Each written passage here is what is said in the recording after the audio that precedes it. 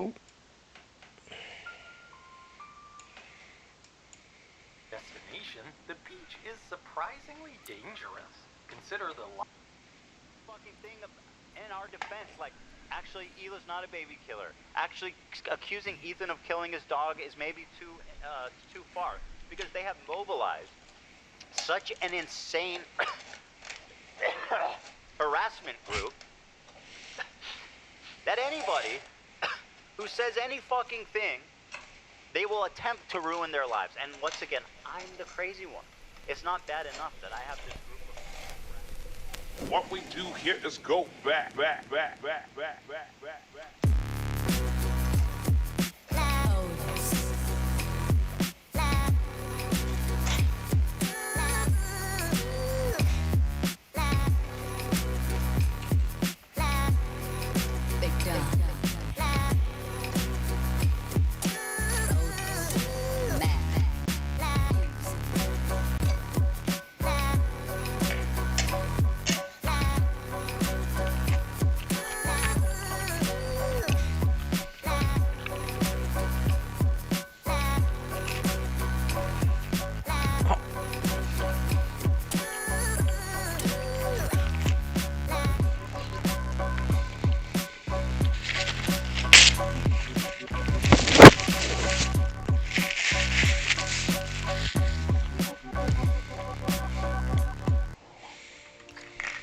What's up, everybody? I'm Hassan Piker, and this is the Hassan broadcast coming to you live from a cloudy day here in California, Los Angeles. We're live and alive, and I hope all the boys, girls, and NBs are having a fantastic one because today's a beautiful day. I have a very important announcement. I've finally done it. I watched Ethan Klein's Content Nuke, and I'm not going to call it Context Puke as I normally do because the reality of the matter is it was brilliant. Nothing was out of context.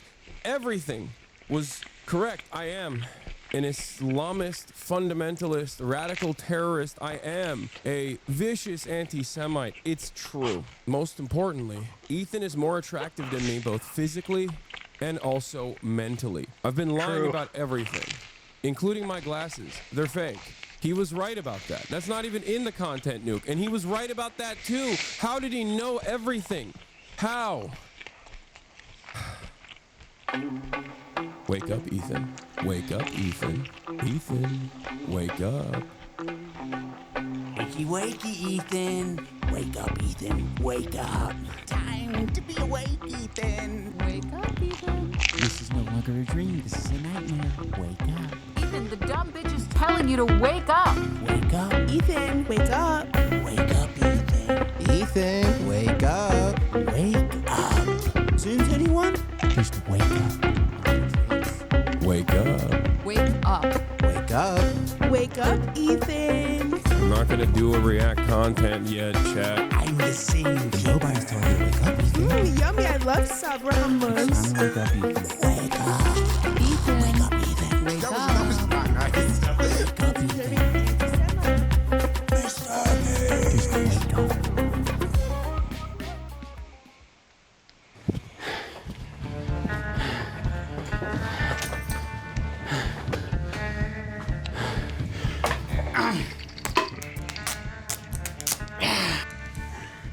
All right. I didn't plan on making a content cop on H3. It sounds very stupid even saying that. H3 content cop, iDubbbz. Ethan Klein's out of control. And then you should do a content cop on Hassan Piker. Content cop on Sargon of Akkad. If I would imagine this in 2016, I would have been like, oh yeah, if I ever do that, it's gotta be because I lose the plot. Well, it turns out it's not me losing the plot, it's Ethan. He's the one who fucking attacked first. My good fucking friends who I stood by after all these fucking years can't find a spine to speak up. So go fuck yourself. I agree. All right, guys, I'm going to tell you a story about Ethan Klein. I know some of you have been following him, but there's a lot of people who might not be familiar with the background, with his podcast, with what's been going on over the past couple of years. So Ethan, as you know, is a content creator who has a podcast where he says all sorts of outrageous stuff. Sometimes it's fun, sometimes it's fucked up, he's had shows with all sorts of different controversial characters. He's had a show with Trisha Paytas. He's had a show with Hassan Piker. In doing so, he's gathered a ton of different audiences. Now, in his podcast with Hassan, Leftovers, they would mostly talk about surface level progressive shit and make fun of right wing. And you're telling me he didn't flick their dick once at least? Oh, that's 100 shavers, you trans women. I say, oh no! And it was mostly that until they actually had to reckon with a very serious topic. I would say that Hassan was very well equipped to talk about that topic. Palestinian people living in the West Bank are subject to these horrific conditions, horrific living conditions by the state of Israel, America's greatest ally and the only democracy in the Middle East, if you ask Republicans and even liberals. Well, the dance he invented was so kick-ass. Israeli settlers are trying to evict Palestinian families in occupied East Jerusalem. The United Nations says that may be a war crime. It literally is. I was just eating the toppings, and the pizza looked like a burn victim. It was all disgusting. I don't know if you can make that joke in 2021. Why? It's insensitive to burn victims. I think that's a good analogy. It's a powerful image. Ethan was not prepared for this. Ethan, the whole time, is more of the goof guy. And that's fine. You know, we don't expect Ethan to be an expert on the topic. Ethan was obviously caught in this tricky situation where he is extremely sympathetic to the Israeli cause and what's happening to them. His wife's Israeli. She served in the IDF. He obviously likes the state of Israel. On the other hand, he's just got done capturing a massive progressive audience who are very politically savvy. They follow Hassan. Hassan is strictly a political streamer. So this is something they're very keyed into. So when they see Ethan say things that are just like not accurate and it's just propaganda, they're gonna call it out. From the river to the sea essentially means the state of Israel is going bye-bye.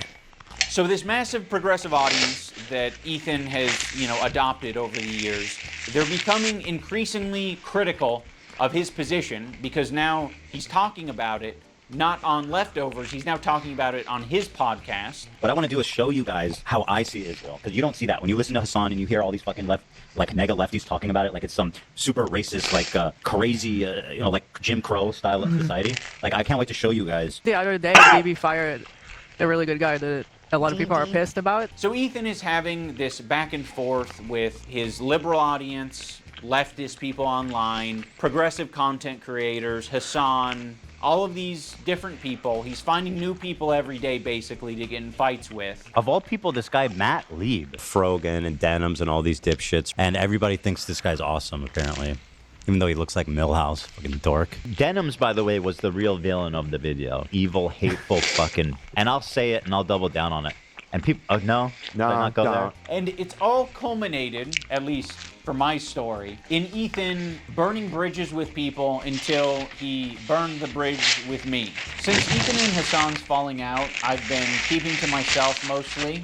I don't have many nice things to say. Maybe if Ethan's able to get some help, maybe if he stops harassing other creators, maybe if he does these things, eventually he'll find peace and we can rekindle our friendship.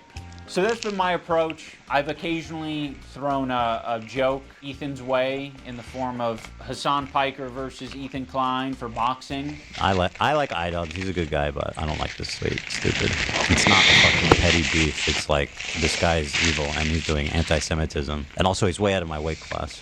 He didn't like that, but fucking sometimes you gotta just throw something out there. I used to work with this video editor named Froggy Tonic. I discovered him because he was in the circles online that I was in. And one of those circles is an H3 fan. He watched Ethan's content, he liked Ethan's content, until he didn't like Ethan's content. There would be an occasional Froggy tweet where I'd be like, I agree with that, I'm not gonna endorse it, I'm not gonna retweet it or like it, but fair enough. I guess I just missed, my old friend. Some wings are too bird feathered colored. Now that brings us to February 28th of this year. Now my former editor of a year and a half ago did say some truly mean shit. He called Hila the C word. He said they're trying to kill their dog with cheddar cheese and a bunch of other shit, I'm sure. Ethan, at some point, discovers that iDubbbz's former editor says this horrendous shit about him and Hila. But no one's asking the question, where does Ethan get this information from? You see, it would be very obviously a problem if Ethan was discovering this content by scrolling through Twitter looking for something to upset himself with. He has maybe set it up in such a way where his employees feel the need to send him this information, and that would be horrible. They shouldn't be doing that. They should be sending you things that are entertaining for your show that don't fucking trigger the hell out of you. Why is there so much work to discovering this guy on Twitter who's barely getting any interactions, linking him to me and posting on the Reddit when there's no work being put into who the fuck is the person on the Reddit who's posting this in the first place? If you do a little bit of research, it seems like it's an account whose intention is to make Ethan crash out. One of the users on the Snark Reddit points this out. They're like, I've seen this account before. This account has scraped its history and it's now trying to make Ethan burn bridges. This is within Ethan's own community. Like, this is the thing that he needs to be critical of. It's not me. So yes, I am willing to admit that my former editor was being very nasty, uncharitable.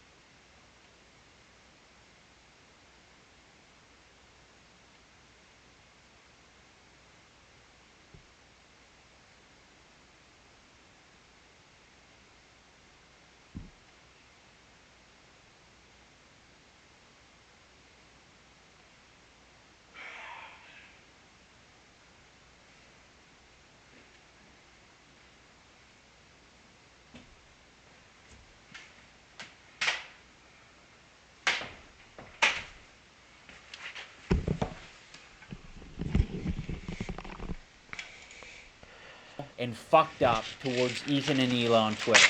But Ethan and Hila are doing the same shit on their podcast. So I don't want to fucking hear it. Terrorist supporter. The CEO of Twitch. Pedophile. Now I'm going to watch and respond to the two podcast streams where Ethan and Hila call us spineless cowards.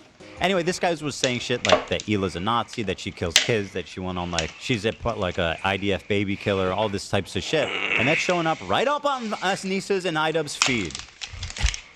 My good fucking friends who I stood by after all these fucking years can't find a spine to speak up. You know why? Because they'll get murdered. You don't know what's on my feed. What the fuck is happening? For all you know, I only use the For You tab. For all you know, I only use lists. For all you know, I'm seeing these things tweeted out by my editor of a year and a half ago and saying, God, that is nasty. I'm just not gonna throw someone away because they're having a parasocial weird moment. Just like I'm not gonna throw Ethan Klein away because he's having a parasocial weird crash out. How many women I fucked? Hassan, by the way, thousands. Yeah, thousands. Let me ask Galia. These shoes do not go. I'm sorry. Oh my God. Hassan's the type of dude who watches himself in the mirror when he has sex. Watching me on a 30-second delay on your stream. Wait, wait, how does he know I'm watching already? Because you've been talking about it for the last 5 minutes. It's not a fucking petty beef. It's like, this guy is evil and he's doing anti-Semitism. These shoes do not go. I'm sorry. There are many people, I'm sure, who have unfollowed you for the things that you've said and done, and I'm sure there are even more people who have stayed following you because they don't want to throw the baby out with the bathwater.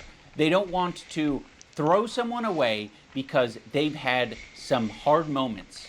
We're all fucking human. My good fucking friends who I stood by after all these fucking years can't find a spine to speak up. You know why? Because they'll get murdered. And what you're saying to me is that I'm a bad friend and I'm a piece of shit. I'm spineless. I'm cowardly because I am following someone on Twitter.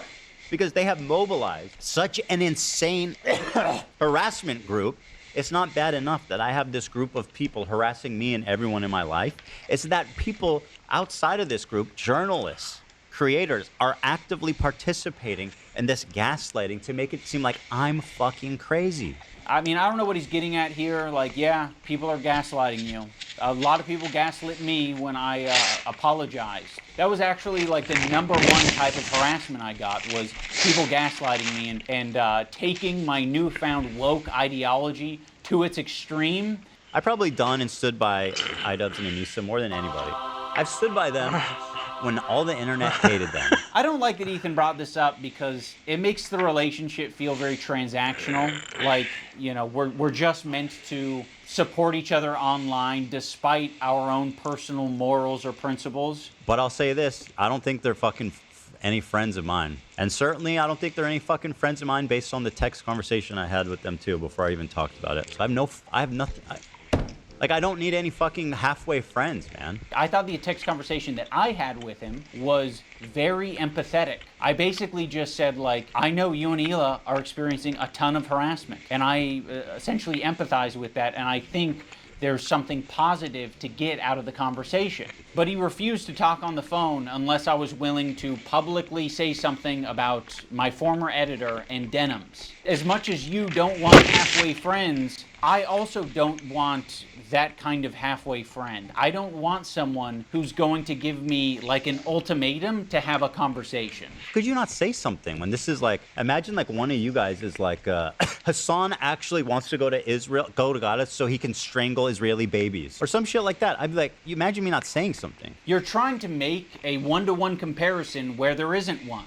This guy that I follow on Twitter is not in the same relationship as you and one of your current employees who is streaming with you 3 days a week, 3 hours a day for the past 10 years. At one point during the stream, Ethan and Hila bring up Adam McIntyre. Now, Adam does basically the same thing as my former editor.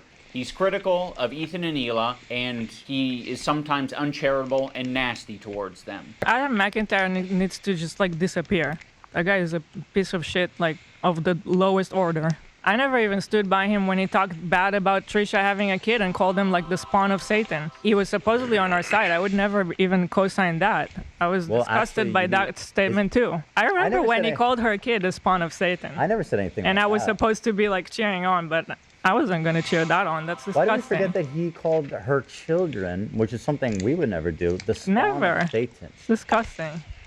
And a piece of shit of a human. It's just incredible who ends up being the good guys in this story. You know, it's really something.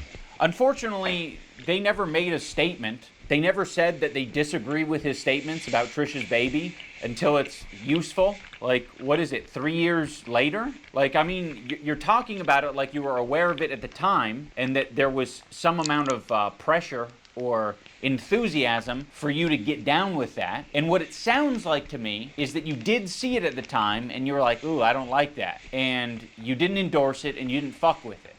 Huh, it's almost like that is a fucking identical situation to me. It's just incredible who ends up being the good guys in this story. You know, it's really something. So yeah, the reason I'm bringing this up is because they're trying to like paint themselves as the good guys, and they're saying like, yeah, we strongly disavow things that are said, even about our enemies. We are the most immoral people on the internet. Unlike Ian and Anissa, who are fucking keeping to themselves. Also, why the fuck does Olivia get the pass? What a fucking asshole for putting you in that position, Olivia. You're friends with him. And you don't have to say anything, but like, what a fucking piece of shit. What a bad friend to put you in that position just for some fucking clout. It gets people angry at you, like, oh, how can she be friends with him? Which is total bullshit, okay? Olivia did not do anything. And I want the pass. Do I have to be an employee to get that treatment? Because then you'll just see me as an ally? Or is it because Ethan is afraid of wrongful termination accusations and lawsuits? And also, I don't mind putting my friend Olivia, who's apparently my real friend, in a terribly weird, fucking uncomfortable situation where you end up getting hate for no reason. Also, don't frame it as like other people making it hard on Olivia. You're making it hard on all of these people. Please acknowledge your role in this whole fucking thing. Like, it's crazy how warm Ethan is to Olivia and saying how Olivia is essentially just a victim in this whole thing. It gets people angry at you, like, oh, how can she be friends with him? Which is total bullshit. But me and Anissa are spineless. Ethan, your whole system is scrambled. My intention isn't to throw the employees under the bus. Like, you guys serve as the fucking foundation for calling out Ethan's hypocrisy on the whole subject. And I know that you guys have probably pushed back against Ethan over the years. How often are you supposed to do that? Do you have to do that every fucking week? It kind of seems like it. And that's exhausting. I don't want to confront my boss. It's not my fucking job to confront my boss and say, today's segment on rapists and pedophiles on Twitch was not my favorite segment to be a part of. Yeah, friends like these. Oh, yeah. And our other good friends. Yeah. Anissa and Ian. Thanks, Anissa, for standing up for your girl. I actually stood up for you so many times, because, like, why would I not? It was crazy. Yeah, why would you not? I mean, if that's truly what you believed and you weren't just going to use it later. Of course I was going to stand by you. That's insane. It's absolutely insane and disgusting. But now you choose to hang out with people that would have a problem with you if you defended me.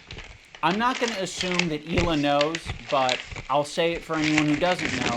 Anissa is half Lebanese and half Irish. For anyone unfamiliar, the Irish have been on the receiving end of a lot of oppression and genocide. On the part of the Lebanese, they've received a lot of oppression and attacks from the IDF. So Anissa is very well familiar with the propaganda and the shit coming out of Israel. Choosing now, out of all the times, to be like, please defend me. No, we're not gonna fucking defend you. Rudy was saying that Palestinians are taught at 2 years old to kill Americans. Do we have that one? Like, just the other day, BB fired a really good guy that a lot of people are pissed about. He looked mean. I thought he was mean just because he looked mean. No, it's not. So yes, you caught us. We're not gonna run to your defense when, I don't know, we follow people. We be following. That's one fucked up thing that you can say about Anissa and I is when we're on Twitter, we do be following. So, the problem. Okay, if you want to hang out with those people and have no spine and not stand up for another girl that stood up for you, enjoy your new friends. She's friends with people like Denims. I know. Yeah. Which I'll she's show. friends with Denims is actually participating in this whole Child Protective Service lie. Yeah. Which I'll and if show you're you guys friends with instead. them, then you're saying what they're saying. You'll notice that Ethan and Hila start talking about this Denims character. Originally, the complaint was about my former editor. He's been chatting shit about Ethan and Hila for the past year at least. They only care about it now because I guess it was spoon-fed to them via their Reddit that's clearly looking out for them. Now, I'm not going to sugarcoat it. We are friends with Denims, but I would say it's the same level of friendship that we had with Ethan and Hila. It's like kind of an internet friendship. We think that she's a good person like we think Ethan and Hila are good people. Kind of a tricky situation. How can you possibly think that they're both good people at their core? People can have crash out moments. People can say things that they don't mean. People can say things because they want internet clout and attention. I don't know, I think they're both probably guilty of saying things that they don't mean for internet clout and attention. Right now, one's a little bit more fucking nasty to me than the other. I just don't see how you can be my friend and also be friends with someone like that. Well, you can't. So I already forgot about you. I actually have a lot of friendships that are kind of that way, where it's like, you know, one of the friends doesn't fuck with the other friend, but there is someone in the middle who kind of fucks with both of them. but separately, yeah, there's a lot of friendships that are like that. I'm not gonna make you guys like meet up and kiss or anything. I get it. You guys are in fucking. You're either my best friend who's deep throating me to the base of my cock, or you are Satan. You're the Davio. The last thing I said to Anissa, we were texting before I ever talked about it. She's like, I don't care about this guy. He's a nobody, and you know, blah blah blah. And I said, well, then you'll have no problem publicly denouncing it, right? What? And then from there, the conversation ended. She never replied. Ethan, you can't even phrase it in a way that doesn't make you sound like you're being coercive and shitty. Well, then, you should have no problem publicly. This is kind of AIDS, bro. I don't really give a fuck about this.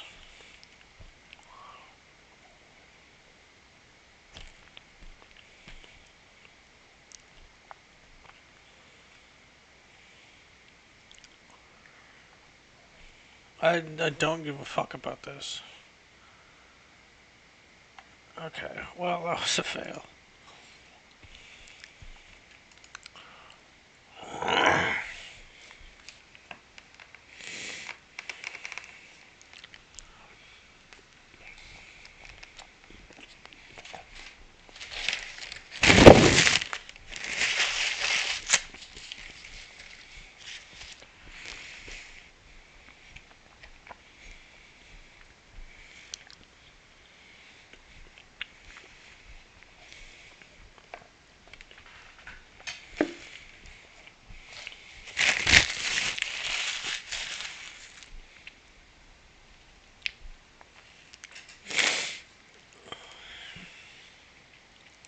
Good fucking riddance, bro. Thank God. Thank God I was hoping that wasn't gonna happen.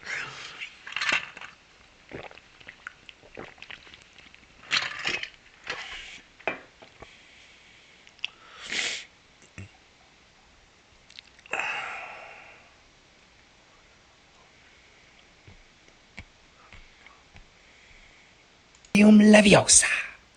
Oh my god, you worked on 2 of your fingers. It does raise a more important question, which is how does theory relate to observation? Because all these equations, all the maths that we can do tell us about what's potentially viable in the universe, but we then need to go out and actually test it. And this is an astrophysics talk, so we're interested in what we can see, what we can observe.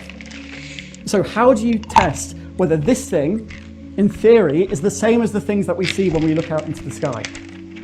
Well, one of the best ways to do it is with gravitational waves.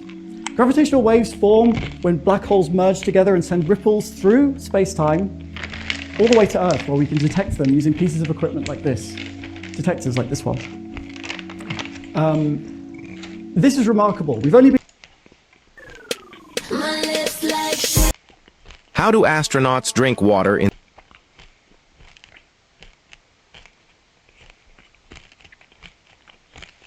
Hey, Hi, Daddy.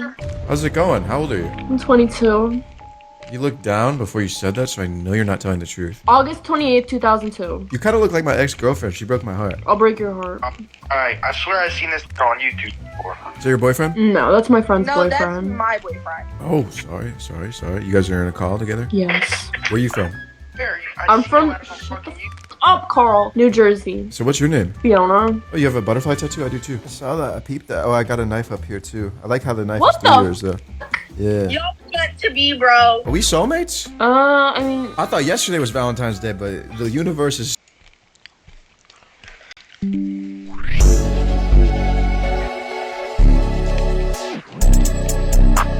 That's fucking funny, dude. And honestly, you didn't fucking miss anything. If it was like this or this, it doesn't make a difference. Oh.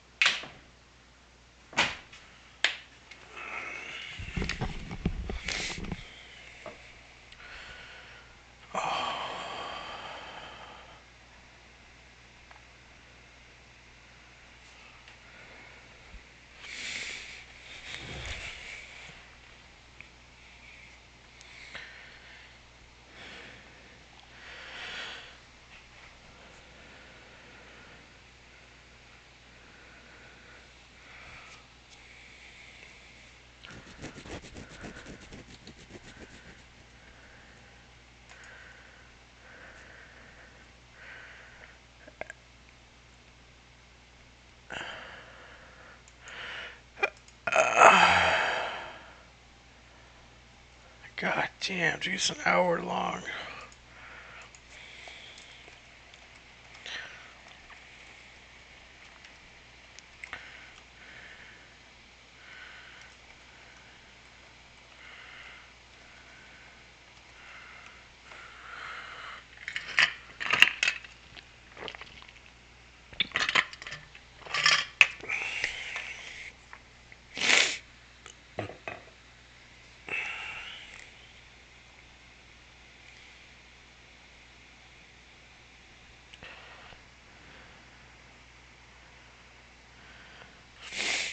I think I'm gonna get off the computer.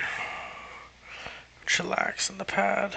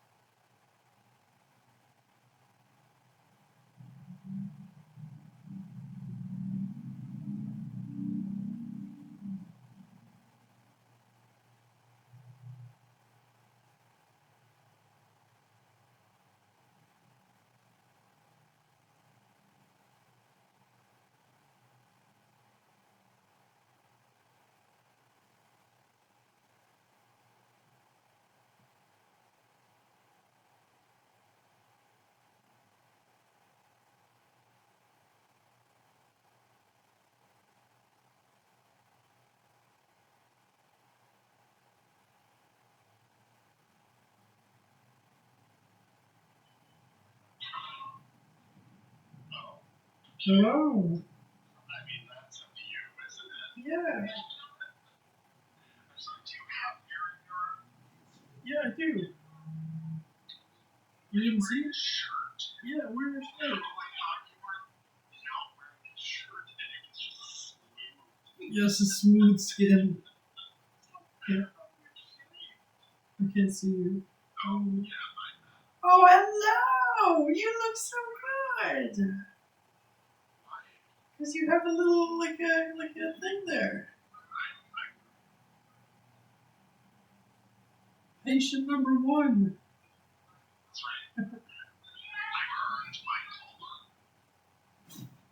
Where'd you get that shirt from? Yes, smooth. Bench, oh, Benchy! Benchy with Ralphie! Ralphie, Benchy!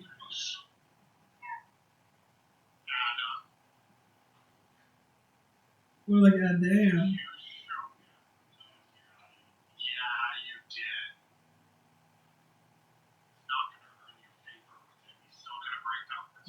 Who?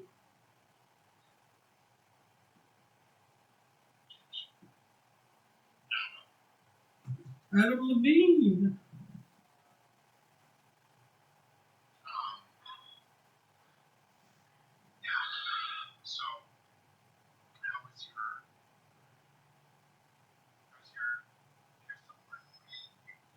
Why do you ask?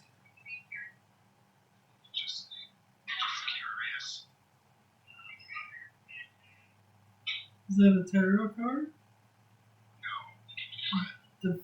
The flaming flamingo?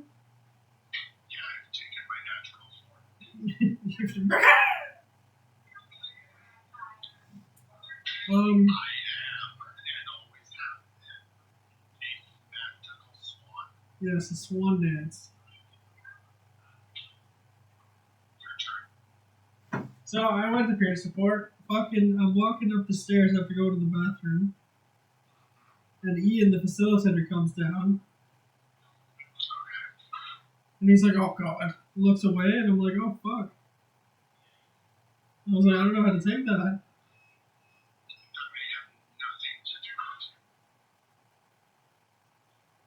Well, I internalized it.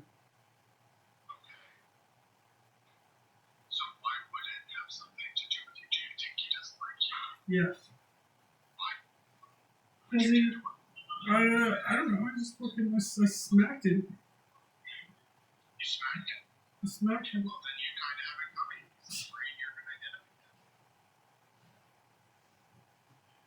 And like, I haven't done anything to him.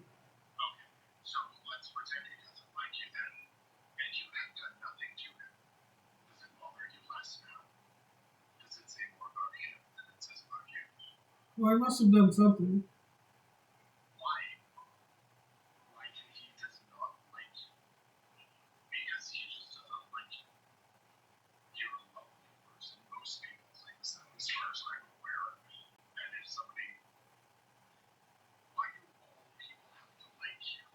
Yeah, I've been recently thinking about that. I was like, not everyone has to like me, but he is the facilitator of the group. He could potentially help me out in the long term.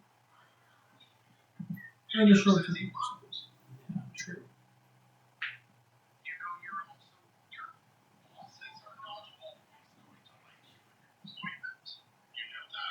Yeah, I know.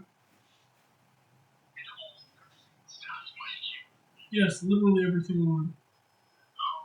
Except Nancy, she hates me.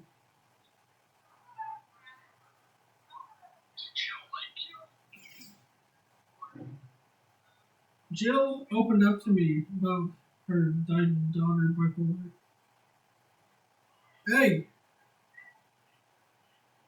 Sorry, I can't control her.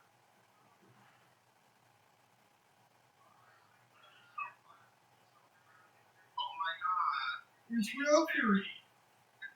Yes, sharing the garbage.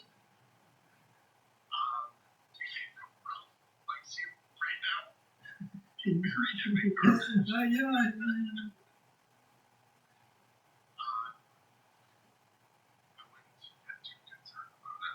Yeah, but also another thing is the people, they say hello to me. The peer support training people. They say hello. I say hi, and they're like hello. Well, they say hi to everybody else. Well, they say if I greet them, they say hello, and if somebody else greets them, they say hi.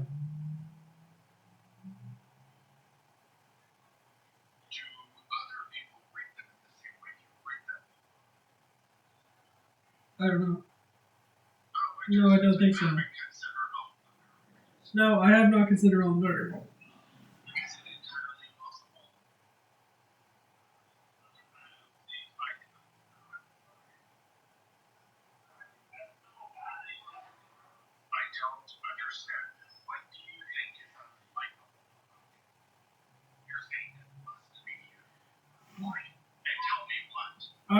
I'm too much.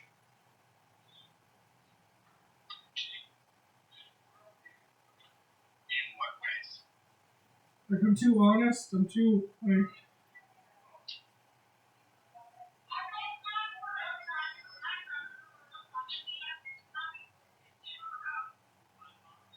Where are you looking at?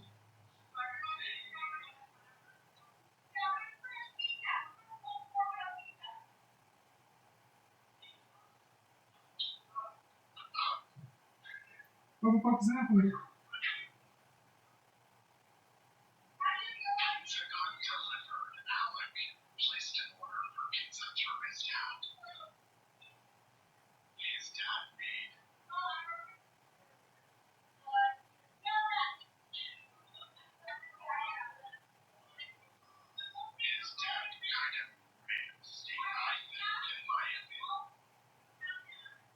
They're not taking it as a mistake, eh?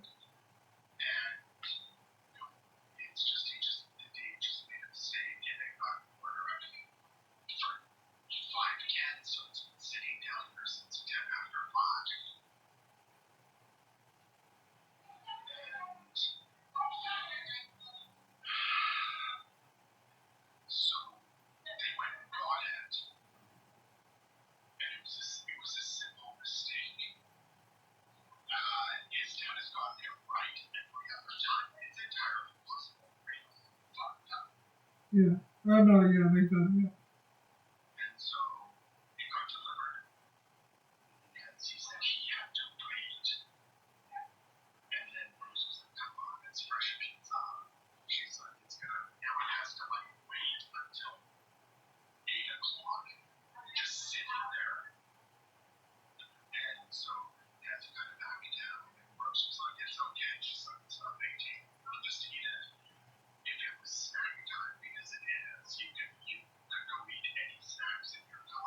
And hot sauce.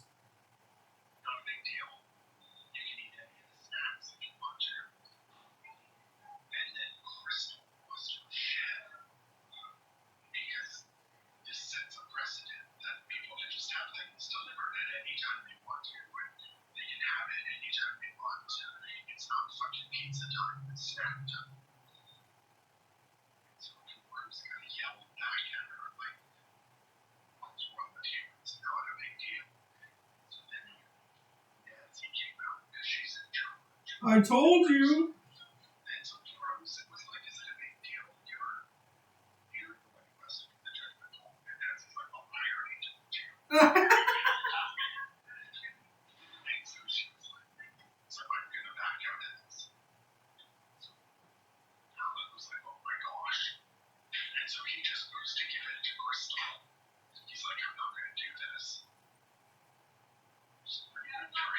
Yeah, it is. Well, he doesn't like confrontation.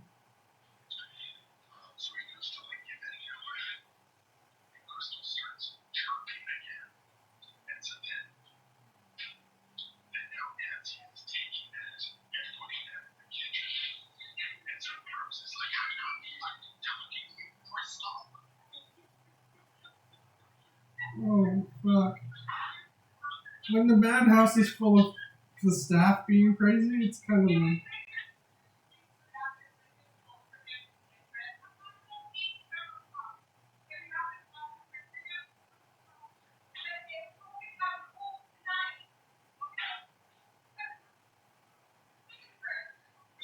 Holy fuck. That's hilarious.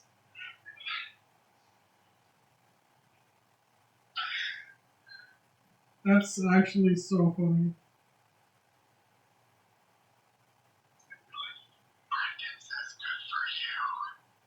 For who? Yeah, no, good for Rose. Good on Rose, honestly. Rose has always been like one of the best ones on A4.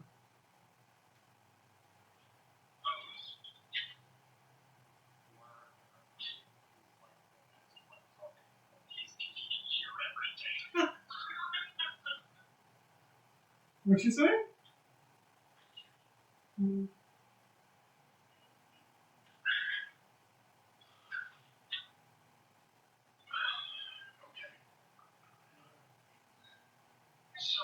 So I ordered you a pizza. Oh shit.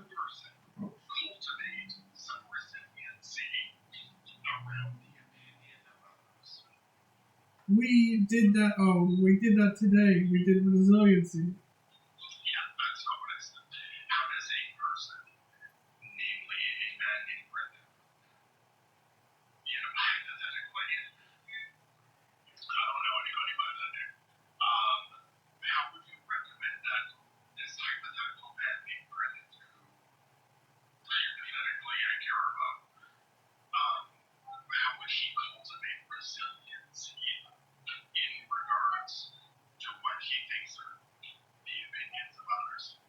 Okay, well that's a good question. Let me phone the hypothetical friend, Brendan Lee, and ask him what he thinks. He'd be like, "Fuck him. Who cares?" It's pretty much.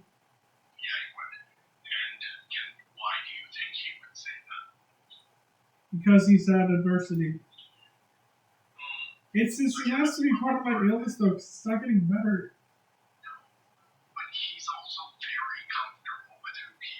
I'm fucking I'm in bed right now. I'm very comfortable. Yes. If I get out of bed, I'm not comfortable anymore.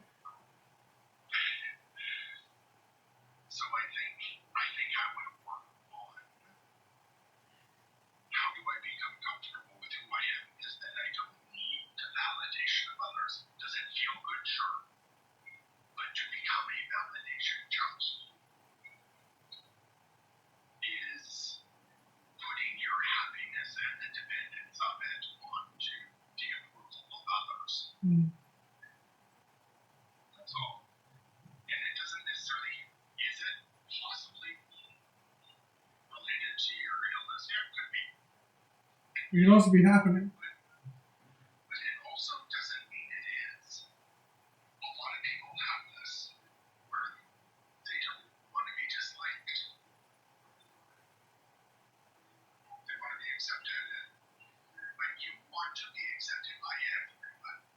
Yes.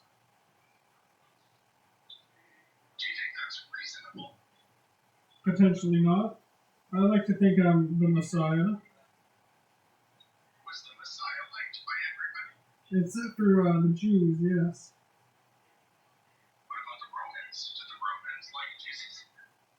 Pontius Pilate. Pilates. He was just doing it though for the shits and giggles. And he was like, "Oh, this isn't gonna punish me." Little did he know the hubris of his actions.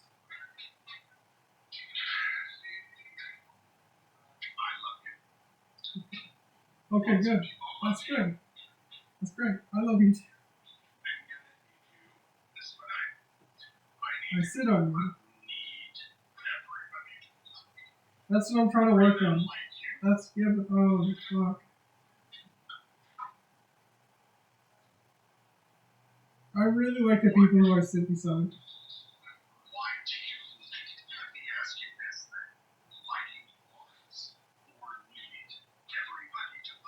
Power.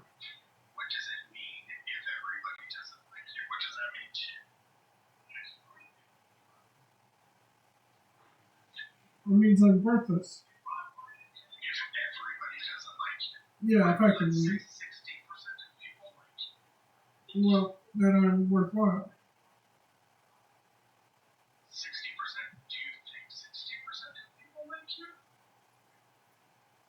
Probably.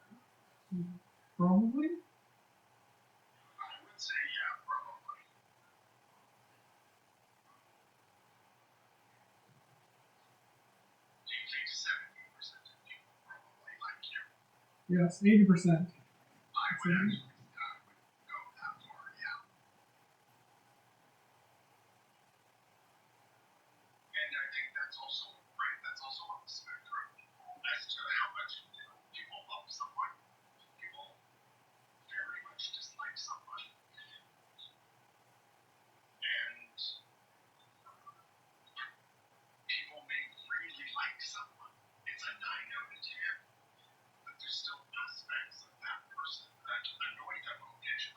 Mm-hmm.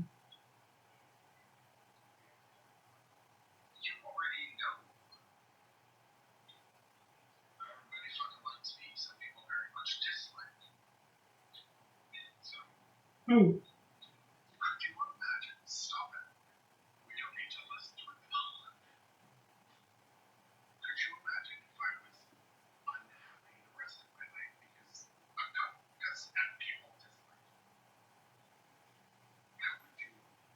I don't think they're stupid.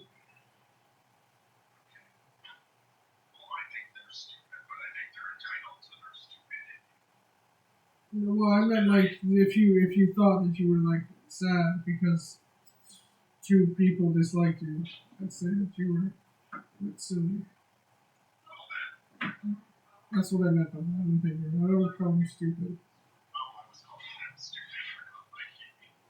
I don't.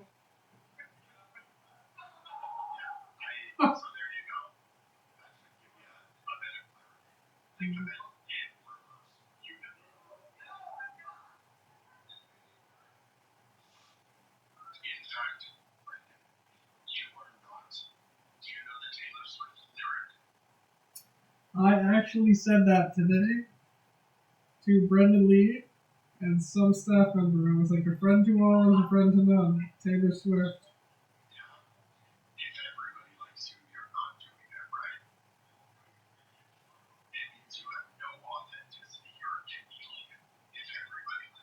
Yeah, I need to channel that and power that.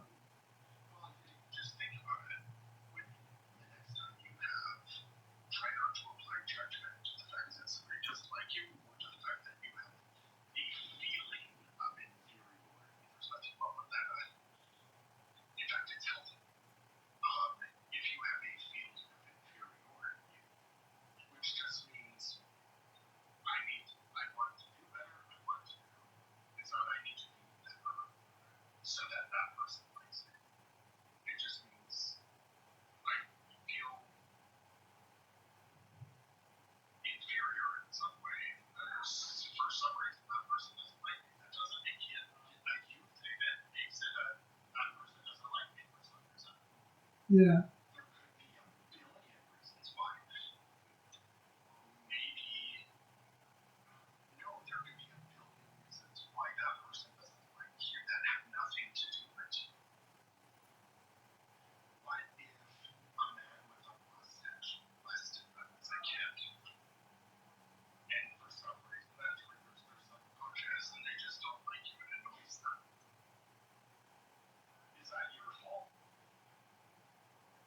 No.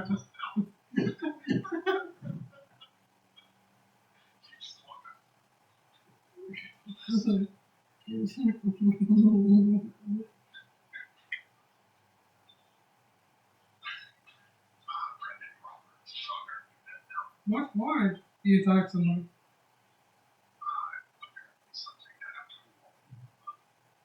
Oh, he recently just got dailies.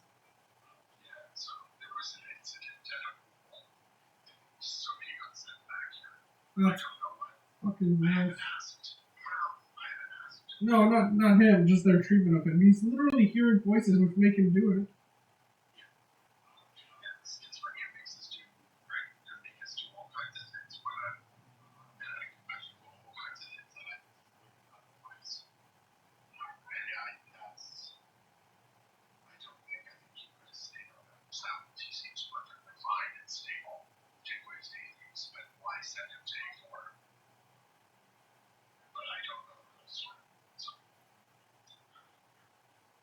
Oh, I hear him.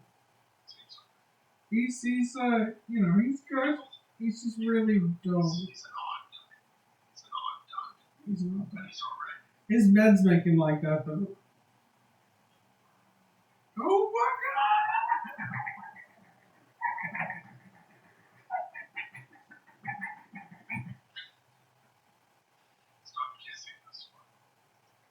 So, how was your day other than that? Hey, I've got another question, actually, super quick. Your day after the peer support training yesterday was awesome. You said you had such a good day Yeah. after your peer support training. Yet, today, because of sort of one interaction, not so much, if your facilitators didn't like you and kind of were almost targeting you in their responses, why was your day so good yesterday but not today?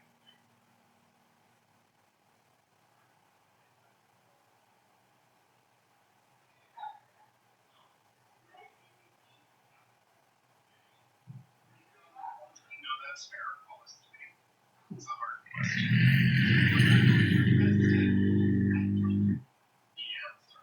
So because I felt like really targeted.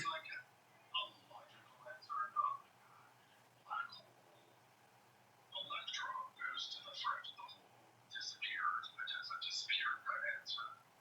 Because that's okay, so applying that to your problem. Well, it was like a 10 out of 10 for depression, but also not because it was relativistically factored with the Lorentz factor, so it was like a relative depression. So I think we can kind of just chalk this up. Okay. So. Yeah, I wasn't feeling the best. And just the thing with Ian really waylaid me, really struck me as being like terrible.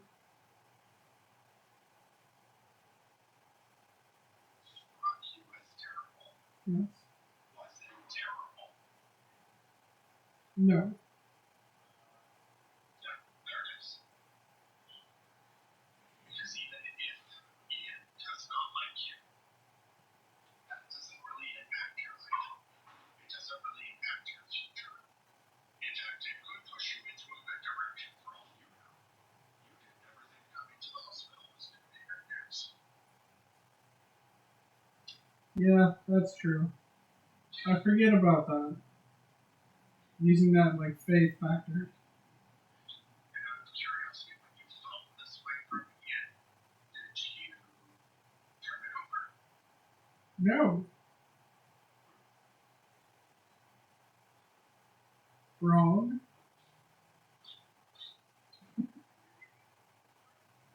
You're special. Yeah. I love that too.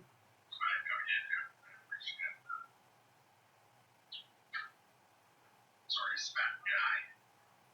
You spat in my eye? Little bit. That's how we turn people. You turn it over? You know when you're like, you meet a Jew and you want to turn him over in the oven?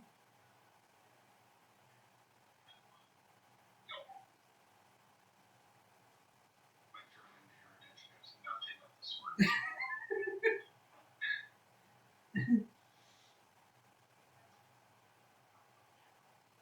Chris Leclerc's dead, eh? So I heard. Is he? Got moved off the unit and they packed all the shit up and took it. Yeah, I'm gonna go be real. So that's that thing. So we got Zoom time! It's like a Zoom part 2! We have the whole hour now.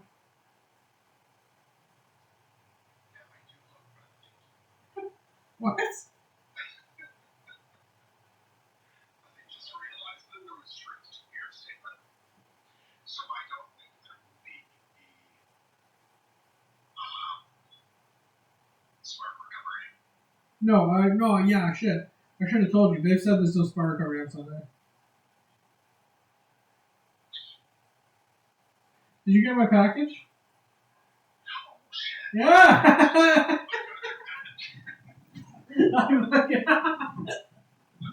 That was perfect.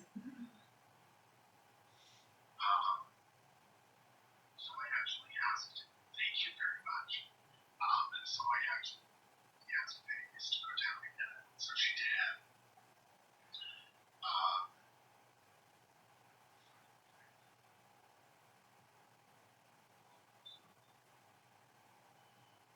You asked who to go get it?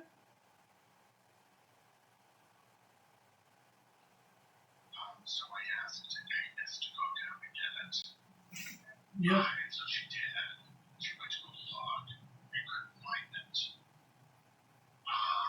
so she comes back up and she's like, it's not down there. I'm like, oh my god, I swear to god. I'm like, the guy scanned everywhere. I'm like, maybe it's just on the floor. Yeah, I took a picture of it because I was so paranoid about them fucking misplacing it accidentally that I took a picture of it so they can't fucking deny that I put it there. Yeah, that's a good idea. I don't think Ian, the facilitator, likes it. People all say hello to me and hi to other people. Maybe they think you're more professional and you're the higher grades. Hello? Hello? Hello? Hi! It's like this, I'm like, hey, hello! And they're like, hello. And then somebody else goes, hey there. And I'm like, hi! It's like literally like that. Except without the emphasis and yeah, what was it about Agnes? Yeah, so she went back to, she's like, oh, look again. Her shit was on the floor below the scanner, like tucked into the corner. So she was like, I'm taking this. She's like, stop putting his packages on the floor. I honestly don't know what's gonna happen when I'm on a conditional and I come to visit you. No, I thought about that. They may not allow you to. Why? Just, I don't know. If it was maybe a different patient, it might be okay. Tyler Redondo literally gets into like A1 to see freaking Blair. Does he? Yeah. I'm actually the only thing I'm concerned about. So, you asked Trevor about coming to A1, and that was an absolute no.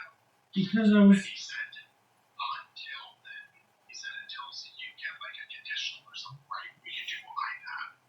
I think. Oh yeah, no, Rick was that. Rick went and talked to him. Yeah, that's true. I remember that.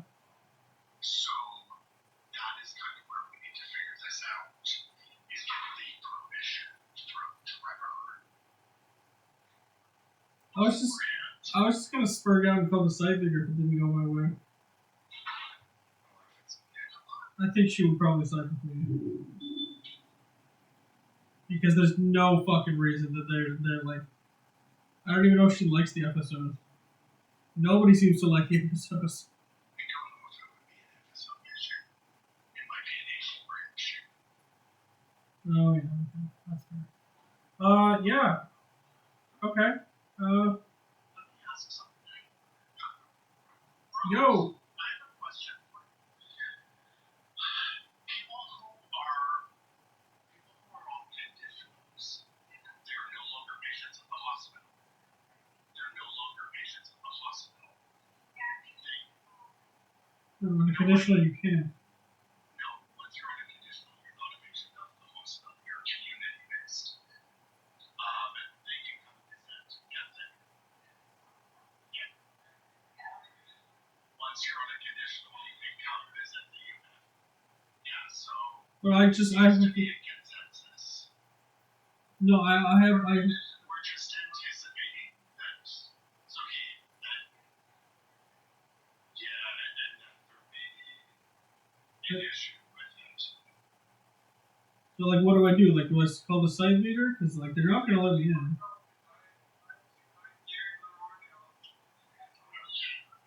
What's the generator?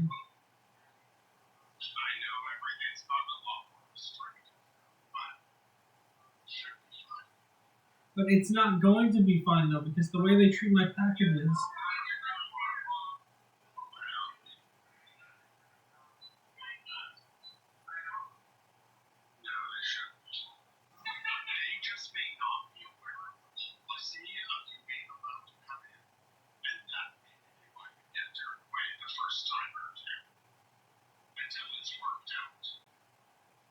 How do I get it worked out if I can't actually get into the hospital to talk to the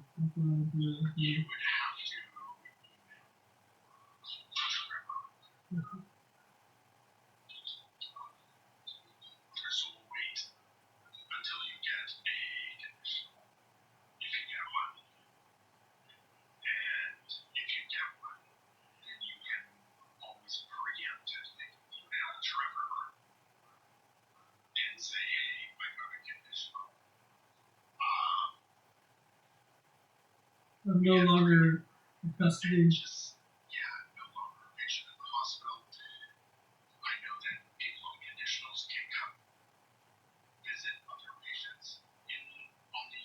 Cyril, Tyler Renato, Gary.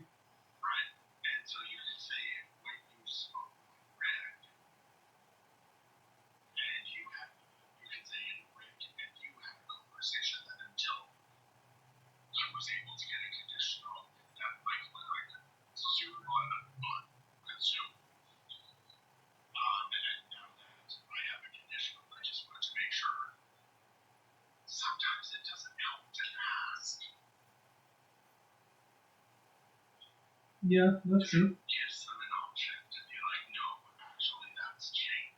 Yeah, it's like what we discussed the other day. With the more information you give, the more they can turn you down. Or the more choice you give them. Yeah.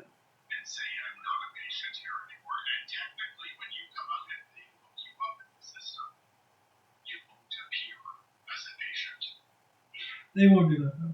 They'll just say I'm a patient, so I'm gonna fuck off.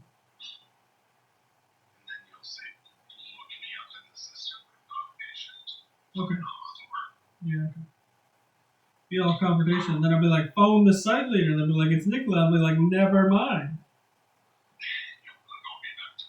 Yes. Hopefully Rick is on tomorrow.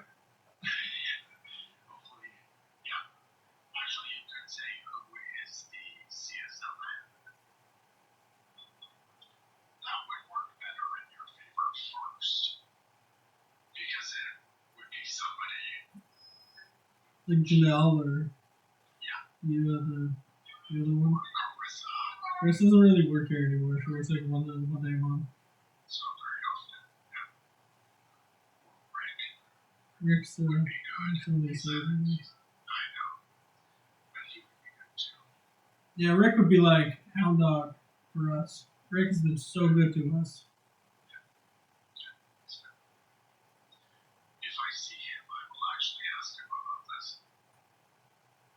Yeah, please do. And ask him what to do. Contingency. Otherwise.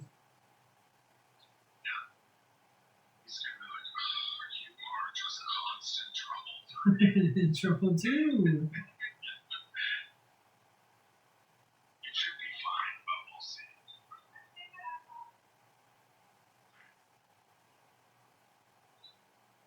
What? What?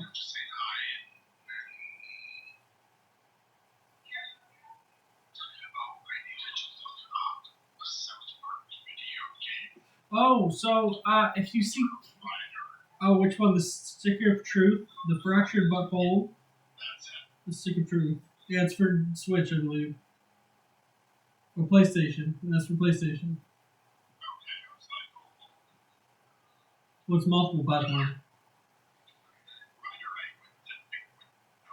Apparently, it's a really good game.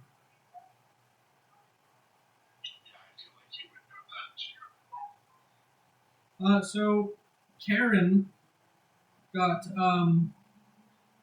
gave me and Cameron hasn't gotten this yet, Easter eggs. And I was like, wow, thank you. And I was like, is there anyone else you need at the cottages that you... She's like, I don't have enough for everybody. And I was like, Alan? She was like, yeah, he's got his ready. No, he goes up like every few days or something like that. So he's coming up, 100%. And he won't fuck it up. There's no way he's going to fuck it up. There's nothing he can do unless he gets shitty at the staff. But the staff are usually pretty rude. They're pretty detached. I don't see a problem. But anyway, and I was like, yeah. What about Brett or Travis? She was like, I wasn't going to say Brett. Yeah, she was like, no. So I didn't tell Brett that I had gotten this because I would have felt bad if I... But then Cam was like, and she was like, Cam, and I was like, okay, I'll tell him. Because I couldn't carry it to Vancouver without risking melting. Interesting. So she really likes you, one might say. You looking at me?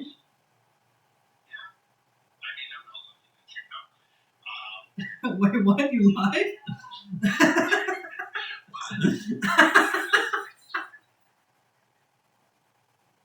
Are you looking at me? Yeah. I mean, no, but...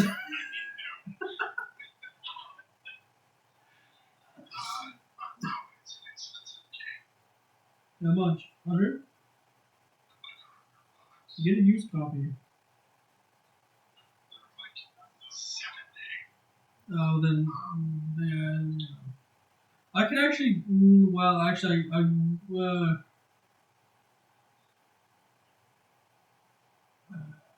would try and pick it up at a used at like Best Buy. I mean, EB Games, but GameStop. But I can't really. It's hard for me to get packages to you.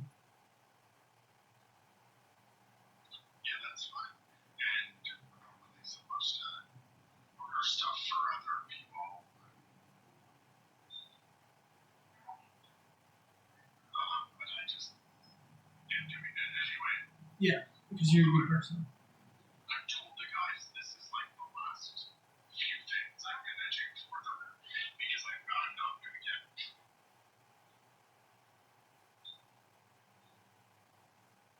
Because they are kind of starting to crack down on internet. Yeah. God, there isn't much available anymore. For PS4?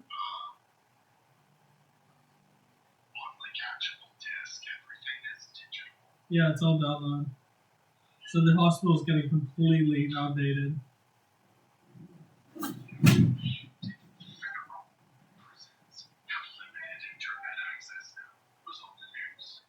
Yeah. Well, yeah, because we have way more privileges or like internet access because you can access pretty much anything except like YouTube. That's right. You better stop when the goose tells you. The goose.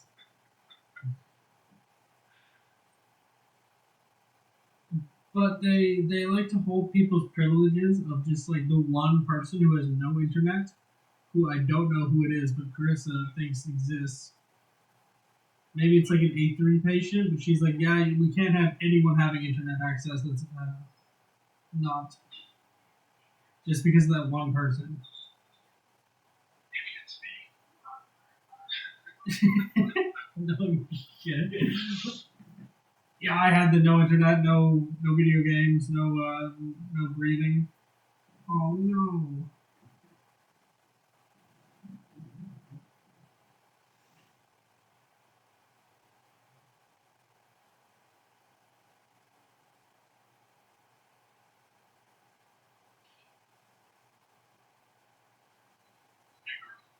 Yeah.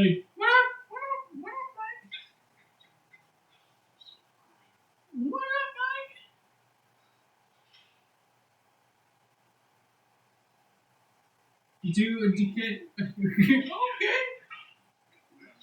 Oh, oh fuck this shit.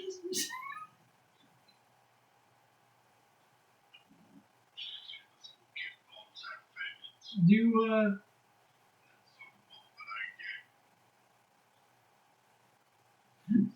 okay. It's like a ritual. Did I tell you about my? I am straight. One of the things that makes me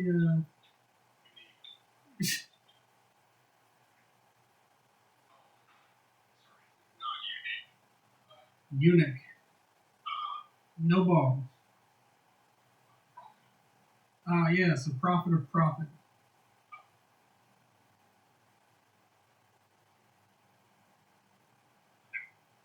Okay, did I tell you about my what? Did I tell you? Did I tell you about my miracles thing? I don't think I did. Not my miracles. Miracles. Okay, do we have time? Actually, yeah, 7 minutes is fine, right?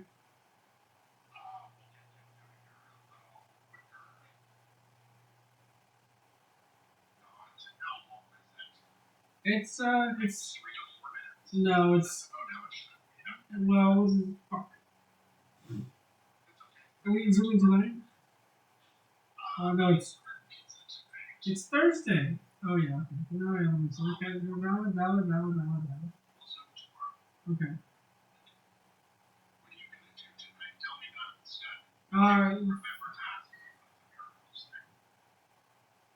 Well, okay, we're gonna do it now. Okay, we're gonna stick it clean. So yes.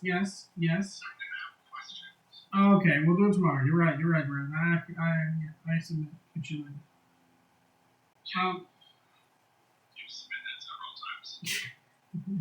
Bush. I didn't shave my bush, if you know what I mean.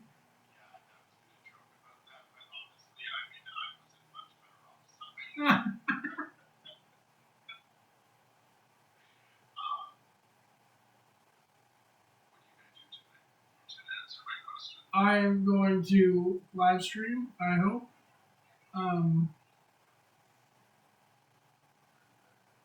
I want to watch the movie Troy again. So I might do that tonight. With the boys, watch Troy.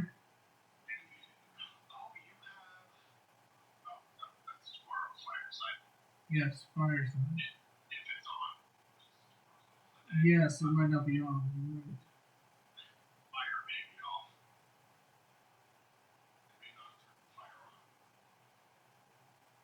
Fireside, because it's not there. Like sigh? Yeah.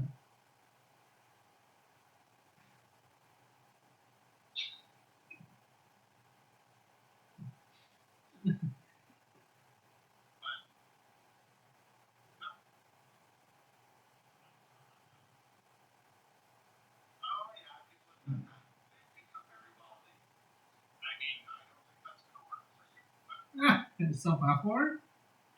I heard that. Who was that? Well, he knows Bella Delphine did that. Yes. Don't fucking lie. Don't lie.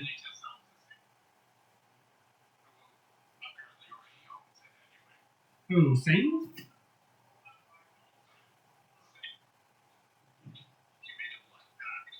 Oh, yeah.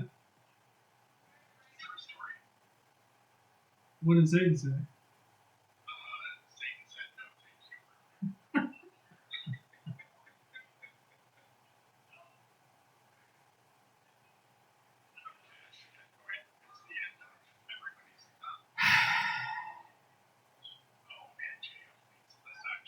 Oh yeah, I need to phone her. She does have a phone. I usually zoom you and then I don't phone him.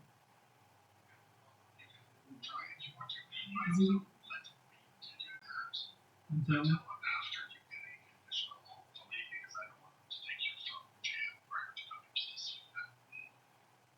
Ooh, right.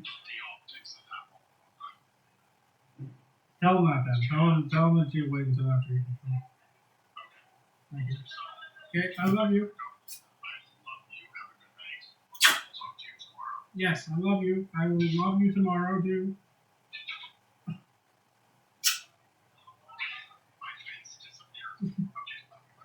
Okay, goodbye. I love you.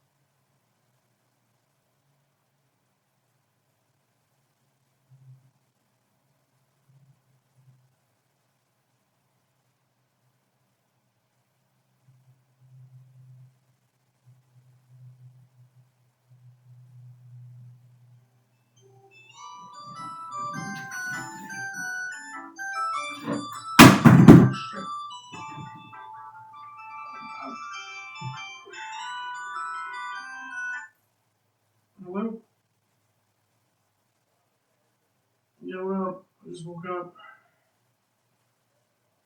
Yeah.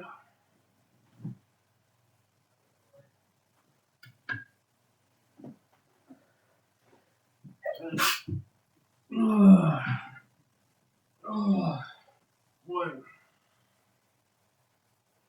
That was Costco. That was Costco.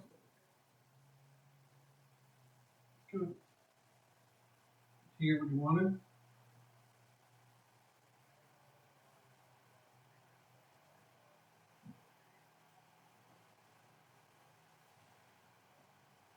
Good.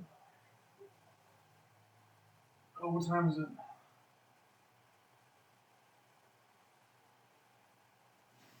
I'm gonna stay home. Yeah, good night. Hello? Okay. What are you doing tomorrow morning?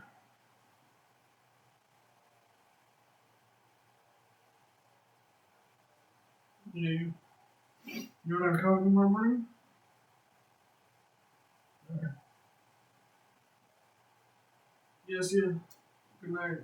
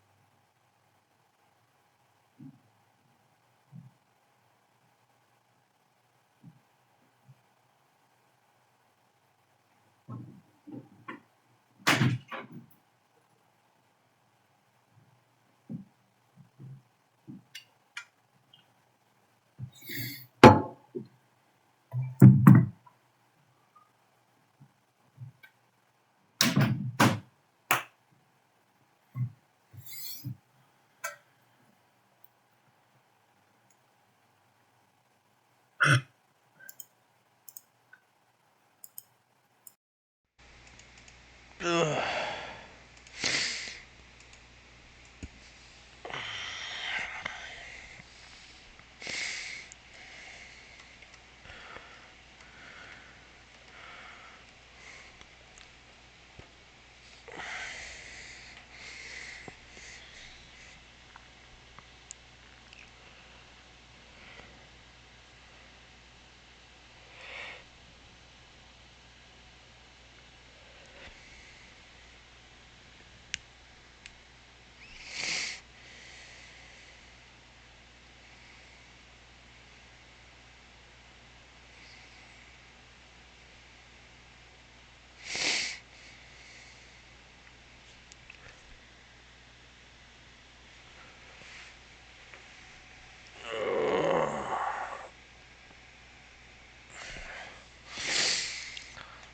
Sleepy Mexican.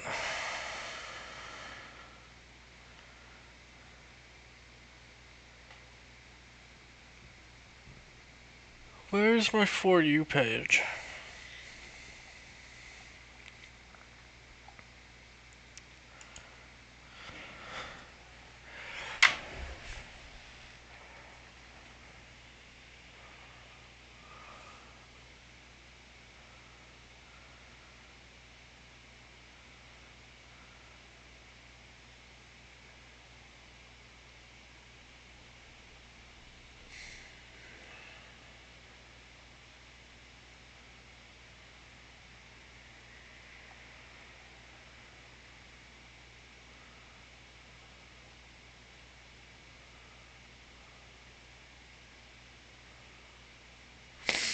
What do you mean, bro? YouTube doesn't have a For You page? What kind of shit website is that?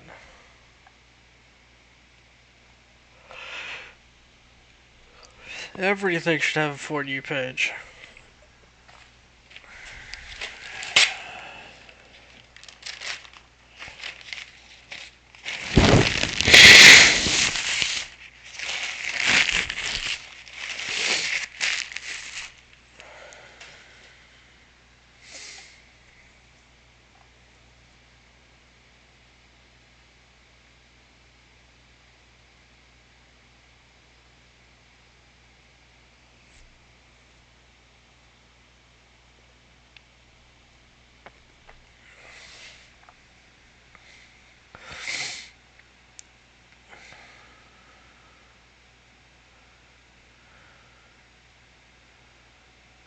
Oh, really?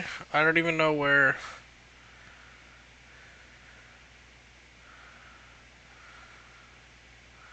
Where does Twitter's recommended page? Oh, here it is, For You.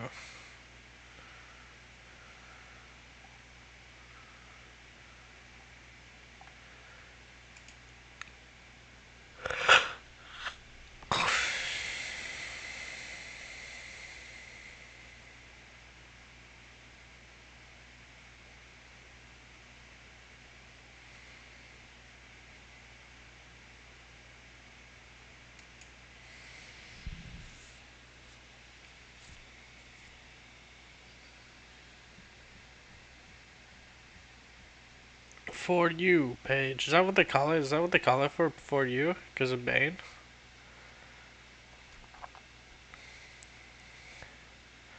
It would be extremely painful for you, Paige.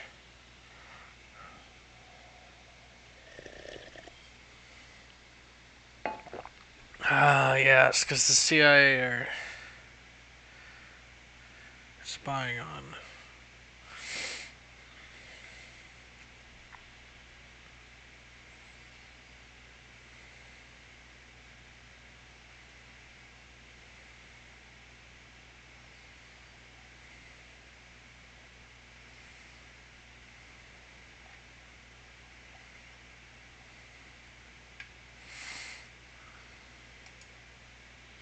So this guy, I'm sorry, I'm still waking up. This guy fucking... People who've used psychedelics are accused by their friends and neighbors of becoming nicer. This guy spent his whole life advocating psychedelics, and you know what he's got to show for it?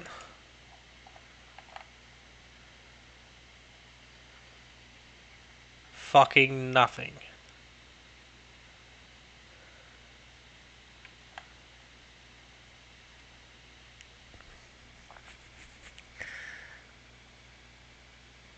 So he was, what the fuck is that number?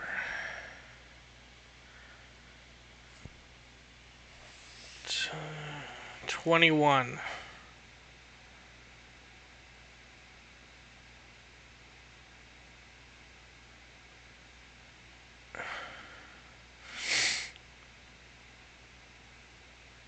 Yeah, there's like pretty much no positive to psychedelics. In rare cases, I think you could use the hallucinated meaning. And by hallucinated meaning, as in like, you know those psychedelic, like, really addicted psychedelic users who were just like, bro, it's just the most meaningful thing I've ever experienced. You know, I can't even put it in words. Like, I wish I could just tell people that the hallucinated meaning that I've had was not a hallucination, and I was able to explain it in something other than just a feeling. You know, like,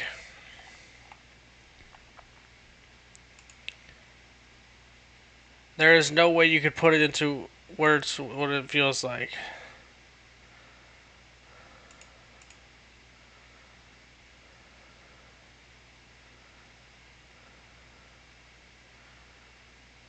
I can't really read right now. But yeah, you know, it's like that. It's exactly that. Or like...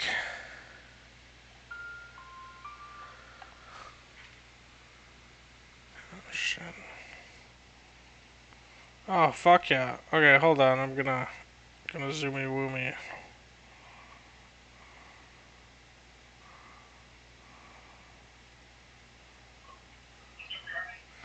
Why, hello there, Miguel.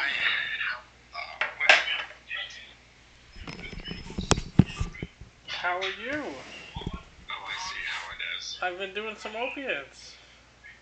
Have you? Oh my gosh. No, but Alyssa has. Well, that makes two of us. What has she been doing? Hydrocodone and fentanyl. Patch. Yeah, fentanyl patch. Why? She fell and dislocated her elbow. So she ended up in the hospital, and she gave a fake name and a fake address because I was worried that she was going to have to pay for like $2,000. She lives in America, or she's in America. Oh. So I was like, oh, she's fucked. Why is she in the States right now? She's visiting her friends. Oh. They gave her a fentanyl patch? Yeah, I guess it was painful. I feel like that's overkill. And hydrocodone, Dilaudid. So they give her both. So she was like, yeah, I'm fucking zooted right now. And I was like, oh yeah, they give you opioids, eh? She's like, yeah, fentanyl patch and hydrocodone. And I was like, how zooted are you? And she's like, yes. It's a feeling of just like disgust and dismay. It's on your face. Not with her. With the system? Kind of with the system. Oh yeah. Yeah, no, that's fucked up. It also seems very standards of like an American medical system. That's why they're in the mess they're in. Yeah, just that's the Canadian doctors, to my knowledge, don't like giving out opioids. They don't, and certainly not hydrocodone. For fucking dislocating your arm. Fentanyl patch. Yeah. And they're like, here, use both of them. That's insane. She had an IV too.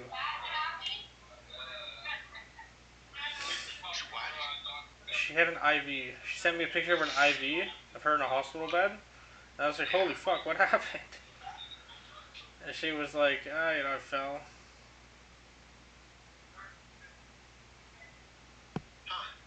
So she has friends in the States that she knows well enough to go see, so she gets out of her house. It's her online friends. Goes a long ways.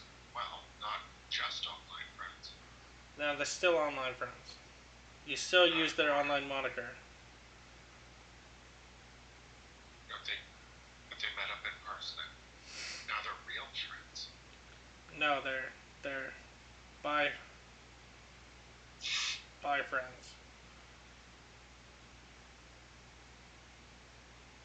I don't really know how to classify that. They're friends. That's it. They're United friends. Crans friends.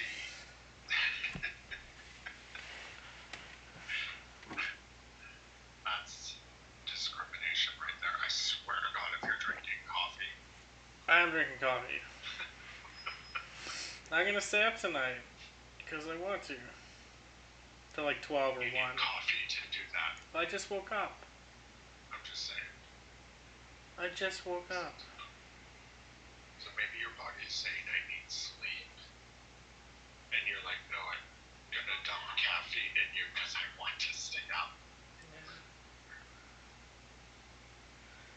Michael, I'm such a failure. Don't take the tone of voice to be indicative of something. What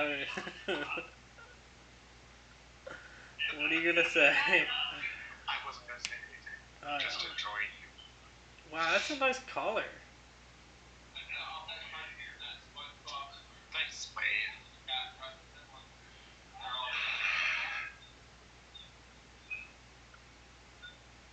I have a very wealthy benefactor who gave it to me. Who? Elon Musk. Oh yeah. I thought you were gonna say I have a very something to do with penis under the table. Well, it is, technically, I guess.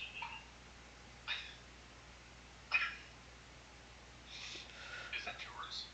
What, no? I got no penis. Not at the moment? No. It still counts as being under the table, even if it's turned inside out. It's nitty. Okay. So. Ralphie! He's Ralphie! Okay, so, miracles. How was it? Okay, before we do that, how's your night going? Fuck, I can't do that without logging into my account. Good. I got, so first of all, Brendan Roberts. Who? Just kinda Brendan Roberts. Oh, yeah.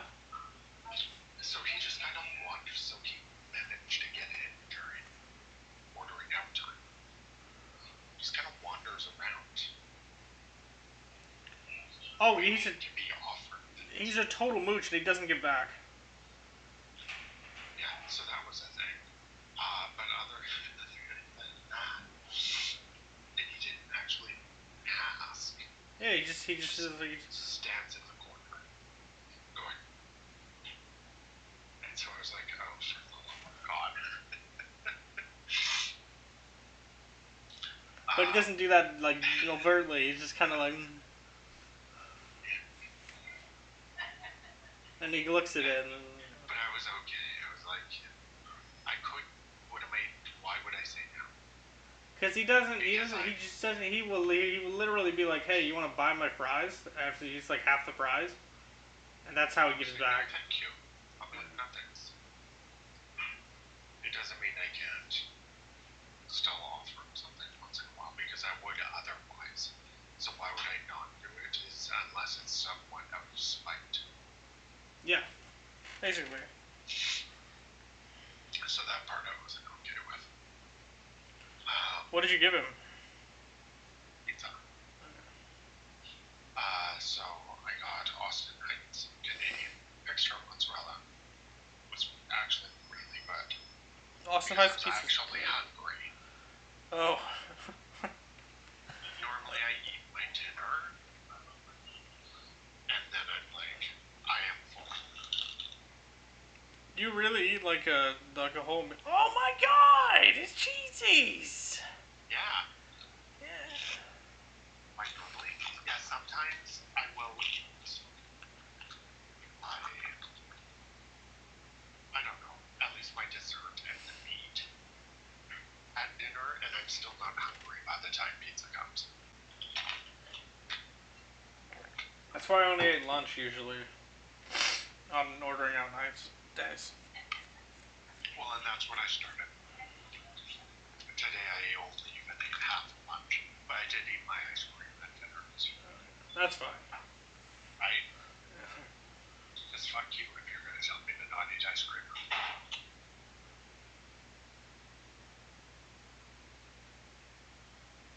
Really like him. Yeah.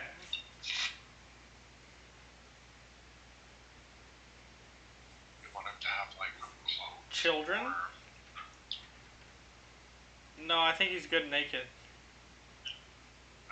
Is he a male? It's a he. What's a Ralphie? But he doesn't have a Ralphie.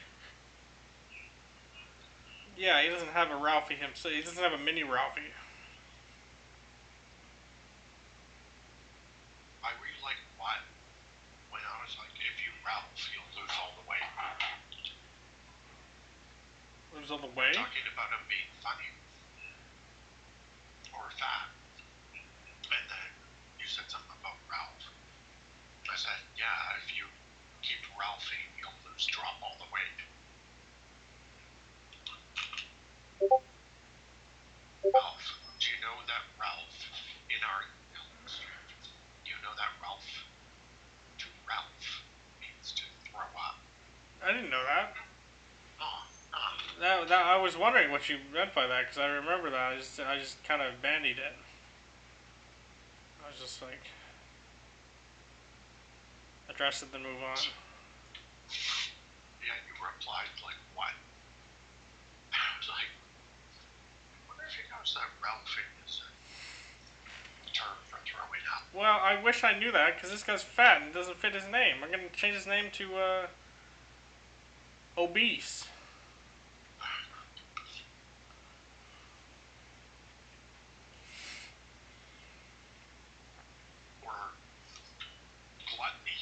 Gluttony. Yeah, 7, like the 6th deadly sin. Pass them down. You get kids, and you pass them down to your kids when they're little. And you're like, here's gluttony. He's so cute. Okay. These are my favorite. Yeah, I know. That's why I got the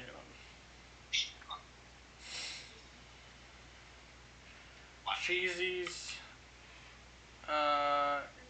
What are those? What are they called? Walkers, I think. The milk thistle. Peak Freens. Stop listing all the fat foods that make me fat. Yeah, you're just like gluttony. Did you eat your carrots? No, not yet. They're a bit too healthy for me right now. Have you eaten everything else? Did you try the bunny? No, I was waiting for you to get your package to try the bunny. I have one left. I gave the other one to Caitlin. Oh yeah. You saw it, right? The bag of cheesies. When I pulled them out, she was like, when I pulled out all the chocolate, she's like, oh my god. And so I'm like, here, have a bunny. And then I went to put the cheesies back. I kind of watched her just watch them go towards the box. And then so I'm like, do you want a bag? And she's like, no. No. And I'm like, oh yeah, you couldn't possibly, right? Like, no, not at all. And she's like, I mean, if you have too many, then I wouldn't want you to eat them all. So I'm like, here you go. And she was quite excited. She knows they came from you, obviously, but May opened them with me and her in the room. Yeah. What about that last part? What about me? He knows it all came from you. Alright, what came from you? You know what I mean? Yeah. And they were both like, oh, I wish we had a friend like Brendan who sends us all kinds of snap food. Do they though? Yes they do. You already know that. I meant like in the terms of like they would be like a lot heavier than they are now. I don't know about me, but yes, people want our friendship and people want people like you as a friend. Yes. After that, yeah.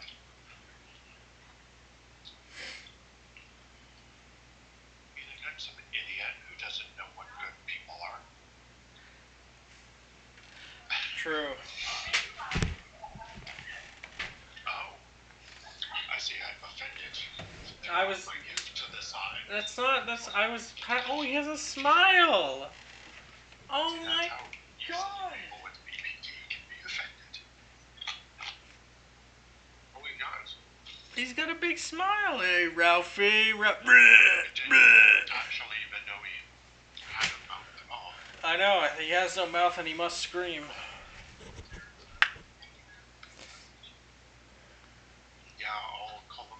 You tell him I'll call him tomorrow. You tell him I'm just on the iPad.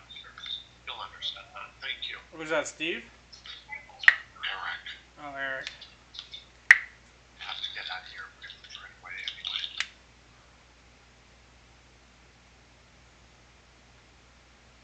We've zoomed a lot today. I know. It's good. Wake me up tomorrow. I'll try. Sometimes it's hard to get in to the phone. I can usually always be on here. Yeah. But sometimes the phone is quite challenging. Should I set an alarm if you're gonna be here tomorrow morning? I'll be here tomorrow morning. What are you doing tomorrow? I kind of. So Angela woke me up with a phone call, and I was like, "What the fuck?" But I didn't say that. It's at like 8:30. This morning? No, today, like tonight. Okay, so at a totally reasonable time to call. But he woke me up, and I was like, "Oh God, I can't even remember what the fuck I said." But I remember he was like, "Hey." He didn't even say goodnight. It was just an end of conversation. And he was like, you can hang up the phone now. And I felt really awkward because I was just woken up and I didn't really know what the fuck was going on. So I was like, hey, you want to meet up for coffee tomorrow? Just because I was trying to fill the... Because I felt awkward that he was like, hey, you can hang up the phone now. So that was my response because I wanted to be like reciprocal. If I said, hey, you can hang up the phone now, you'd just be like, okay, thanks. Yeah, I know. That's right, you get there. These friendships take a while sometimes to move into that comfort zone where you know to do that stuff. Yeah. Why I think ours is so special is because we're easily in there. Yeah, some people are just a mesh. Other people are like, hello.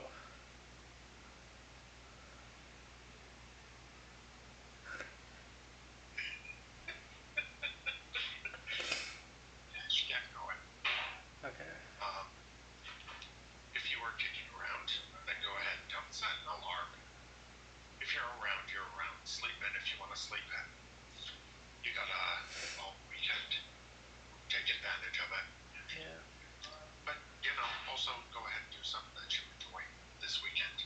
I just want to do nothing. Well, I'm going to. wanting to do nothing. I'm going to an NA meeting. Online? No, in person.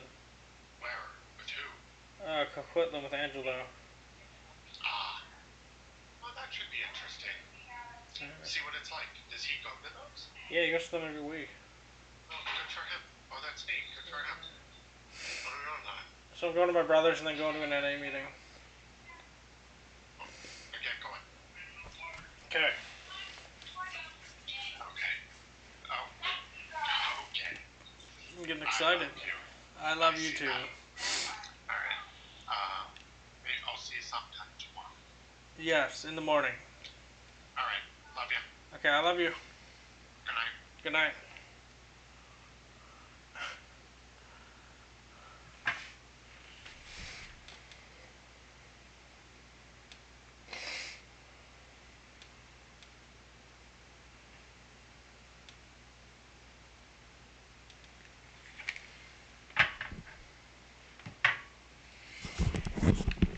Hello?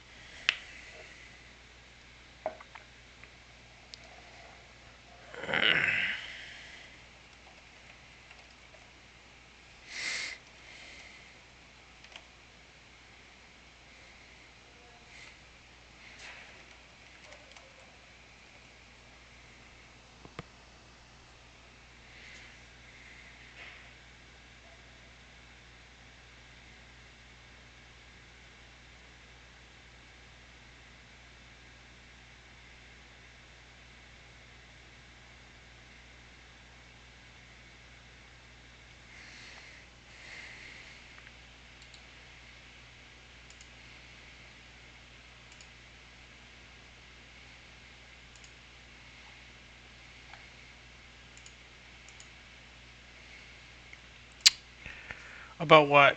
Okay, so we were talking about how psychedelics are hallucinated meaning, and we were basically excoriating psychedelics as they should be, because I don't think there's a use for them anywhere except getting high and having hallucinated meaning, which could be medicinal, technically. But like, I look at all these comments and like, here's the thing, right? These experiences are often called ineffable, but as a scientist, I do my best to F it up by trying to describe it as much as I can, so. Is this the Veritasium one where he wasn't actually high? Here's what happens when you put your DNA under a microscope. You can... This guy just did LSD. He didn't conceptualize it while high. I literally took a math midterm while high on LSD. And it kind of it was really cool to think about the math. It was completely nonsensical though, because it was just like intensely visual in my mind. And it didn't help me in the exam at all. I got the same grade as I did every other exam.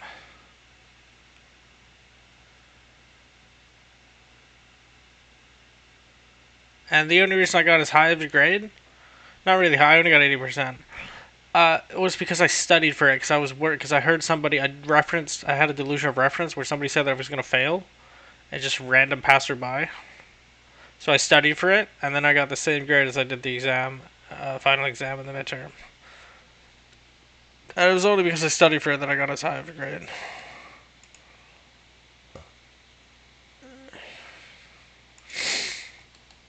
What do you mean? Just like take like I don't. What do you mean by that?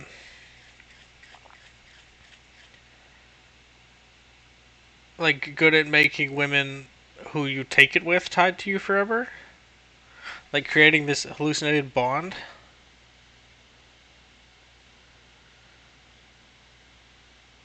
Or like...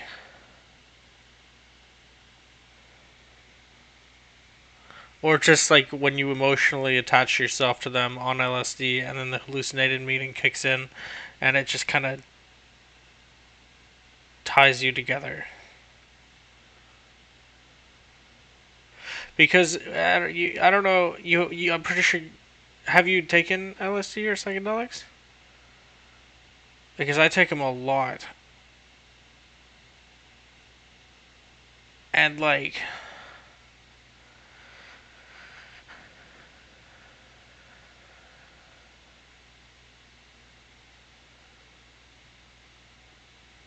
Interesting. Where are you getting that from?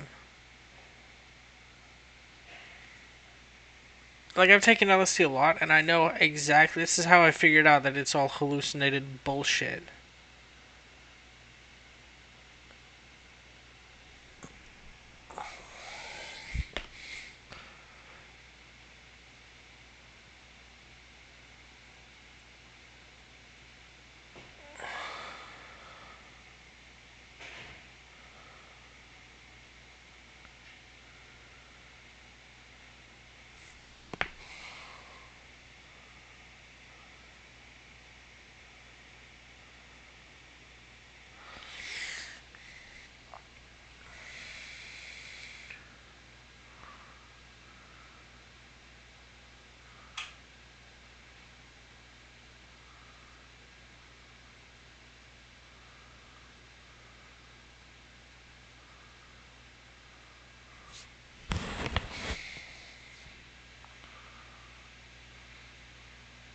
And they took LSD together? I'll go ahead and do that. Our society has been in a mental health crisis, and it's been The impudence of a mental health crisis and like the freaking substance to that statement by giving people intensely psychoactive and emotionally stirring substances is crazy to me.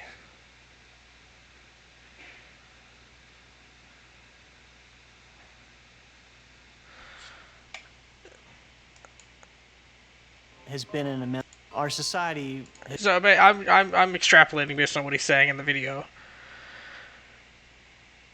He's saying that to treat a mental health crisis, we need to drug people with psychedelics. Has been in a mental health crisis, and it's been stagnating. A large portion of people treated with traditional antidepressants don't see benefit. Psychedelics are the only drug class that I know of where you have not just one or two, but lots of stories of people saying they took this thing one time and they say it had this profound impact on the course of their entire life. They say that, but it what you ask them. I have literally questioned people who have said this exact thing.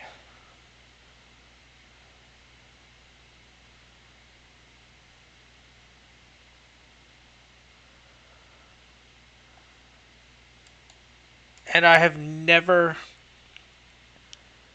had an answer to the question, like, what change did it make?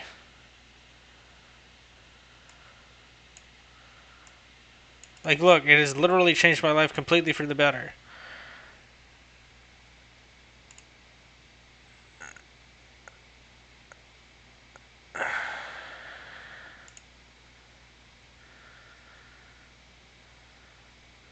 But, like,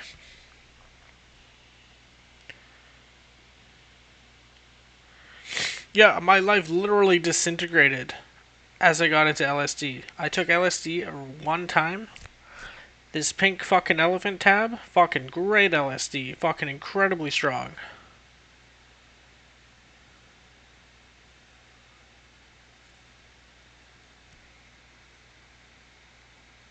And it ruined my life. Granted, I just, like, it was like, it didn't help the schizophrenia, it actually made it worse. 100% made it worse. The schizophrenia was not, it just went downhill. Not necessarily fast, but I started doing LSD and then my delusion started getting out of control, like way more out of control. And then it ended up with me getting, like, some fucking really intense psychotic episode, which ended in my arson. And I was doing psychedelics the whole time. They really exploded on the scene in the 1960s and were associated with some really radical changes to society that really scared a lot of people. I think now society is more ready to kind of accept these compounds and the whole picture of them. I'm Matt Johnson. I'm a professor of psychiatry at Johns Hopkins. I study drugs, principally psychedelics. He looks like a psychedelic user. His head is small, and he has a beard. Psychedelics. It's hard to imagine a more interdisciplinary topic. I don't even think effing is a word. He's just using colloquialisms to try and cater to an audience who is uneducated and likes psychedelics. In the realm of drugs. And I believe those are the examples.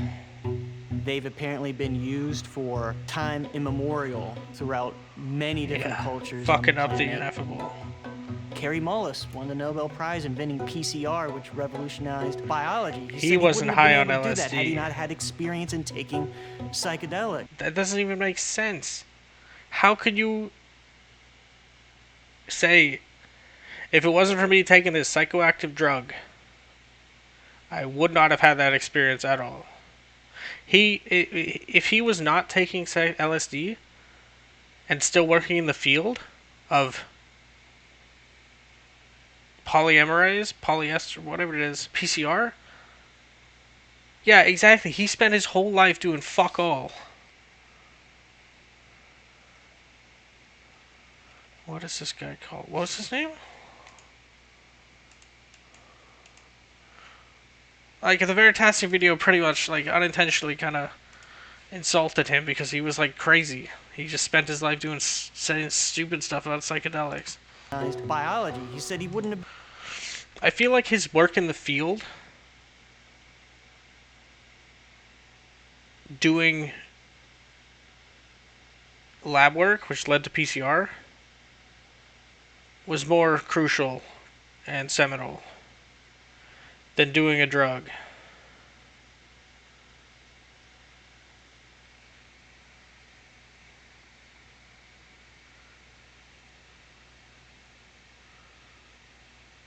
Wait, what do you mean by that? Been able to do that had he not had experience in taking psychedelics. This is anecdotal. Like, I could say the same thing. I wouldn't have been able to fucking do. I haven't actually done anything, but what, the Veritasium one?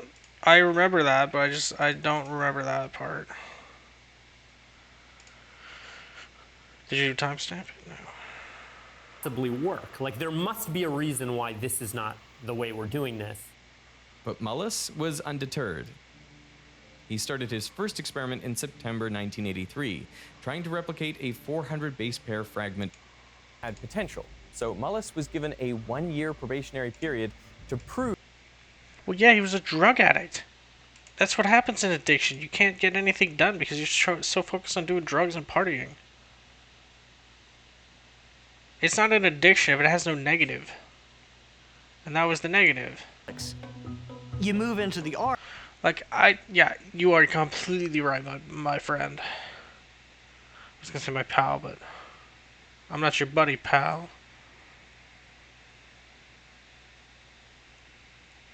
I did LSD every 2 weeks for like years. I don't know how, like, that's 54 times 2 divided by 2 times 2 divided by 4. Exactly, and the guy was a total asshole from what I remember of that video. LSD didn't make him nice, it just kind of made him a dick. And this guy, what's his name? John Hopkins. This guy's name is John Hopkins, eh? Does this guy even have a Wikipedia page? Oh, he's an Australian criminal. This guy well, he's young, to be fair. But this guy well, actually, that doesn't mean anything. This guy dedicates his entire fucking research to heroic doses of psychedelics. And doesn't get the main principle that it is hallucinated meaning.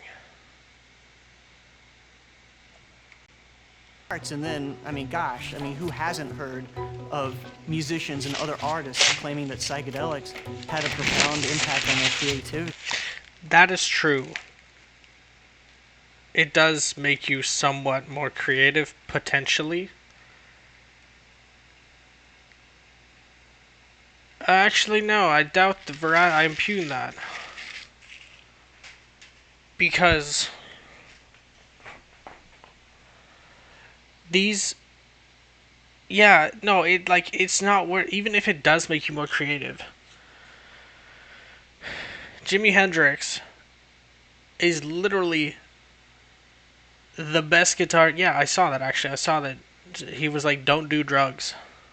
If he was to tell his younger self anything, I would tell my younger self the same thing. Don't do drugs.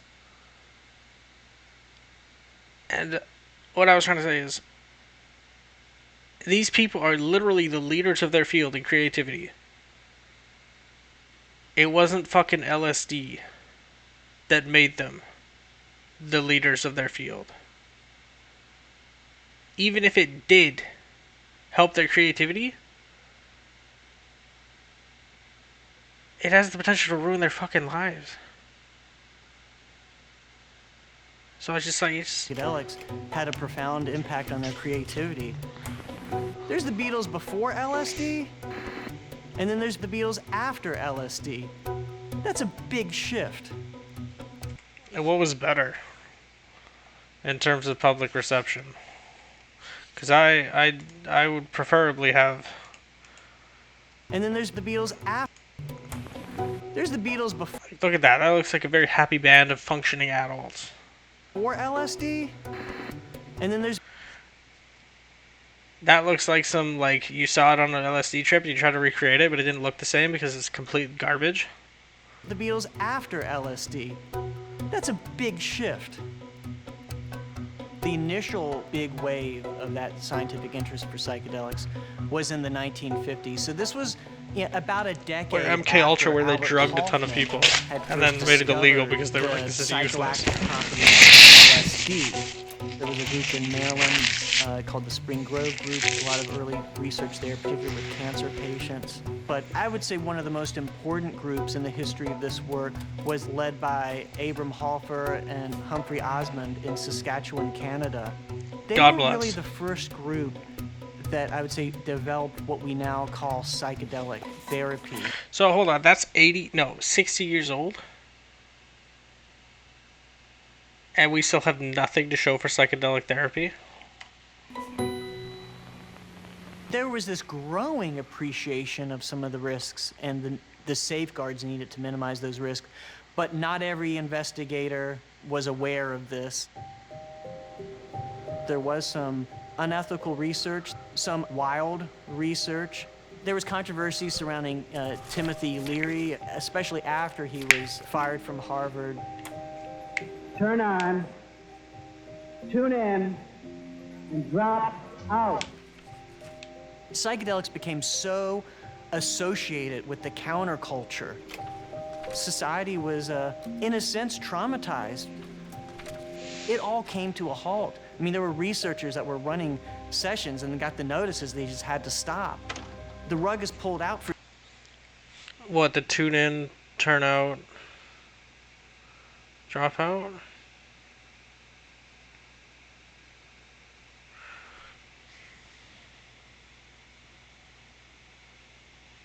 If I was to guess, it would be just maybe like a radio and like convince and like turning on the radio and then taking LSD by tuning in and then dropping out of reality because it's all hallucinated bullshit. I don't know. decades before there's I a was just thinking into that. I reinitiation. don't understand that. The research that's happening now, a lot of it is exploring medical applications. Oh yeah, has this never been done before? These are all drugs that can have a profound effect on one's sense of reality, including one's sense of self. Yes, there's a lot of I ego think kind of death. the only bet you ego can make is inflating. that if you have the dose high enough, something really interesting is going to happen. You might find yourself in your mind's eye, soaring in the heavens, the secrets of the universe seemingly revealed to you.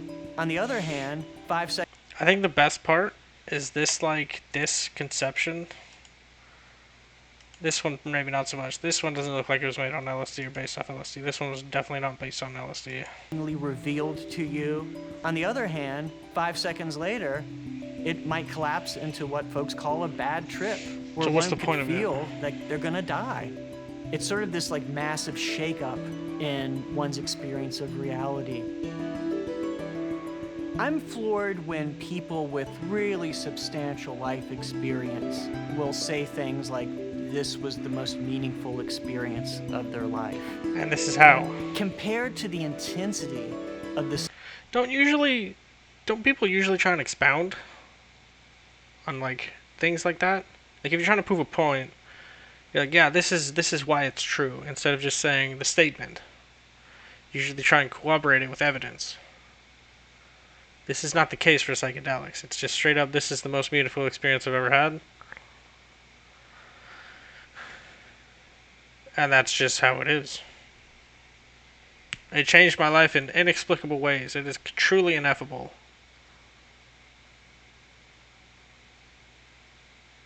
God, I fucking hate psychedelics. I would do them again, though. If they didn't have the massive consequences, I feel so euphoric on psychedelics.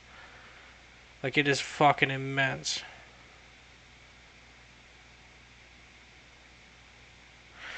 But I can't extricate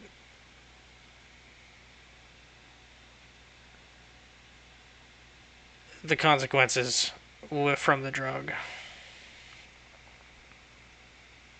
So yeah, I don't. Specious meaning. But it has to be 2 words because I can't think of a single word that's very meaningful but isn't. Besides like specious or ostensibly, and then meaning. Remarkable how little impact I should these change it to substances specious meaning. have on physiology. You know, your heart rate, your blood pressure, everything has its risk, to be clear. But compared to other drug classes, psychedelics are really robustly safe at the physiological level. Yes, that is actually very true. Psychedelics, in terms of drugs that get you high, are pretty much harmless. Physically. Physiologically, I should say. Psychologically, though, they can make you kill yourself. So perhaps not the safest mental drug, and they can fuck your mind state up if you have prone to psychosis. It can really fuck you up. Like, this, okay. This guy's talking about the heroic dose, right?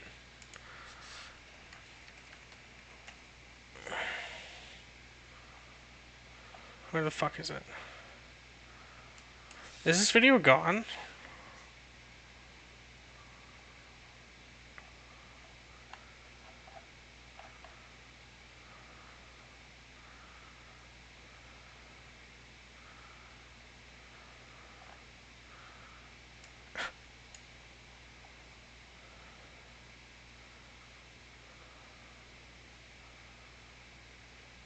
Really?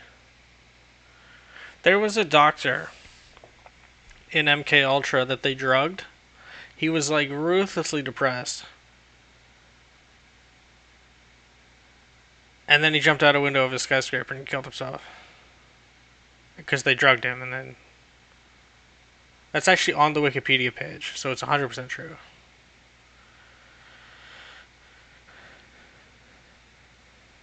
That's awful. I'm so lucky that I have like a very resilient brain. Came at enormous that were there waiting to be sold.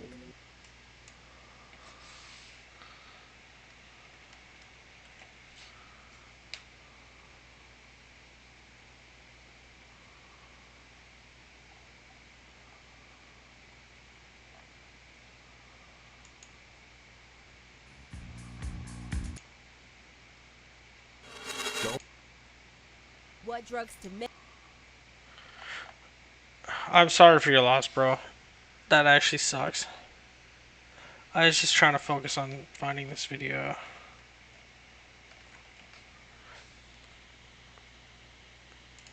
Oh, here it is. So I've been asked to, or got to.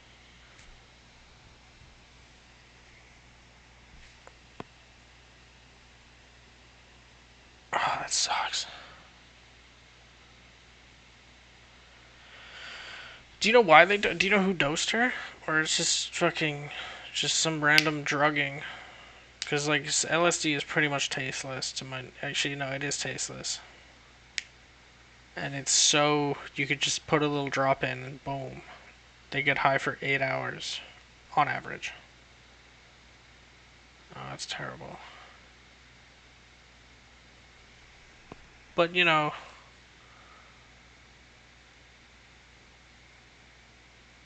Oh, God. So this guy...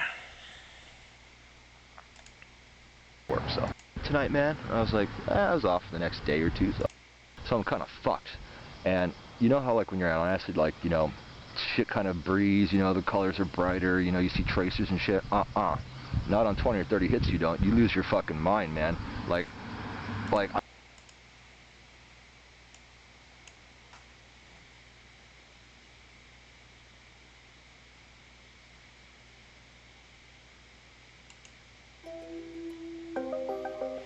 My therapeutic research with psychedelics has primarily used psilocybin, which is the agent in magic mushrooms. The dose we now give to patients is anywhere from 30 milligrams to 40 milligrams, which Terence McKenna, who's the famous psychedelic bard, would refer to repeatedly as the heroic dose. If a microdose is over here and a recreational dose is over here, we're way over here. When someone comes in for the day of their psychedelic session, they've already spent several hours with us on previous days preparing for the experience, developing that rapport. We know that all drugs are in part shaped by the context in which they're given, but for the psychedelic substances, that's particularly more so. So when you provide it in more of a warm, welcoming situation, you tend to get more meaningful reactions to the substance. When the experience unfolds, the person is going to lay down, wear eye shades and headphones through which music is played. So the idea is kind of get out of your normal, everyday, discursive, analyzing intellect. We really just encourage them to trust, let go, and be open. What the fuck does discursive mean? Whoops.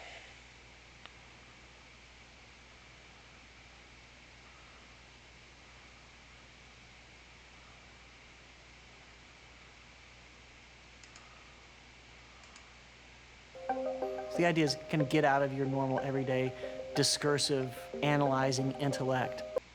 Interesting, I've never heard that word before. We really just encourage them to trust, let go, and be open. Trust the overall process. Going into this type of treatment is not easy at all. Trust yourself that you're robust. You're going to get through this experience.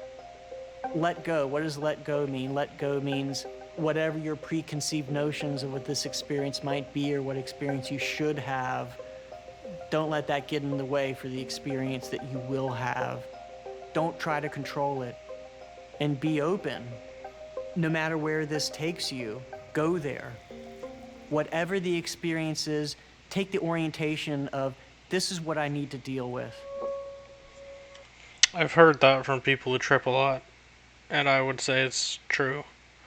Radical acceptance is how you basically avoid bad trips, because if your mind starts to spiral, and occasionally it does when you're taking psychedelics, especially high doses, something will trigger you, or something triggers me. I should get better pronoun usage. There was one time I was at my mom's house doing LSD, because I would go over there and do LSD, and it's just so... Yeah, radical acceptance doesn't mean that you, like, agree. An ego death I never actually had on psychedelics. I always had ego, like, massive inflation, because I don't have much of an ego in baseline. I don't really give a fuck about anything, especially myself. But when I took LSD, my ego went fucking... I used to think I was God, because I would see the birds, and I was like, they can hear my thoughts. And it was partially due to the schizophrenia, partially due to the drug. And at least some part due to just my lack of given ego. Anyway, so I was at my mom's house, and I took this LSD. Oh, damn.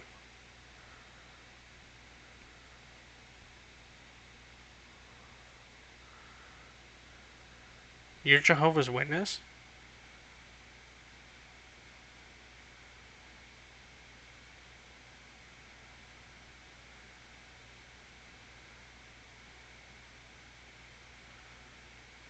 And you're atheist. Okay, that's actually a pretty common thing I've heard with...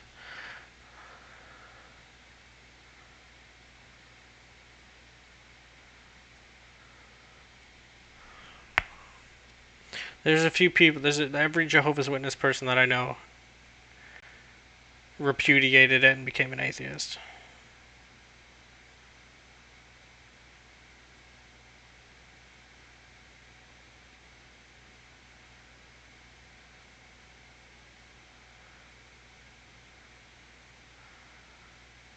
That's interesting.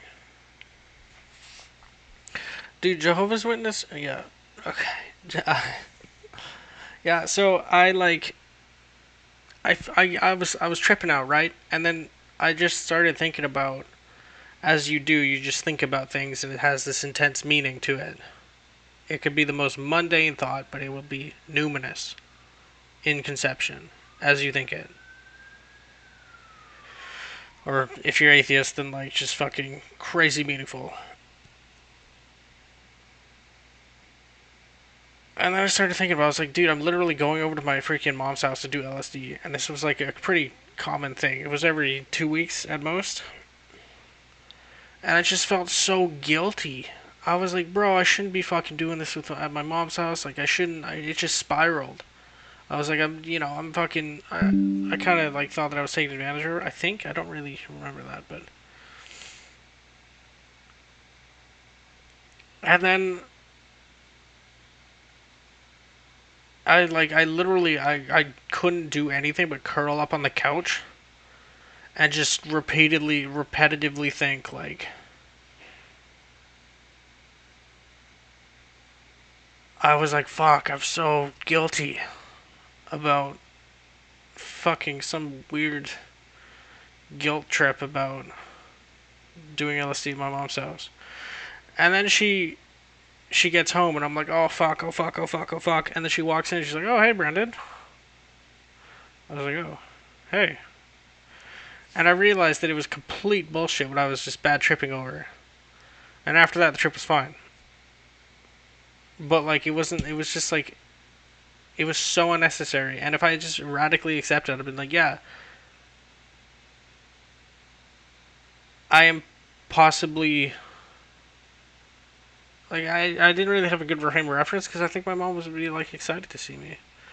Because she came home and she literally greeted me. She was like, oh hey. And I like felt guilty, even though I had asked her to come over. And she said yes.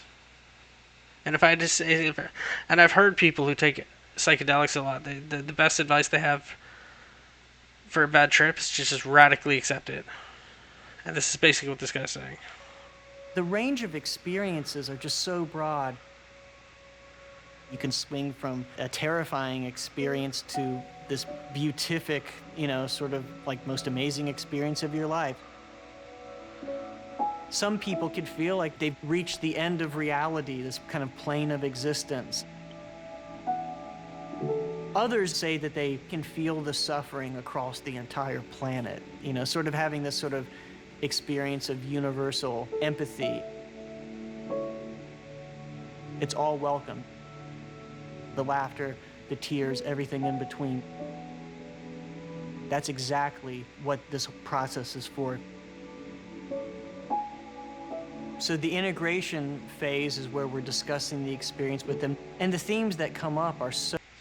That is where the research, I think, takes its folly. So varied. Once you try and... yeah, basically. Oh, yeah.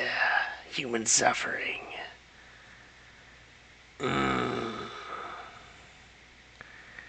See, I think, personally, the more you try and get the person to think about their specious meaning,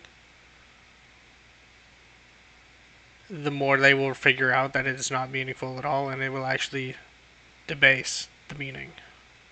The aspects you could call revealed truth.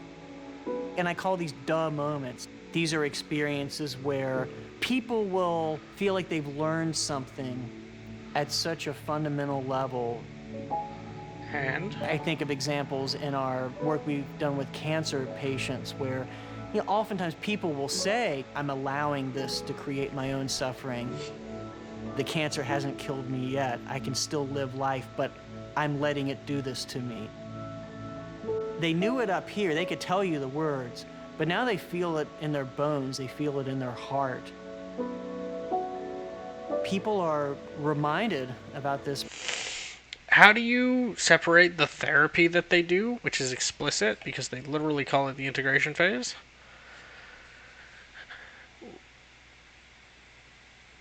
with the hallucinated meaning? Actually, no, hallucinated meaning is better because it implies that it's hallucinated. Because, like, it sounds like he just did therapy with people after doing drugs with them, or after they did drugs, he just sat there and jerked off. And then they realized, they were like, yeah, this therapy session helped my outlook on the world. But the drugs itself? What if I just did therapy? Like, what if he just controlled all of his shit and did therapy instead of drugging people? Power they have to choose their own destiny. Some people come out of these sessions as participants and say that, 1 6-hour experience with psilocybin is like 1,000 hours of therapy.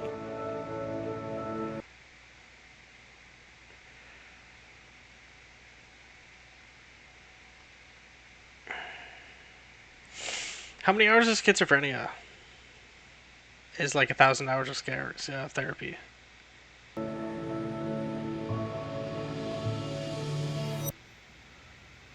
But it's just based, bro. It's based. One of the pitfalls of this clinical work is that you'd be hard-pressed to find a more intimate and vulnerable psychological intervention for a person. That's just a situation that is ripe for abuses if we don't have the right safeguards. Because of that vulnerability, because of the incredible gravity of these sessions, we need to even more tenaciously cling to clinical boundaries. We need to limit the use of therapeutic touch. A subtler form of abuse is just filling in the blanks for people. I call it the guru complex. People often confront big picture questions. What is the meaning of life? Does God exist?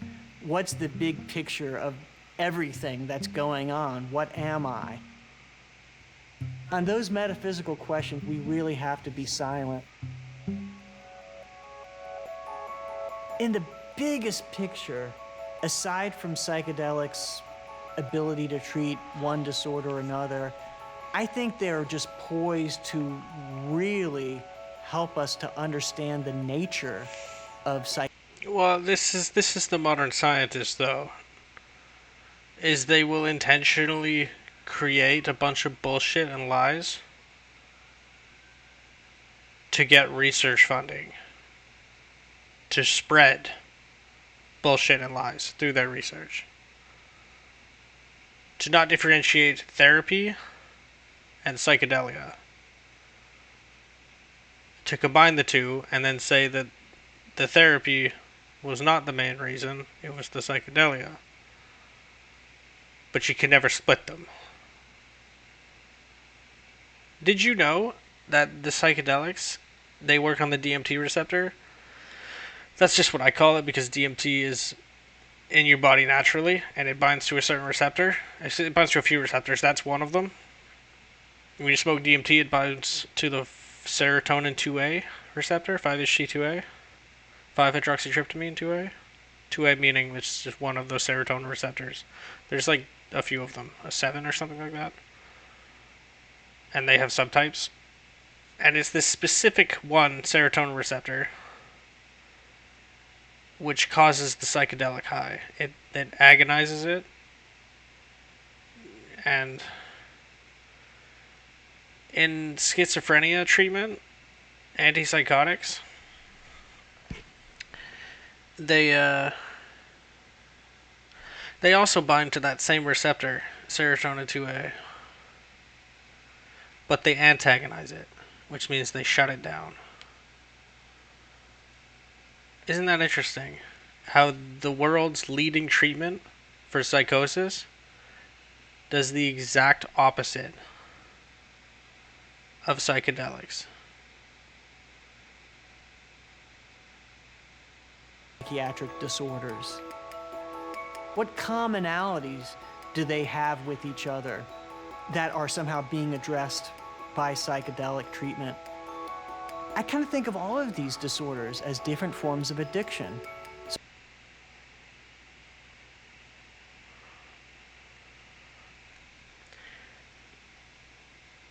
Is he? Oh, he's a psychiatrist, right. Nothing exists outside of his DSM. I don't think he's ever encountered a person who has a psychedelic addiction. I've encountered myself.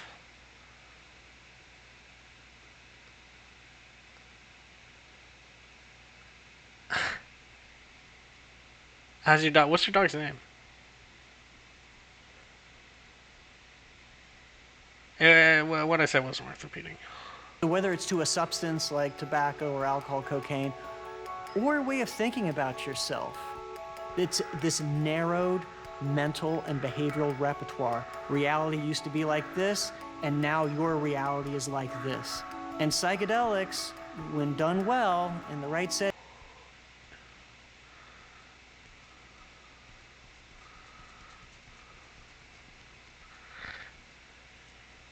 Your dog is a turtle? Oh, your dog is turtle. Wait, what?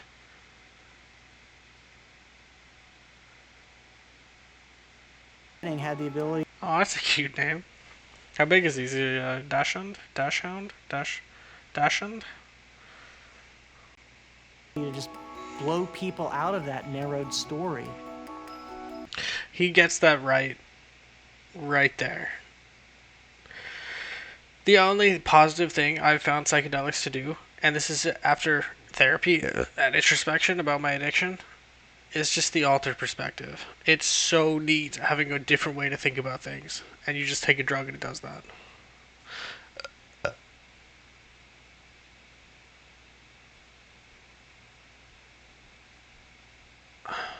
What do you mean never gone into heat?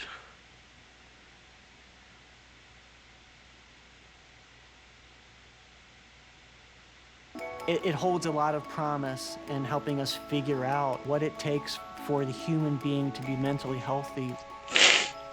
God, this is painful to watch. This right here is the only positive thing. Oh yeah. Oh, he's got a freaking. He's like Andy Circus.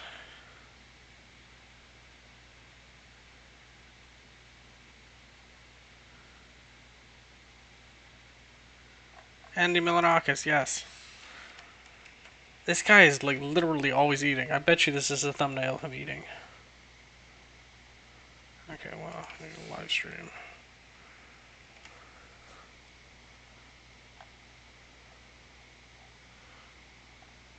No.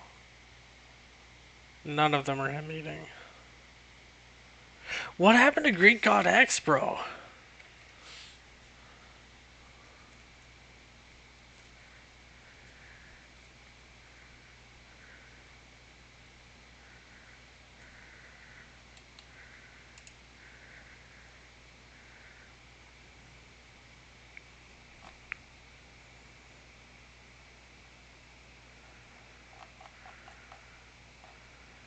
Oh yeah.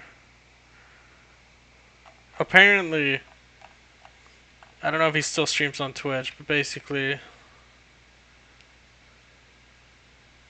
Holy fuck, that made my body shake. He looks better now.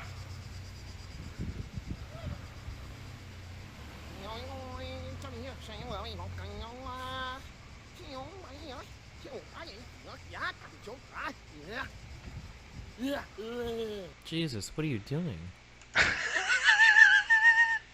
Who gives a fuck about some little freaking speech?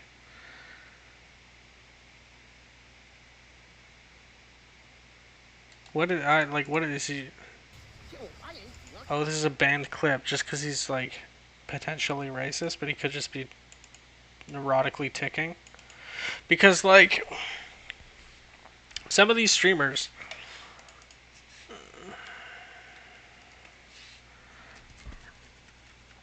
what the fuck?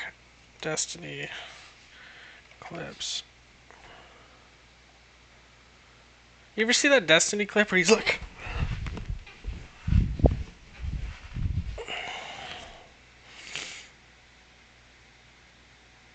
or like some other streamer? Like it's just when you stream your life and you have an unfiltered personality. Yeah, I have that saved too on my computer. It's like, she's not even Asian. Or is she? She looks white, bro. Or maybe she's not. I don't know. Oh, he was just imitating her because it did actually sound like that. See, there's always a fucking perspective that like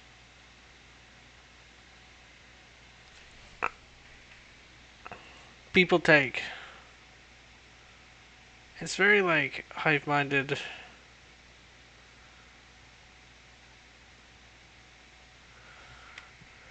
But this guy, I don't even think he gives a fuck the whole video, and he just watched the whole clip. What are you like, doing?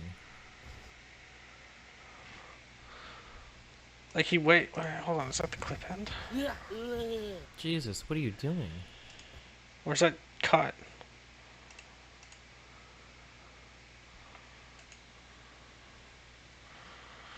Okay, I need to run a shaver on my face.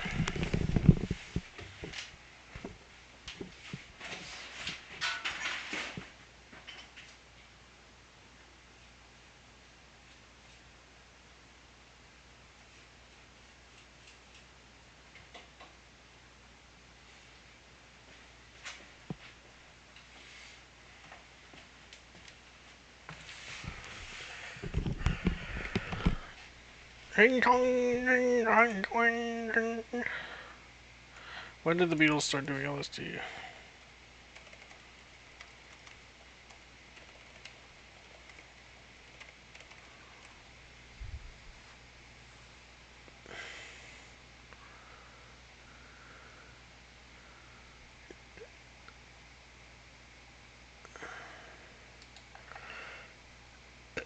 Yeah, it wasn't even all the Beatles.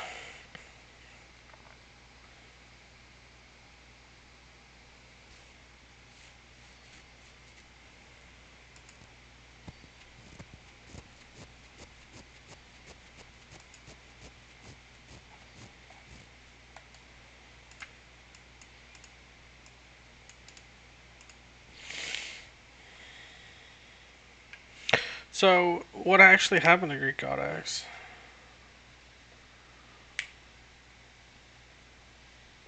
Oh, it's not loading.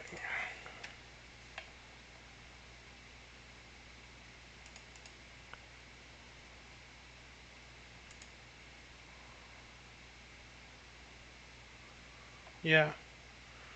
No, that sounds about right. Honestly, like... Chud.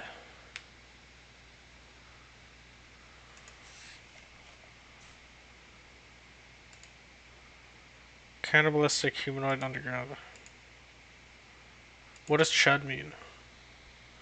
Also, why did you get banned? I want to get banned off Twitch, bro. Dude, come on, bro. Let's get banned off Twitch. I remember the point where they had banned me like 2 or 3 times, and I kept showing porn, and they just stopped banning me. They just let it happen. They're like, whatever.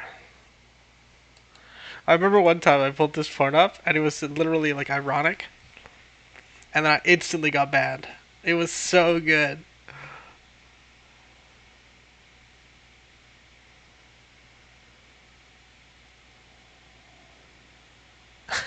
That was at my mom's house.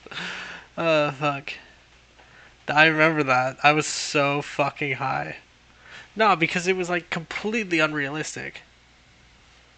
It was ironic in the sense that if you were to do it, it would not work. I did jerk off to it ironically too, yes. But that's a different type of irony. That's like a humorous effect type irony. This is like a try it and I will fucking kill you irony.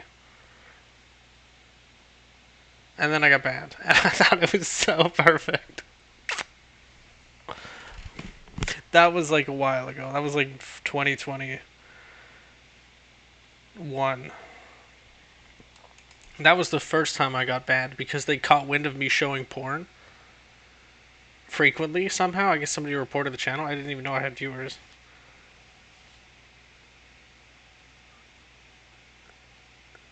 And then fucking...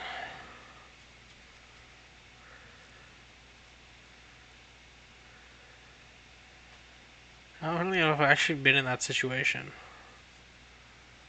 Kinda sucked. If any admin remembers, or moderator, whatever you want to call them, remembers the porn that I showed. I don't even remember exactly what it was, I just remember the context. You ever been blackmailed? Coincidentally.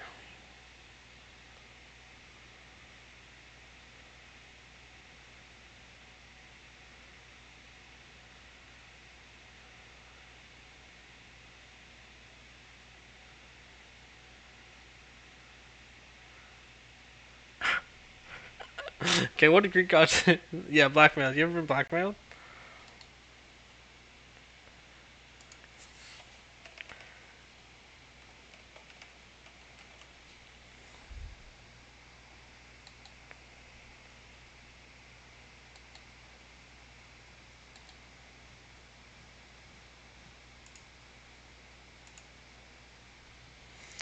I have.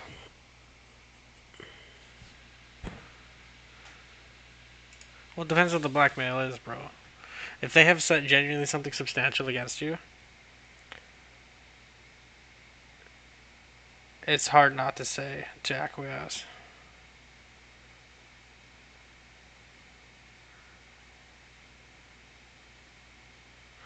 I've heard of this before. Well, yeah, I'd be a little hurt. Oh, these guys.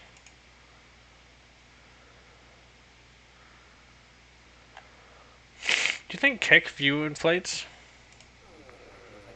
Like a charity thing? I can't say because the person who blackmailed me said that they would go through with it if I ever told anybody. And it's like, it's not necessarily, I don't really care about it. It's just the other people involved. I don't like that.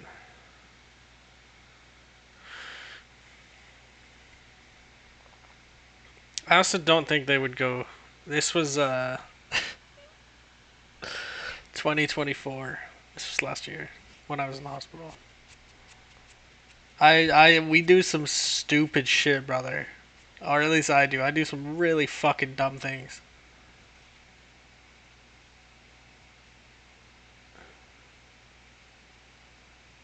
Like, really dumb things.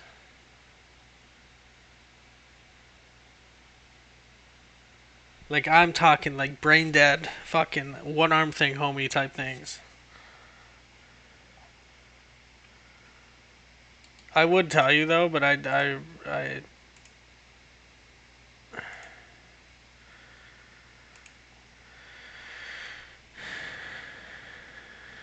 what does he look like?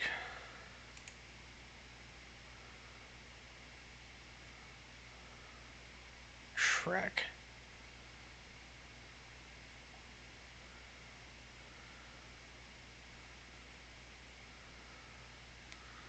It's not a bad thing, honestly. I don't give a fuck. It's just potentially, if it's true, it is quite damaging. I almost went blind. I was hallucinating so hard. I was seeing just shit like melt. I've had that before where I took this. What?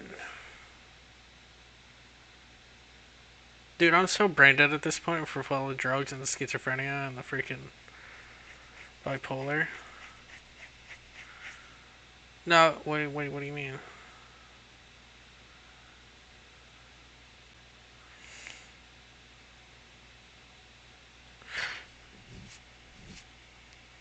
No, I know. Wait, what do you mean? Basically, shit went sideways.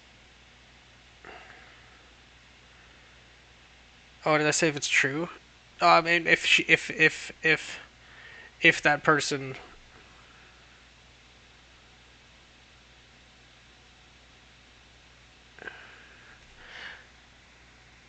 goes forward with what they blackmailed me with.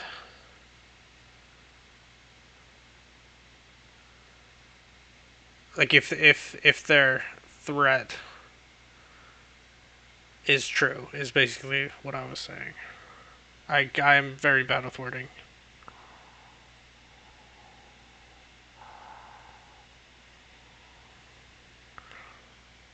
Like it's just not worth the risk.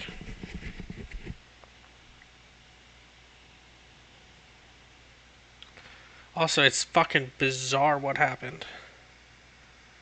No, I haven't. Restart a stream. I mean, okay, so the thing is, right?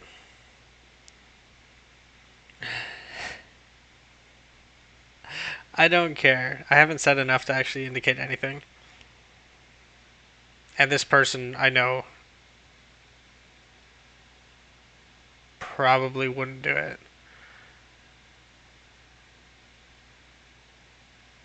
But if they do it, then it's like, it's damaging to everyone involved.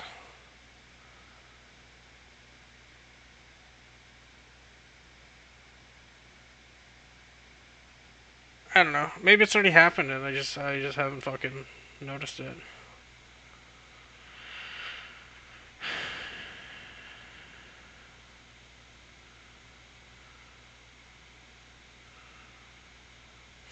I took this drug, so this guy's talking about Hallucinating so hard. I was seeing just shit like melt.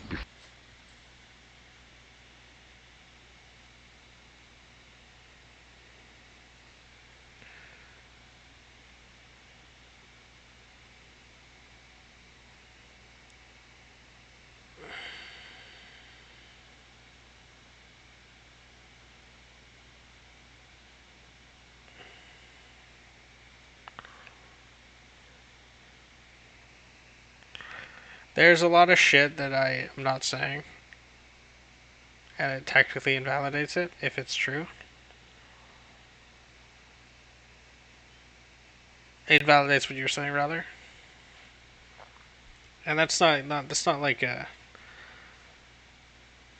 It's not a reflection on you, it's just, I don't know what the fuck happened. Shit's fucked. I'll be right back.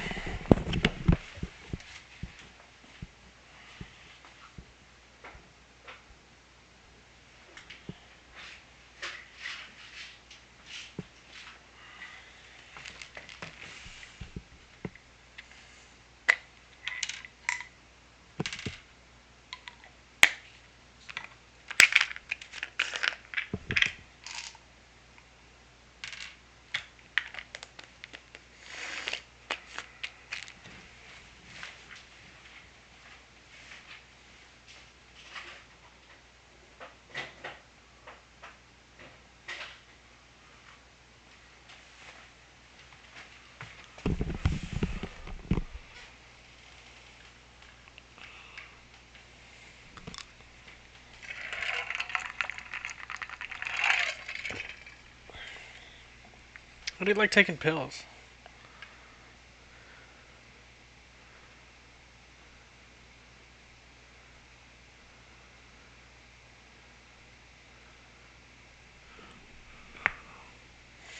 Really? I never saw Goodfellas.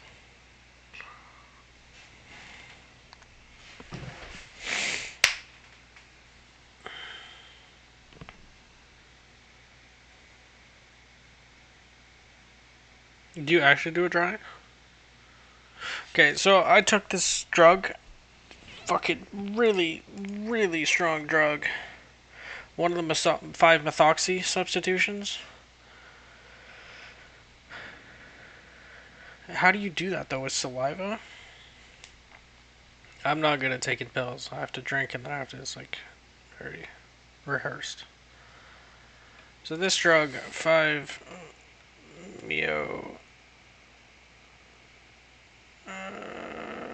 MIPT, I believe, is fucking, it's got a 5-methoxy, so it's very serotonergic and very strong. 5-methoxy substitute, or methoxy substitutes, methylene dioxy. It's 2 methoxys.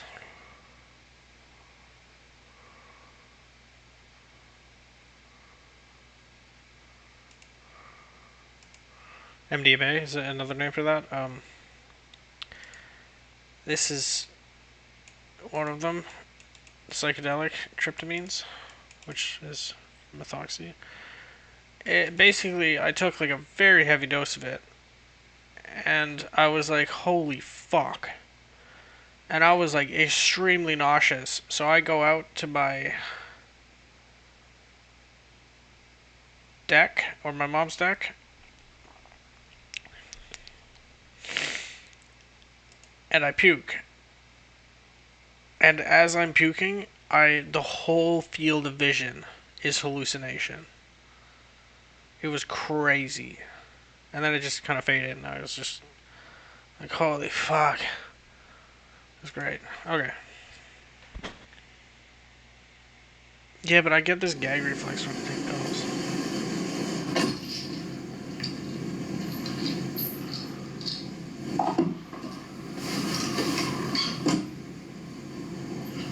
Now take me to jail.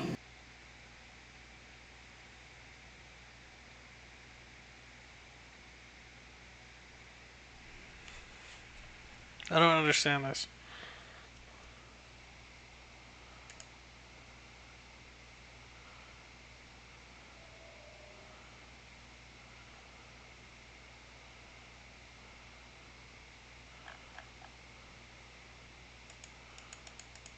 I didn't see that, bro. Just like,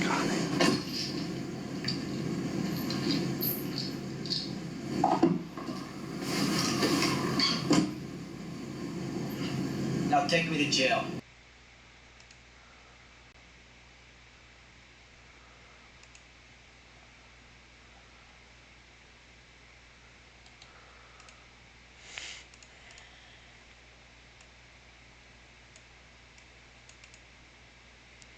dude, Max Martin wrote this song.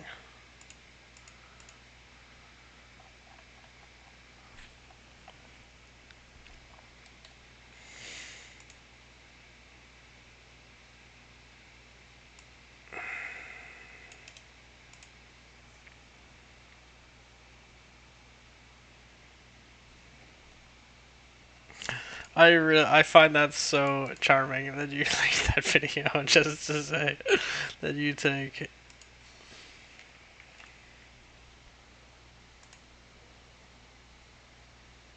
pills like that. Can you take the same amount of pills? Ugh. Brother, ugh.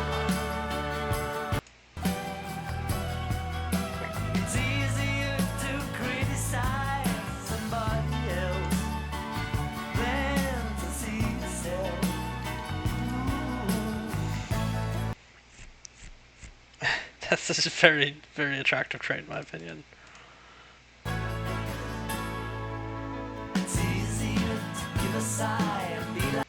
don't want to listen to that. Is this the same song or is this Goodfellas?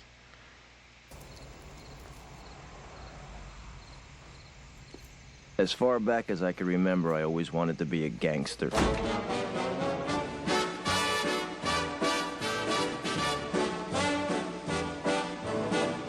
I know I'd go from rags to riches if you would only say you care. And though my pocket may be empty, I'd be a millionaire. My clothes may still be torn and tattered. To me, being a gangster was better than being president of the United States. Even before I first wandered into the cab stand for an after-school job, I knew I wanted to be a part of them. It was there that I knew that I belonged. And to me, it meant being somebody in the neighborhood that was full of nobodies. They weren't like anybody else. I mean, they did whatever they wanted. They double parked in front of a hydrant and nobody ever gave them a ticket.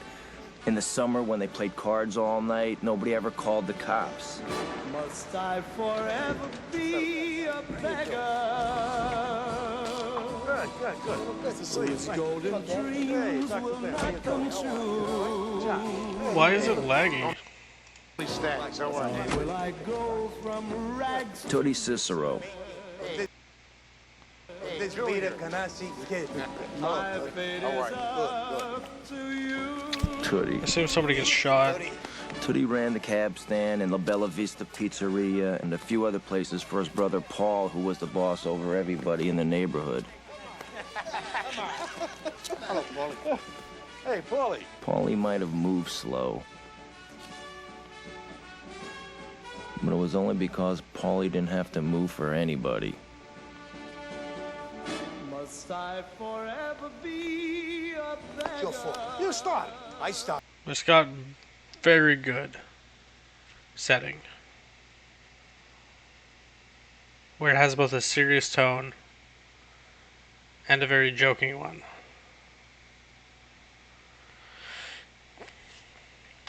It has interesting. It seems like a good movie. Also with the monologue.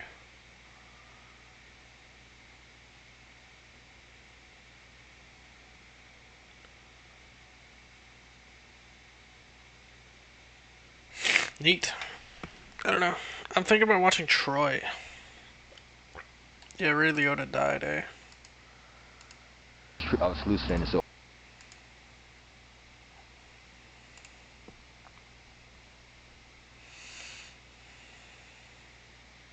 I've never seen the extended cut.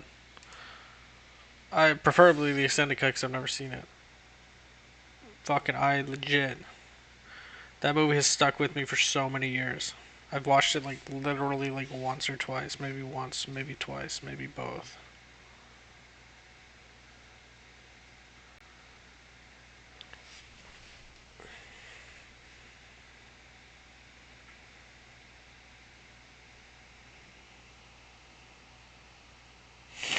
Do you like Eggies? Mini eggs? Or Walmart mini eggs? I fucked that up. You ever seen Robert Crumb's representations of bird-headed women?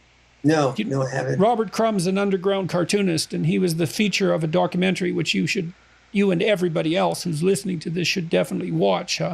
It's the best documentary I've ever seen about anything ever. He drew more like Robert Dumb. What, really?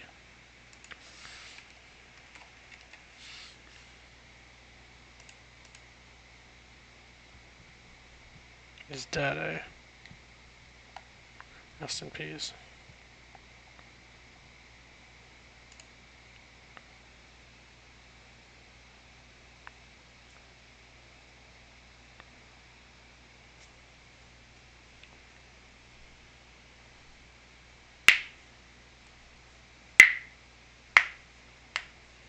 Interesting. Unsavory images of African Americans. You know what you call a black Canadian? Or you know what you call a black person in Canada?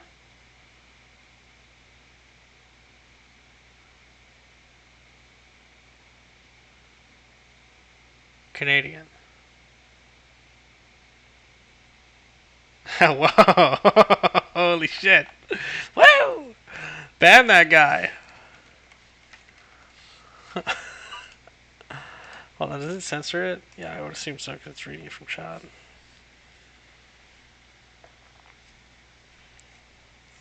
Does it? Yeah, it does see the icon.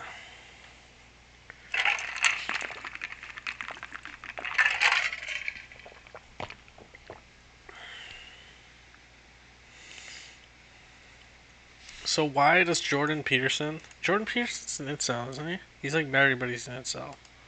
As these women, Cause like, I don't mean anything by that negatively. It's just kind of like, it's who he caters to, right? Isn't it?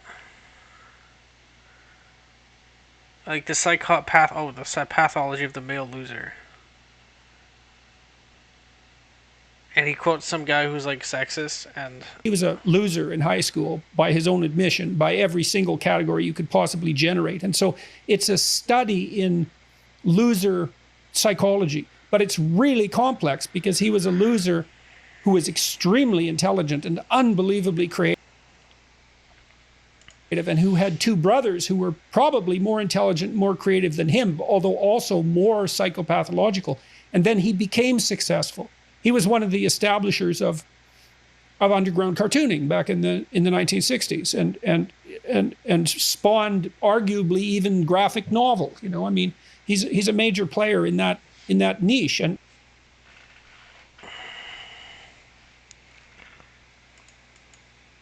yeah, I figured because it wouldn't show the first. It kind of defeats the purpose if you show the first letter of the. Oh really?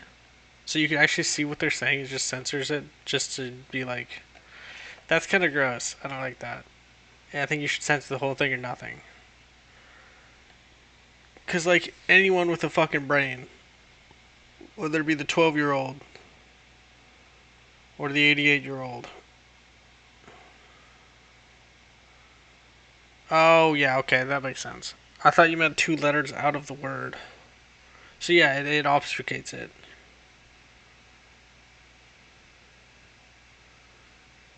Which is, I think, how you have to censor things. You can't just be like, 6-letter word, 6 stars. In the context of try hard.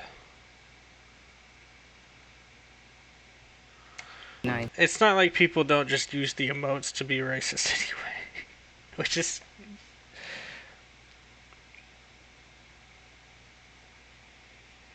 I personally like the fact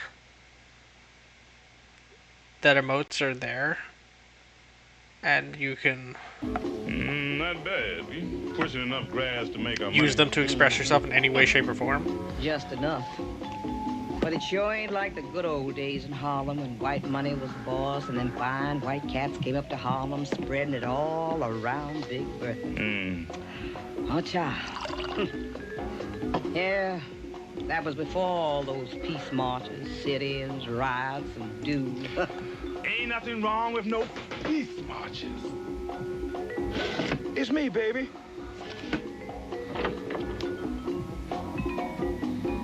Who's that joker? Friend of mine. This is a white guy?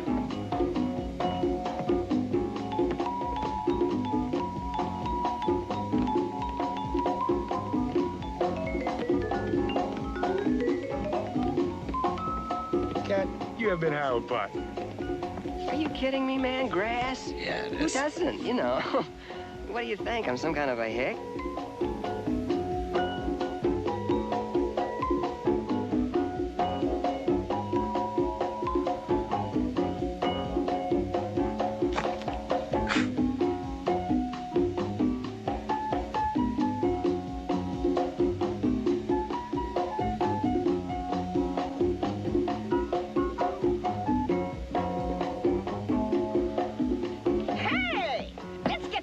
going on par. Take one.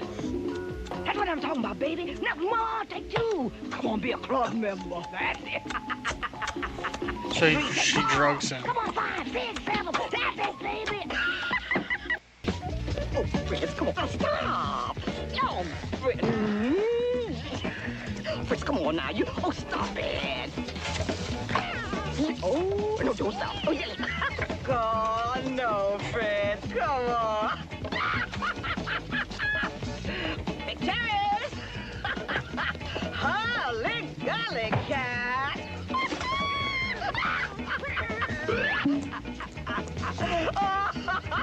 Climb, sugar.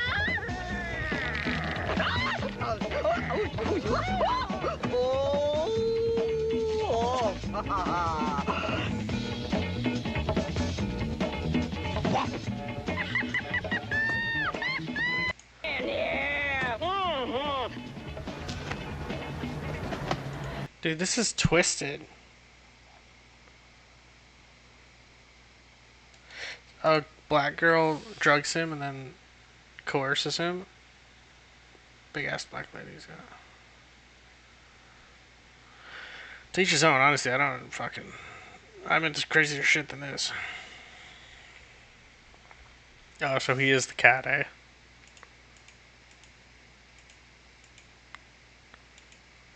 Yeah.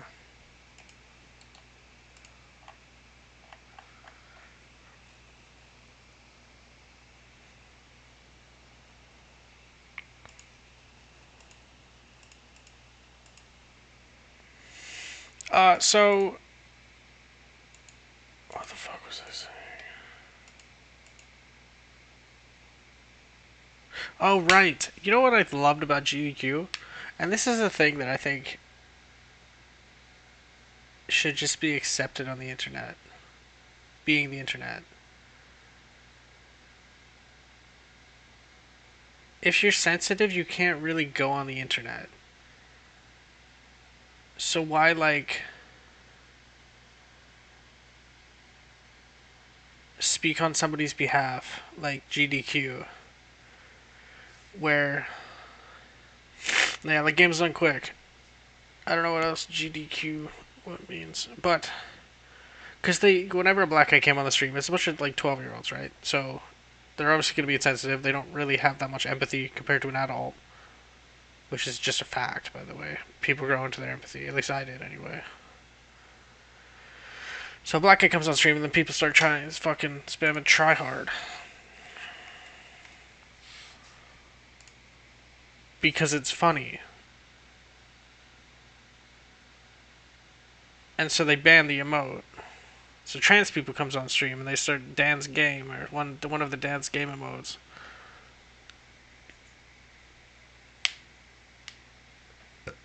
And so they banned it.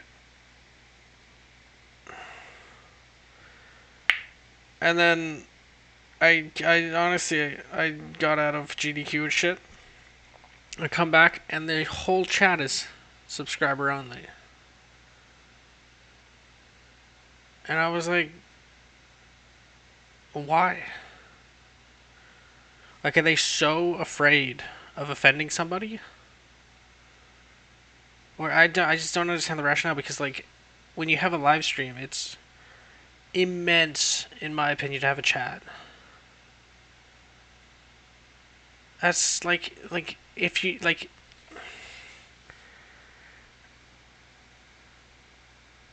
And GDQ's popularity peaked. 100%. It apexed. Because the streams are kind of shit now. There's no interaction unless you pay.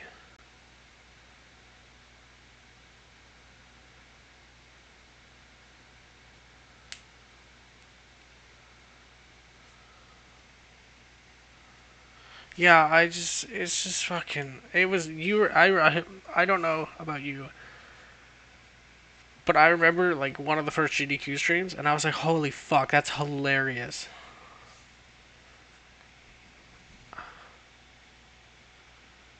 Like, just how fucking vitriolic the chat was towards, like, minorities. Yeah, what was the? I don't even know. Games done quick.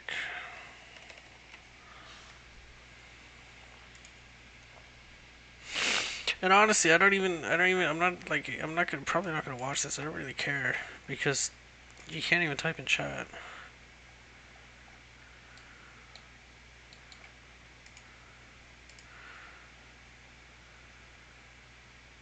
How many of these girls have autism, do you think?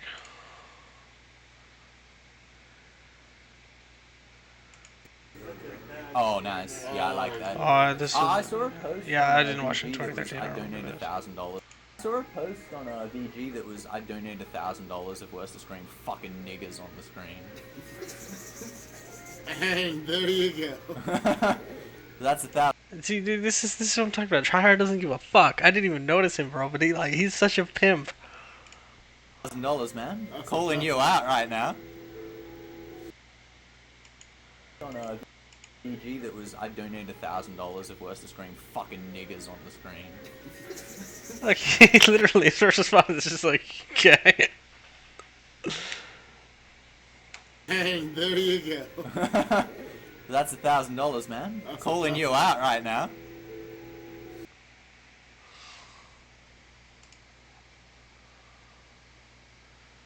Yeah, if you said that at GDQ now, you would be fucking killed.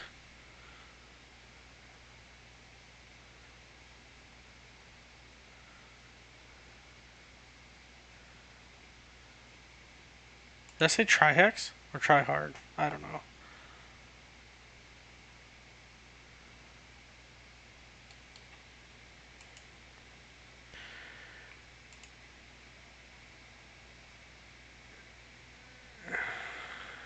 Oh, really? Who actually goes to GDQ now? I remember I like there was this one like Burnout Paradise or Burnout something or some racing game. Speedrunner, and he comes on and he's like, you could tell he planned to get a world record at GDQ, which I thought about doing personally. Is you intentionally fuck up somewhere in the speedrun and just speedrun a niche game. So this is a niche game, these speedruns. So he gets the world record and he's like, oh yeah, the world record. And everyone's like, ah. But you could tell by his response that it wasn't like not premeditated. I don't know who the fuck it was. But like GDQ fucking the quality went down fast.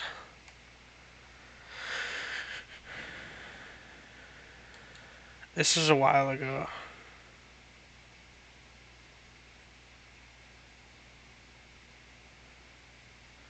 Oh, you mean like...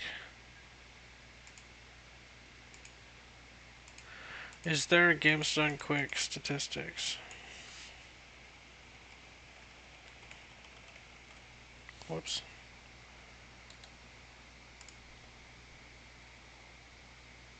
Hopefully it just puts it into a chart.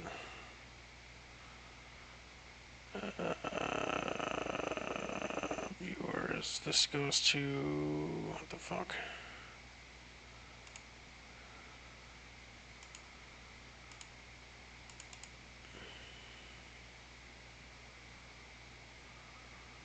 Twitch chats per minute. 0.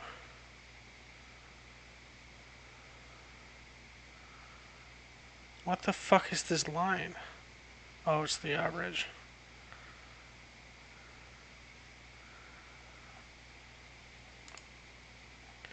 Do they not have like a historic...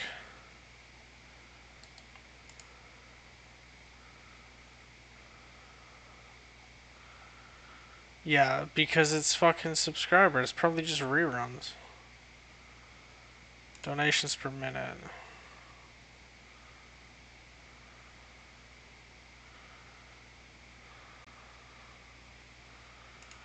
How is this recorded? Saturday 9 p.m. At what date?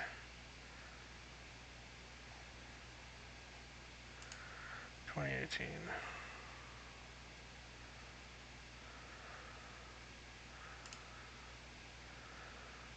100,000. Oh, this is over the 3 days of 3DQ is only 3 days long? I could have sworn it was longer.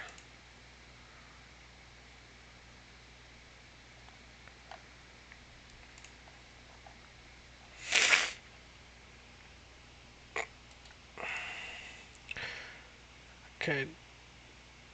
Twitch chats. Oh, that's cumulative. 150 per minute? Bro, my chat gets more chats than that. It doesn't, but I could say it does. Twitch emotes per minute. I wonder what emotes it would have.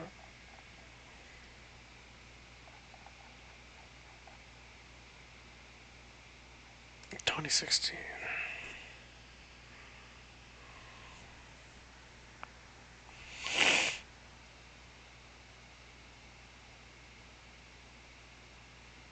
This is shit. I think they're intentionally not showing.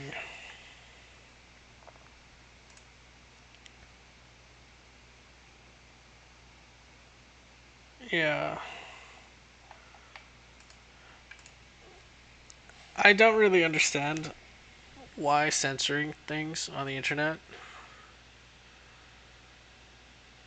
saves anyone from anything.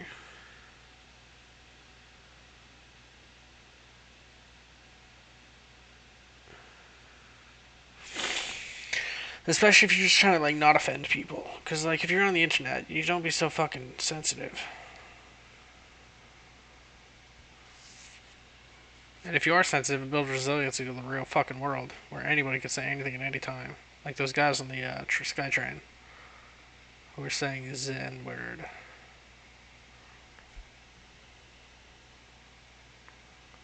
Fuck those guys. Which is effectively the same thing, but, like, on the internet, it's like, it gets to pass, I guess. Not really, actually. Spamming an emote is different than saying the N-word. Because not everyone has racist intentions. Some people just jump on the bandwagon. They're just for fun, like, they think it's humorous. They're not being like, hey, let's fucking...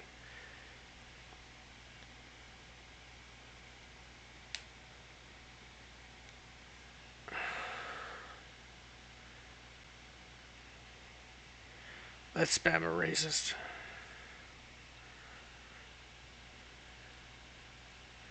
Oh,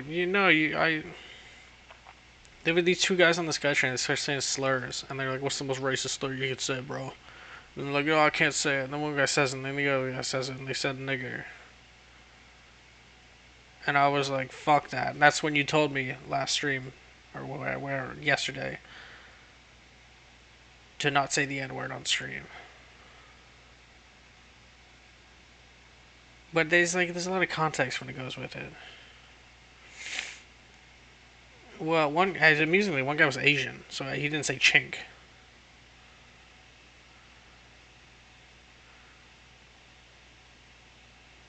What do you mean you didn't hear it? Dude, these pills I took, bro.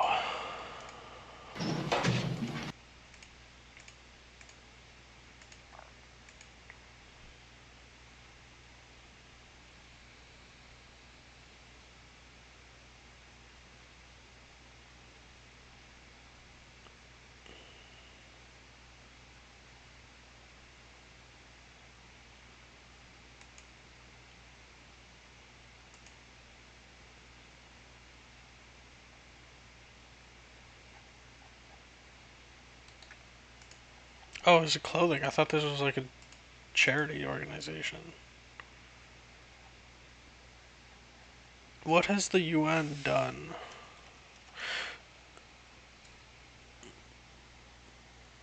Maintaining international peace and security through peacekeeping operations. Delivering humanitarian aid. Protecting human rights. And promoting sustainable development. International peace? UN solved it. Russia, Ukraine? Not a thing. Israel, Palestine? Not a thing. Wherever fucking else in the world? Taiwan, China? Whatever? Canada, America and everywhere else, international peace, UN solves it. Security through peacekeeping operations, the UN is notorious for their peacekeeping operations. They go into, like, Palestine and they kill people. Or they go into Palestine to save people, or they do neither. I don't know. Delivering humanitarian aid depends if it's like a genocide going on, and it depends if the International Peace Council vetoes it. Protecting human rights? There's a lot of dead people in Russia, Ukraine, that I've heard things. I don't know. Promoting sustainable development.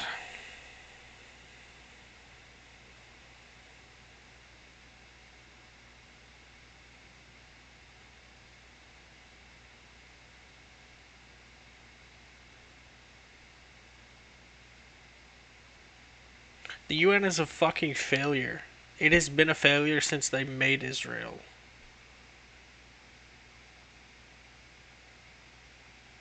Because that is not their fucking... like, what is the word? That is not up to them. Some westernized, centralized, or westernized, power-gripping nations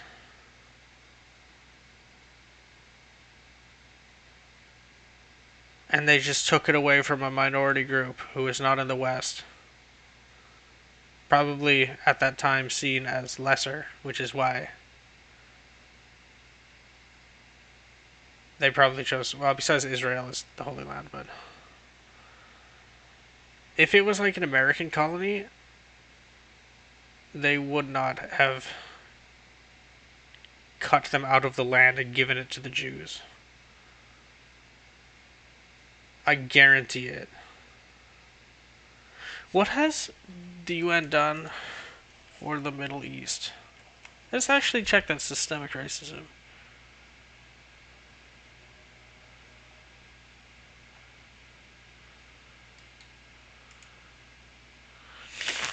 No, the Americans would have given it. If it was like a...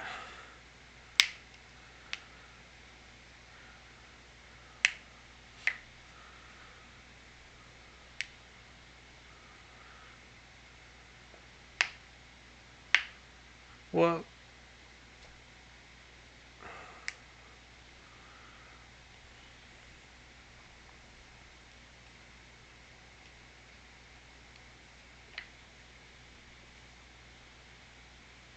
if it was the Italians, do you think, if the Italians owned then Israel, do you think the United Nations would give the Jews Israeli, or the Italians land? Or do you think the Italians would be like, why don't we just like, share the land?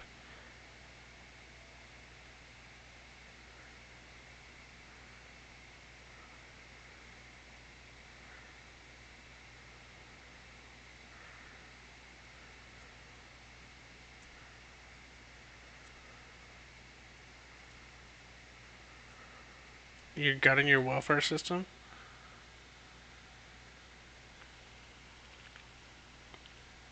Yeah, but the UN is supposed to enforce that then.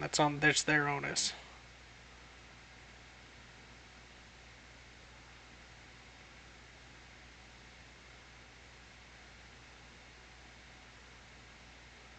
Like, you can't... and, like...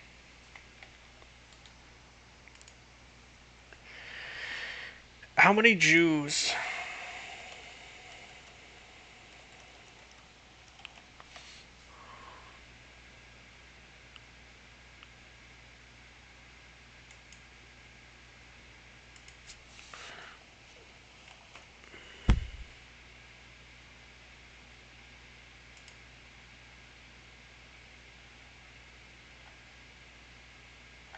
okay, how many Jews? How about how many Muslims?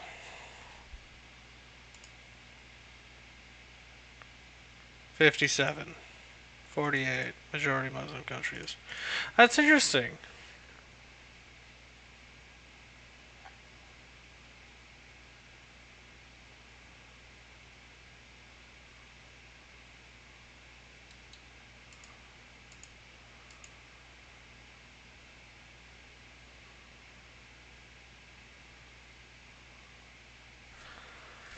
Yeah, that's like the UN, like any other multinational organization, is not bound by religious quotas or demographics, says the United Nations office in Vienna. Yes, there are exactly this many.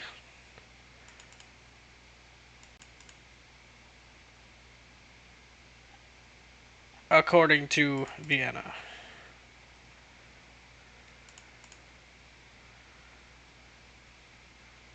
The religious affiliation of UN staff and delegates is a private matter and not something the UN publicly tracks.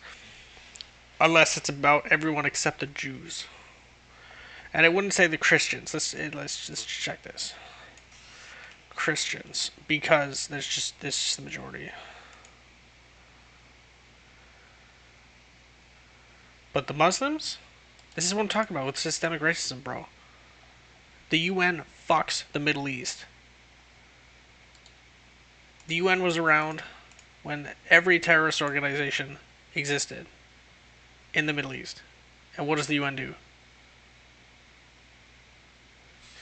UN funding for Afghanistan war.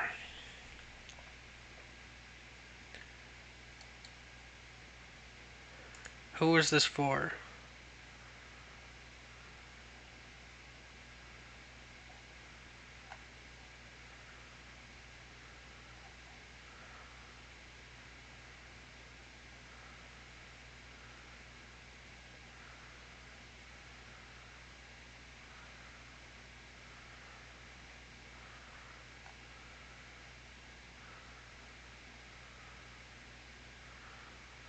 What is it? Who is this for?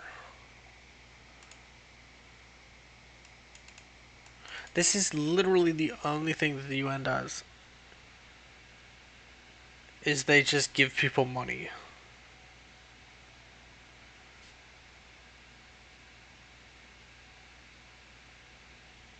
I have never heard of a positive thing the UN has done besides give people money.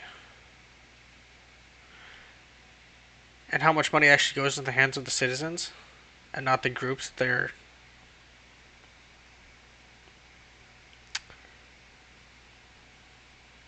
not trying to fund is unknown.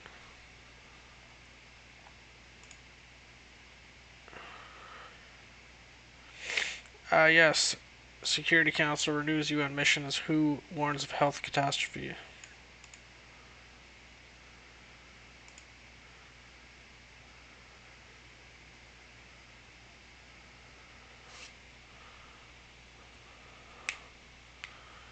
It's fucking disgusting.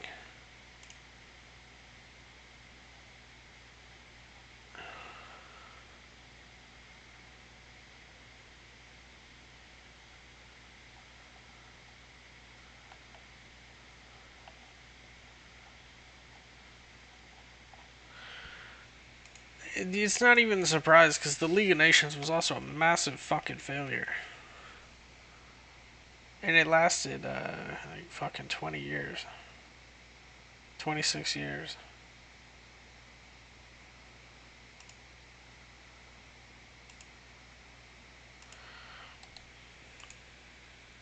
You know what I really like? I like public operations, public systems in developed countries. Because I'm going to take the opposite stance. And instead of like being so negative and harsh, public healthcare is fucking the coolest concept.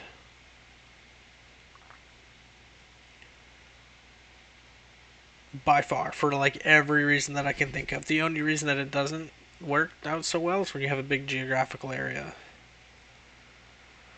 Like Canada, which is why Canada's healthcare costs are so high, because the territories fucking they're like 3 to 2 times as much the cost of like the provinces. per year. Oh, 4chan's down, right?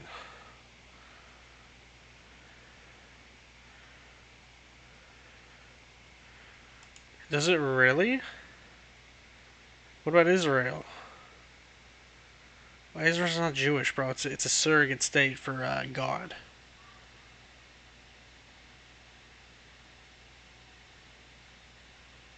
That's crazy.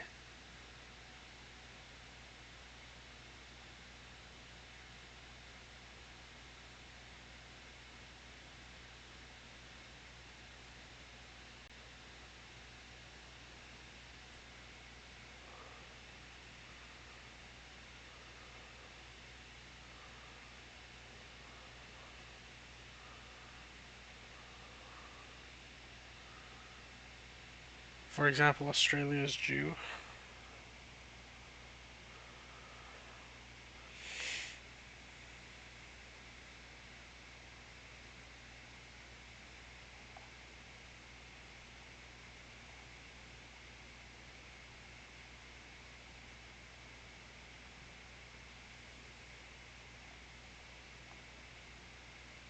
What do you mean Jew?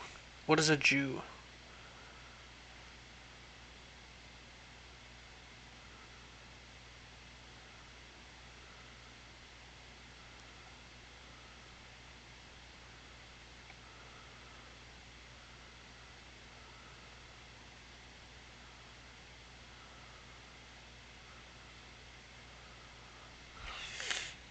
Oh, really?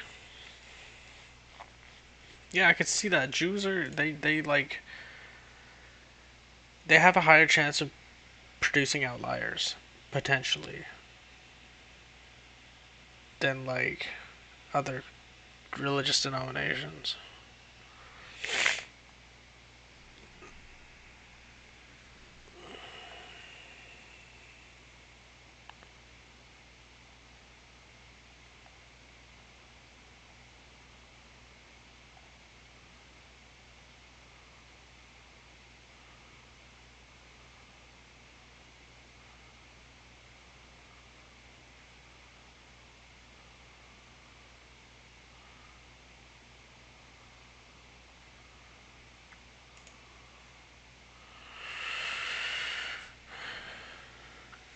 And public healthcare systems are so fucking cool.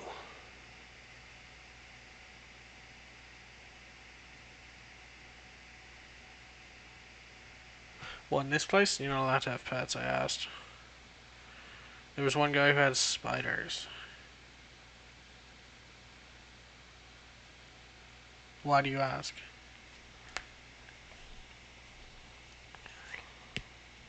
I would totally get a cat. But I'm also kind of lazy. And I don't know if I want a cat right now. Yeah, I like cats too.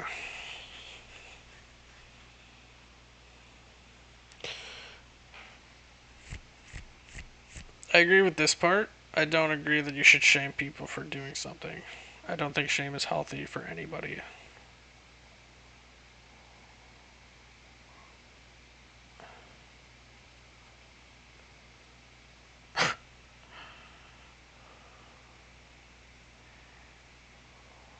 I know, I've had a cat, but I could afford it. I think I just got $1,000. I haven't actually checked because I don't need it.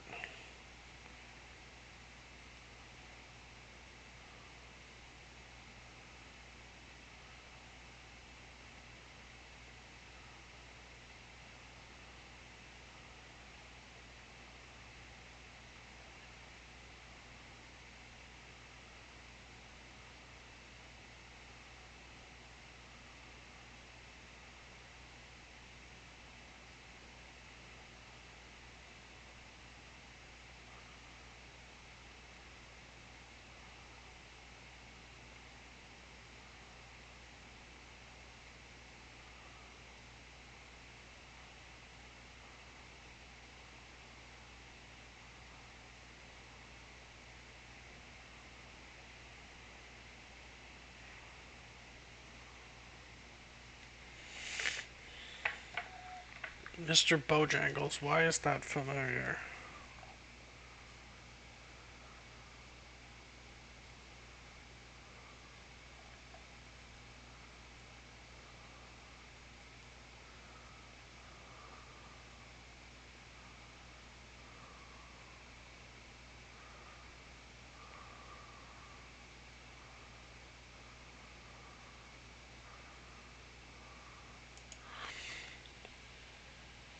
Do you remember playgrounds when you went to school? How they had like shit that you could get hurt on?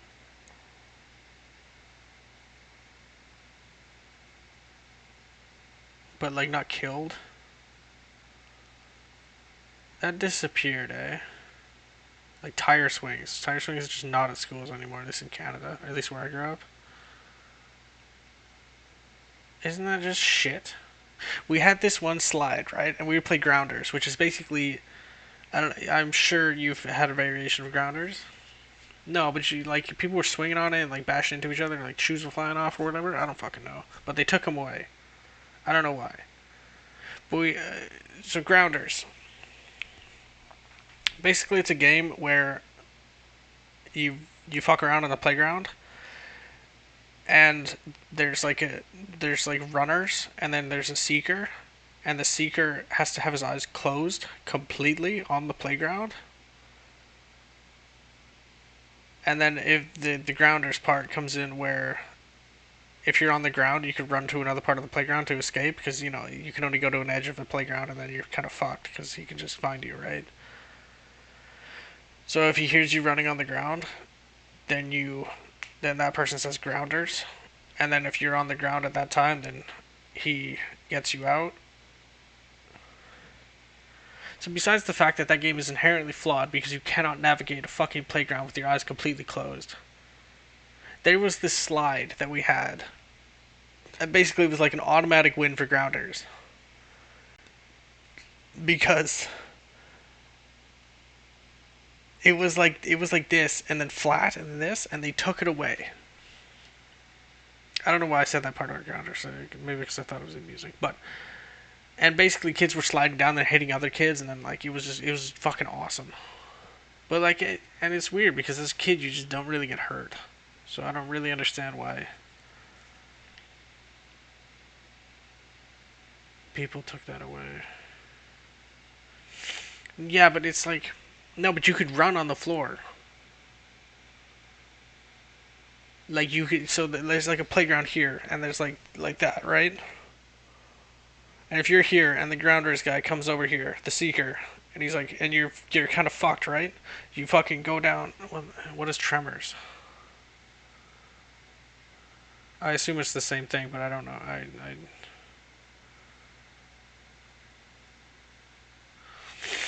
Oh, my head hurts.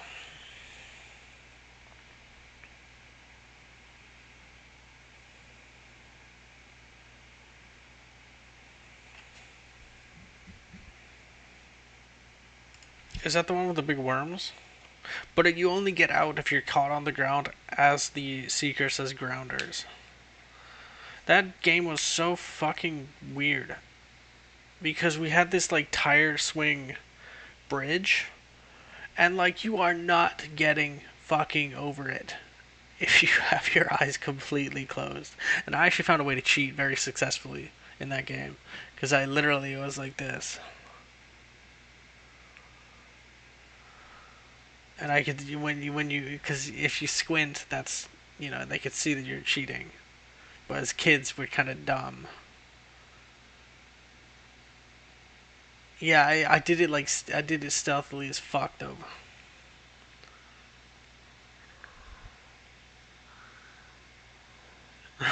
Yeah, what are you gonna do? Call me out?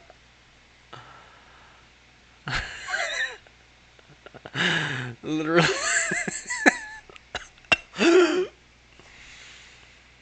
Because the game is literally flawed. There's like the playground is pretty much like okay, let's look at a fucking elementary school playground. Early 2001.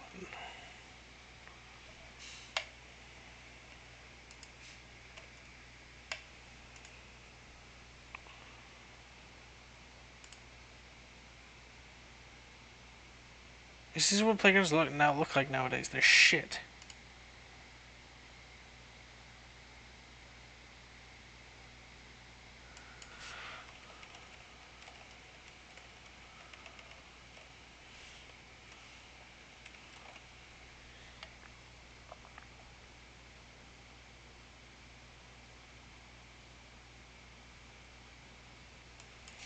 Old school kid playground.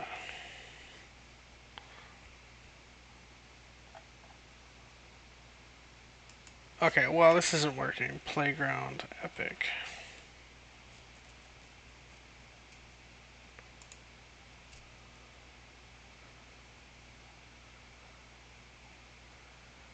Maybe my school is unique, but it had like a really cool playground. It was like, it's just fucking, it was just big, you know? It was kind of like this, but like bigger, a lot bigger. But you wouldn't fucking be able to do fuck all if you couldn't literally see. Like, it would be way too hard to get across a bridge of tires. And to somehow make that across. And also catch people. In a reasonable amount of time. Like, you could do it. But, like, it's just not... It's not really feasible. It's just easier to cheat, you know? It's just a game where it's inherently you have to cheat to play the game. That's hilarious design. God, I love being a kid.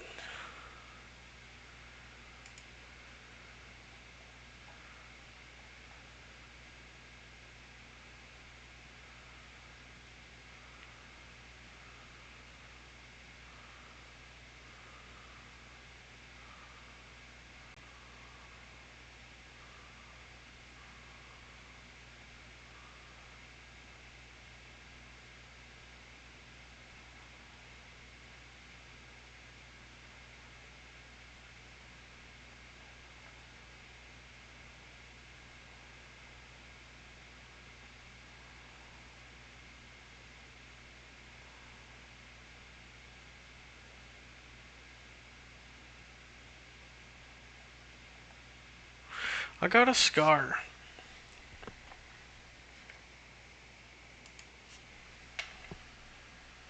What the fuck is it? This thing. I have no idea. Wait, no. Here. I have no idea what happened. It was like a bug or a spider bit me one day, and I didn't even realize it.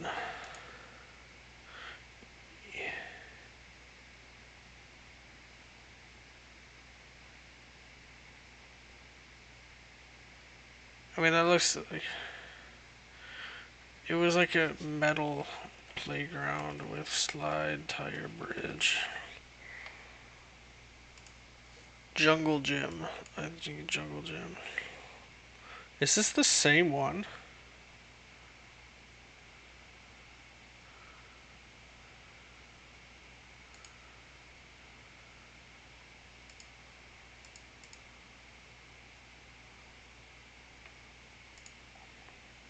It was basically that, but it was metal. I wish I had a picture of it.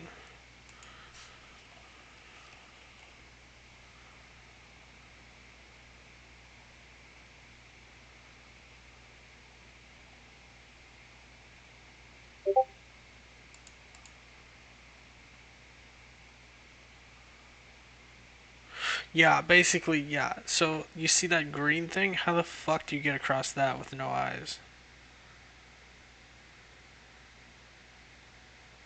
It's basically how you have to cheat. But yeah, so that's a pretty solid playground. It's not very, kind of like agility requiring. Oh, yeah.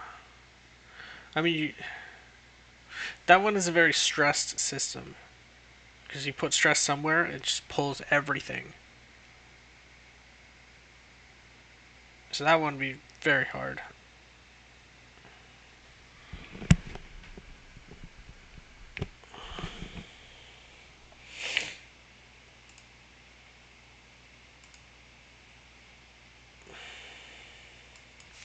Indoor jungle gym. What the fuck?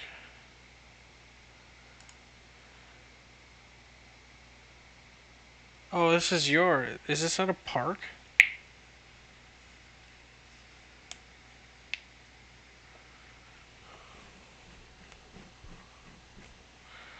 I personally think my elementary school playground is just fucking phenomenal.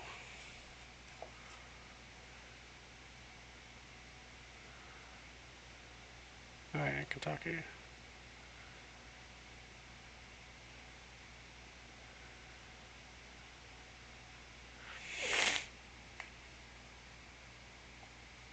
Oh, this is all from Kentucky.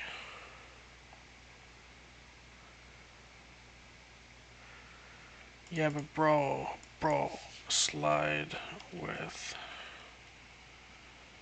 flat middle. Playground. I don't think I've ever seen a slide like the one we had. It was it was like steep, and then flat, and then steep.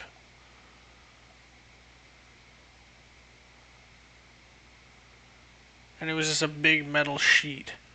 It was really cool.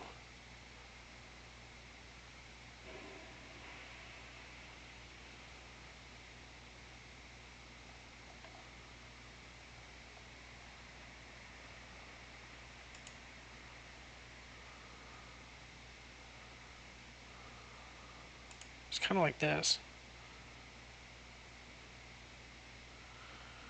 Most kids look like frickin' zombies.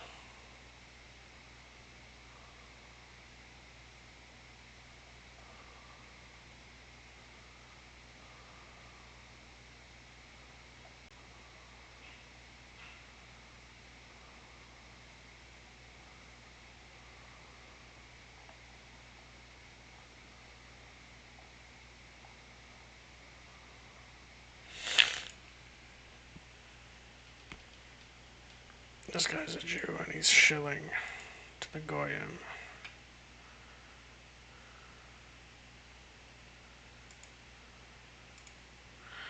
Psychedelics shift your basic awareness of what... Don't care. And the documentary is a brilliant analysis of the relationship between failure and success, and sexual failure and sexual success. Because in one memorable scene, he talks about, he drew this card when he was a high school kid of a heart being ripped apart when he got rejected by this girl or by all girls. He said he was beneath contempt.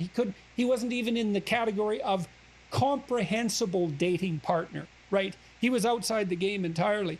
So he's rejected by the feminine as such. He draws these pictures of bird-headed women with teeth, and they're powerful, big thighs, big rear end, like powerful, physically powerful, intimidating women, like mothers. Draws sometimes these characters of little tiny men climbing up the legs of these huge tree-like women, but they're very aggressive and domineering. And the reason for that, at least in part, is because every woman he ever approached was rejecting and aggressive in the extreme, treated him with nothing but contempt. And then he says in an unbelievably memorable piece of the documentary, that all changed when I got successful. And you can just hear the resentment and the bitterness in his voice, even though it did change, and he wasn't that old when he became successful. He was in his mid-20s. Plenty of time to be on the outs completely and to experience life at the bottom of the male dominance hierarchy and even farther down the female dominance hierarchy, let's say, in terms of desirable men. It's called Crumb, the documentary. I would highly recommend it. And it's absolutely brilliant study. And he had an authoritarian father and indulgent mother. And she plays a key role in the documentary. And I don't fucking really give a shit, but yeah, it sounds like a good documentary. This video is not very good. It's awful. It's awful. It's a study in Freudian psychopathology that's deep beyond belief. I've seen it like 40 times, showing it to my classes and walking through it clip by clip. But anyways, it's a study. You don't see the world from the perspective of down and out male loser.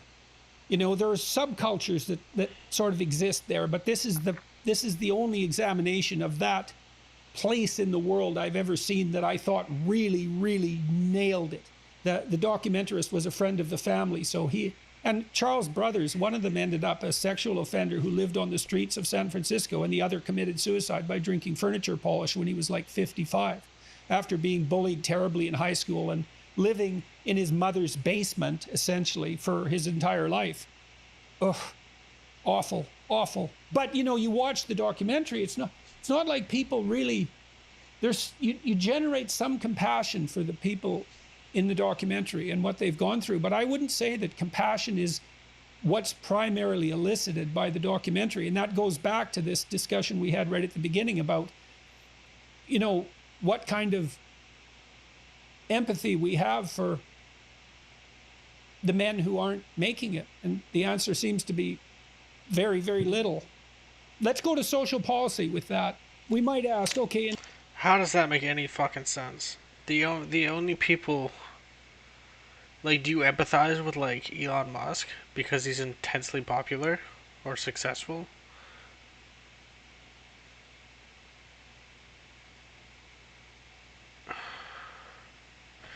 I don't understand the point of empathy if it's, actually no, it's just empathy, but typically you empathize towards people who are suffering, not the ones who are massively successful and are not suffering. I don't understand his statement. We have for the men who aren't making about, you know, what kind of empathy we have for the men who aren't making it. And the answer seems to be very, very little. Yeah, but isn't that generally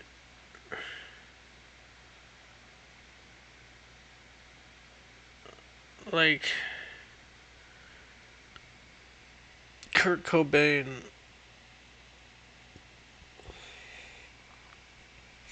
Let me actually listen to this again. What's primarily elicited by the documentary, and that goes back to this discussion we had right at the beginning about, you know,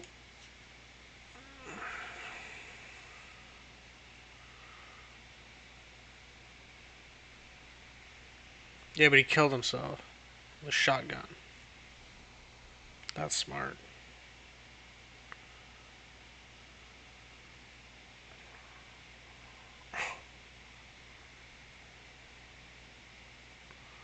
Oh, that was a bad example. No, I think you're actually right. I think he's right as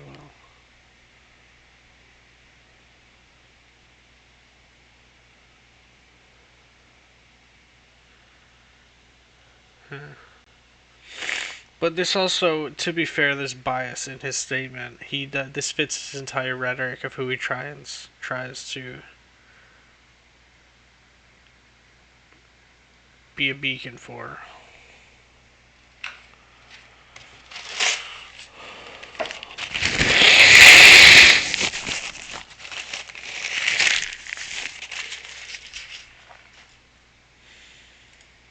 What kind of... I need to go pee-pee. Empathy.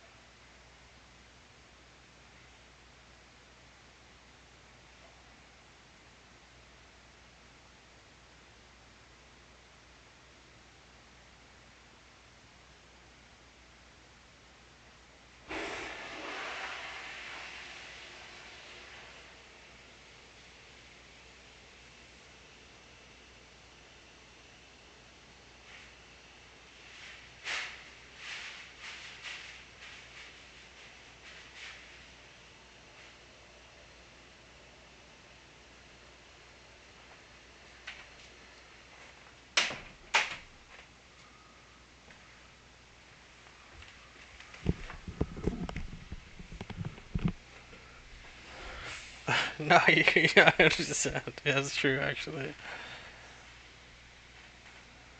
People do genuinely... That's neat, though. That's like an evolutionary trait to just... potentially female instilled.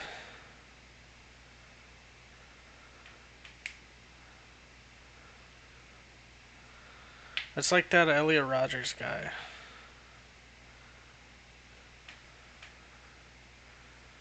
It's this lack of empathy. Men have high rates of fucking everything except like BPD.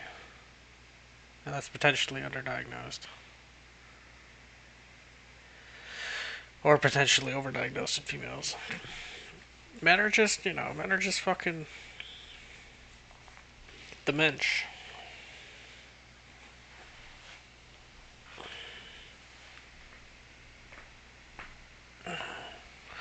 There's this guy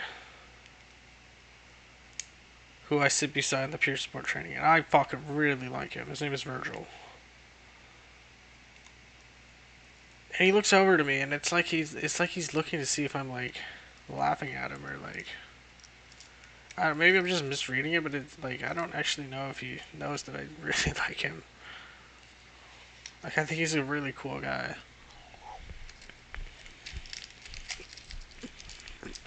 And he's short, he's ugly. I still think he's ugly.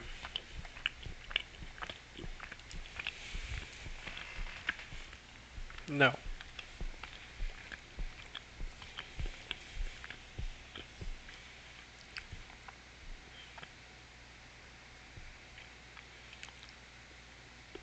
I should though. I like, I worry that he's gonna take it like I'm being sarcastic. Because I don't think he's had like a very easy life.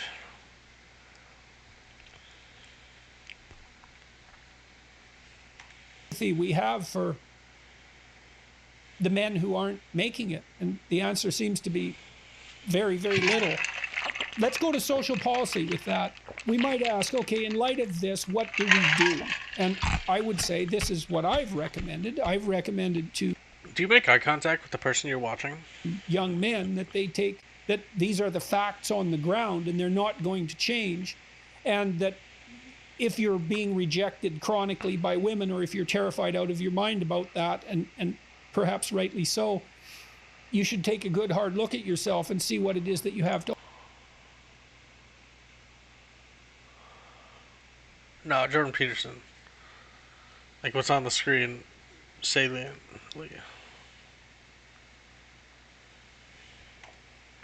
Offer. And so, like, are you as educated as you could be? Are you working? You know, are you looking for a job at least? Are you trying to get out of your parents' house? Are you taking the steps necessary to become gainfully employed, productive, generous, and attractive? And, you know, that tangles us back up with something we also talked about in the beginning, which is the criticisms that have been directed my way by men, which is... Interesting. I've heard that before.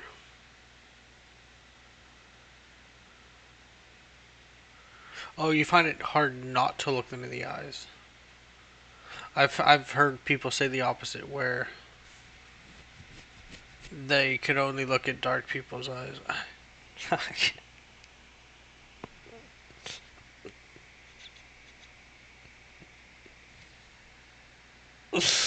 I stand by my statement.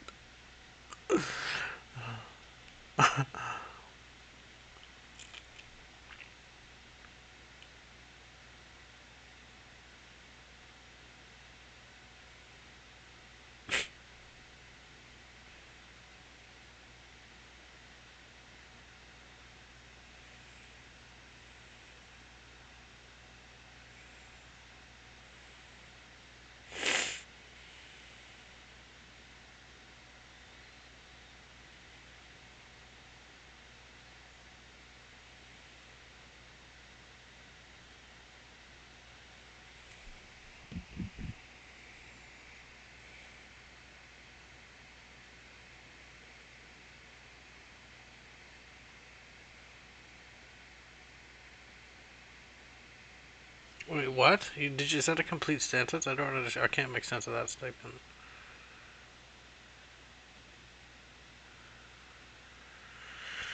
But IRL, I look people in the eye if I'm talking to them and they haven't made it awkward. Oh, okay. I just need to read that out. Interesting.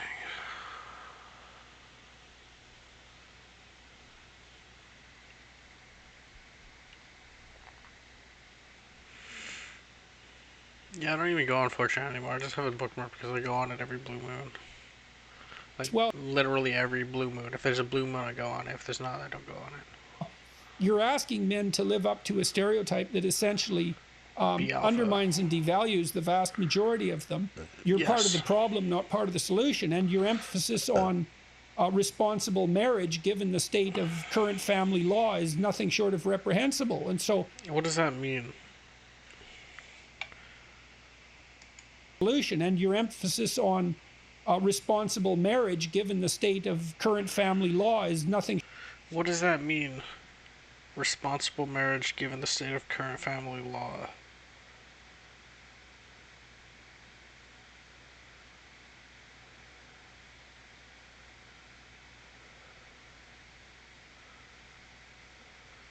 I don't understand that.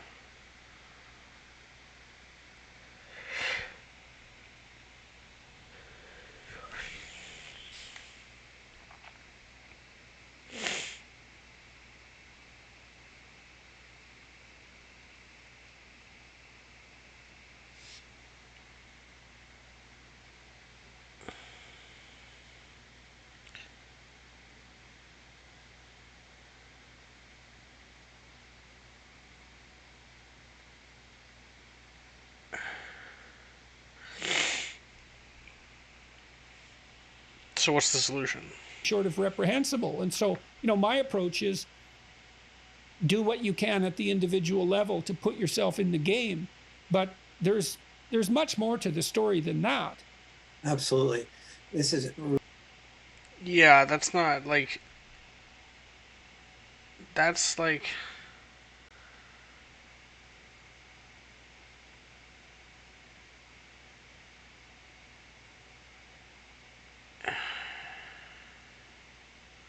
That's a very difficult and nebulous concept to deal with and propose a solution for that works for everybody. So I like...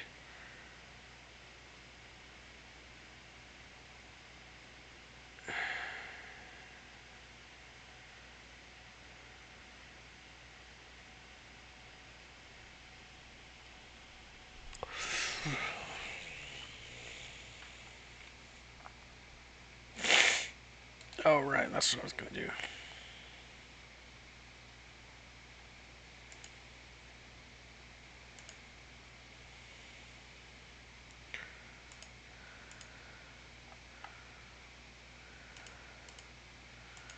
Really complex, because the good news is a lot you can do to choose a woman who is the right woman. And so, for example, looking at when you both go out to dinner, is she open to paying? Is she if she isn't paying, does she cook a dinner for you the next time around? How does she treat the waiter? Somebody that can't do her any good. Ask her about her former relationships, how they broke up, and who was at fault. Is there any accountability and responsibility on her part? Of course, ask these same questions of yourself as well, especially about former relationships and how they broke up. And so that's so choosing the right woman is probably. And so, what are you looking for there? You're looking for generosity. You're looking for kindness down the hierarchy, right? So that's how does she treat people who are social inferiors, so to speak, at least in that context, like waiters. And then with regards to previous relationships, is she capable of some self-analysis, or is it always the guy's fault? That reminds me of that Atlantic Monthly article, one of them.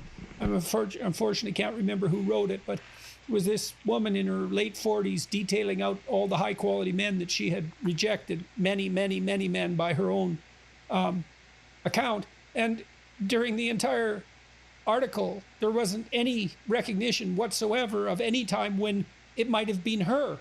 It was like, these 40 men didn't live up to my standards. It's like, well, after the 5th one, didn't you start thinking maybe the problem was on the other side of the dating table? But the answer was obviously no, and she was obviously still single.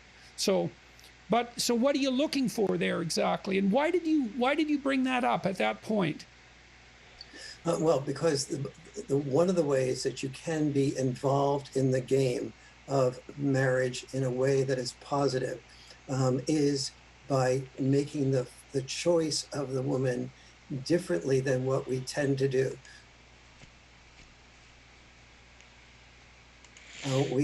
Many men look at it. Oh, Sag. Well, at least she gets her foot in the door, and then they slam the door on her face. Fucking Sag, dude. Woman, she's beautiful, and our desire to be sexual with her leads us to sort of, okay, we'll pay for dinner, we'll promise this, we'll go here, we'll go there. And yes, then, we should point out too, I just want to point out something. I talked to Randy Thornhill recently, one of the world's preeminent biologists, and before we get to thinking that this sexual attractiveness is nothing more than mere shallow-mindedness and impulsive gratification, is all the cues of sexual attractiveness are tightly associated with physical health and fecundity, which is the ability to procreate. And so even if men are blinded by beauty, which I do believe is true enough, their reasons for that at the deepest possible level still have to do with the desire to continue the human species. So it's shallow in one sense, but not in another. But your point is there are other markers that are characterological, that are more subtle, that need to be taken into account. Yes, both sexes have very huge reproductive draws. I mean, from an insect right on up through human beings, women tend to procreate and have children with the alpha male. A good example of this is buck elks. And among buck elks, the females, 85% of them will have reproduced with the male that has the biggest rack. Yeah, he's got a very intense look.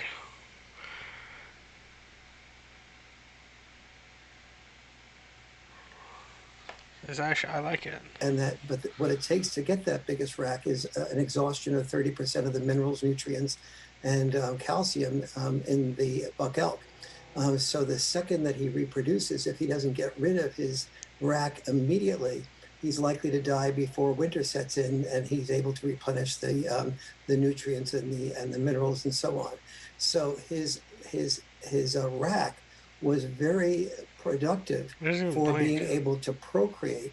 It was very productive for being able to attract the female, but it was also his weakness. And that's very symbolic of men, that men's weakness is our facade of strength, because it was strength because we could use that rack, or not me, but the buck elks could use that rack to get rid of other predators or people that the female didn't want, to protect the female when she was creating the child, and so on. But he was also being used for being part of the next generation's benefit of producing the next generation's machine. And as you said, once we have children, we really live for the next generation. And so now the next question becomes, I blink like every as fucking humans, second. Do we want to create more options for ourselves? And are we at a point now where survival is mastered enough in the middle and upper middle class that we have we are chosen merely for our success? And I think the best explanation of that comes in Japan, where the millennials in Japan have a game called Karoshi. And of course, really? I think I've noticed that, actually. It's when I'm, thinking.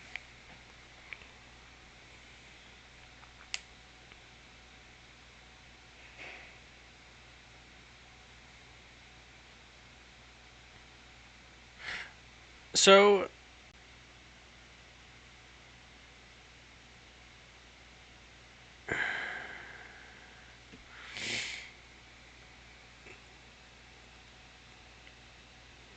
Thanks, Brock. I wanted to do tutoring instead of peer support, because I think it'd be better tutor than a peer support. I don't know, I could do both.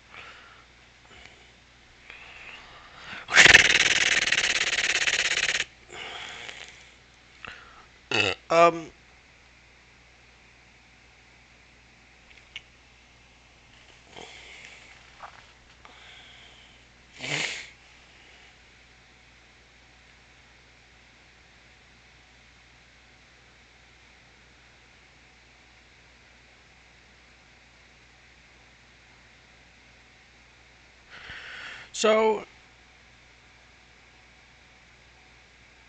why does he bring up socioeconomic status if, like, even in the caste system in India,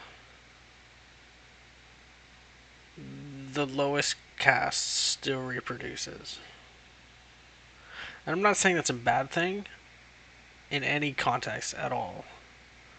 It's more to draw attention to the point that reproduction is always going to happen. No matter the circumstances. You could be in literal Auschwitz and you could potentially have a baby. Hold on, let me check that. Baby born in Auschwitz.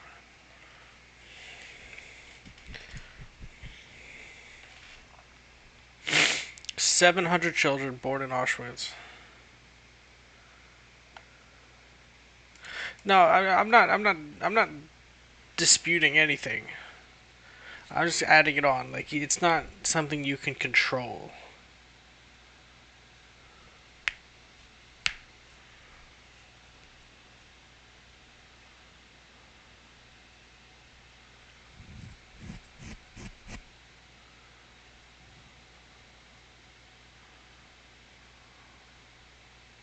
Really?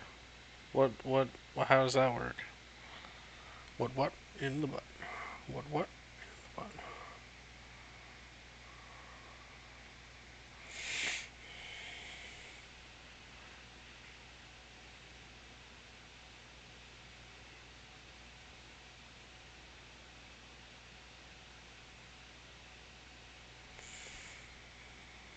How does that work, mon frère?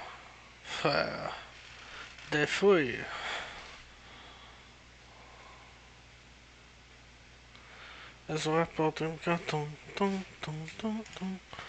Hiroshi means death at the desk or death from overwork.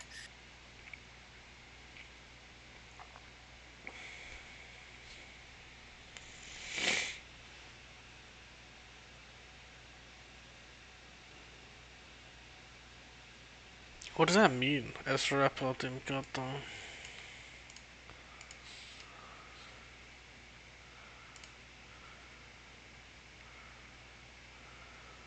The Pixies, otherwise known as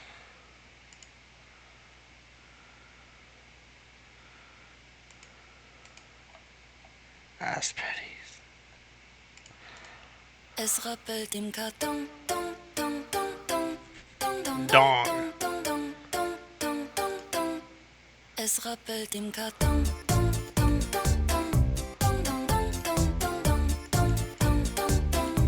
Es rappelt im Karton.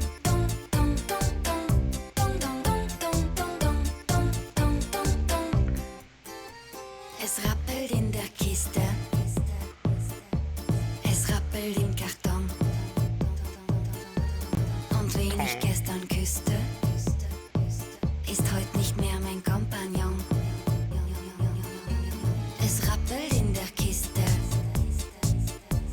Es rappelt im Karton. Yeah, basically. And the game, each person has a little Kuroshi figure, and they compete to. Is that actually how it is in Korea, though? How do you know that? Get to the top of the ladder. It might be the political ladder, it might be the economic ladder, it might be the religious ladder, and as they compete to get to the top of the ladder, the one who gets to the top of the ladder first commits suicide, not in real life, but in the game. And the point that the Japanese millennials are communicating with each other is that that what we did to become that successful man, who was the most attracted, who was the most able to be eligible for sex and for love, is we unbecame a human doing, climbing to the top of the ladder. We unbecame a human being we didn't even think of ourselves as a human being. That's why we're committing suicide. We have just by competing to be at the top of the ladder, we've worried about what position we wanted, working more hours, pleasing the boss, pleasing the corporation, not selling something we wanted or doing something we wanted. And we never even considered ourselves as a human being. And so now we Japanese millennials are going to start looking at the loss of ourselves as human doings, the loss of ourselves rather as human beings. And that is, and that's in my opinion, where we need to consider going, that as we have children, there's this balancing act of helping our children see the value of being that artist, that painter, that's doing what you love to do, combined with, is it creating enough income to be responsible to your family to do that? And yes, it will lose you some women, but if you're developing emotional skills and emotional intelligence, that may not attract as many women as the football player that risks his life and the spinal cord injury, but it may attract the type of woman you want.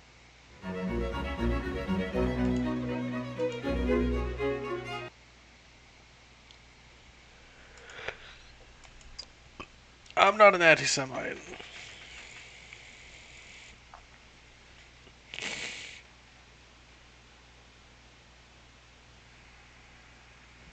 I'm an anti-Semite.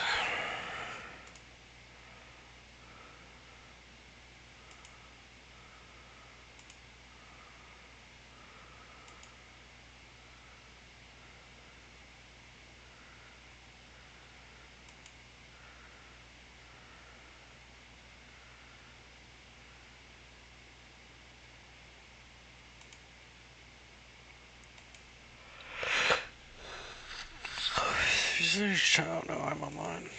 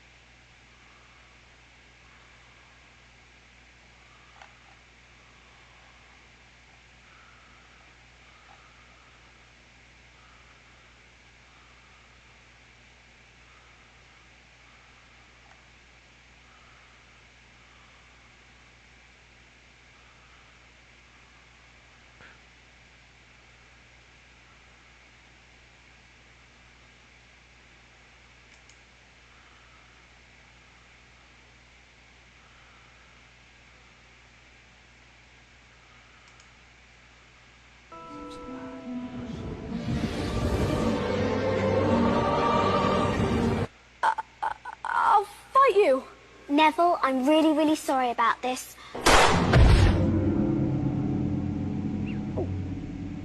You're a little scary sometimes. That's giggles.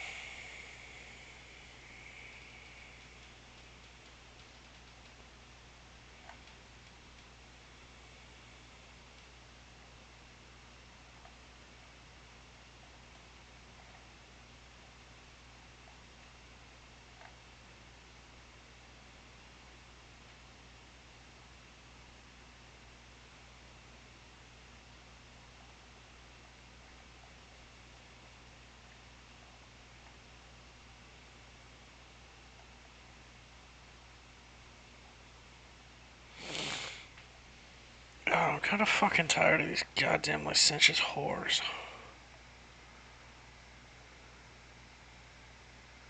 Never mind.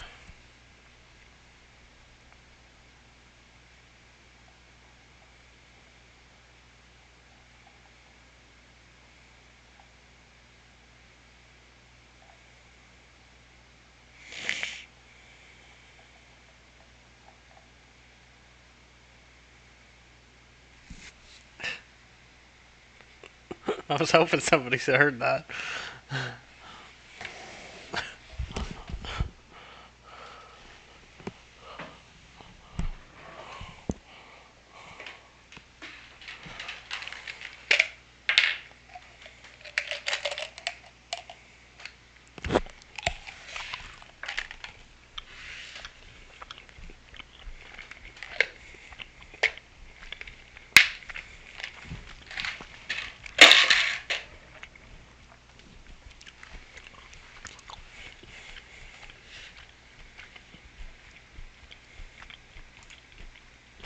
Well, thanks, Abigail. I'll be in touch.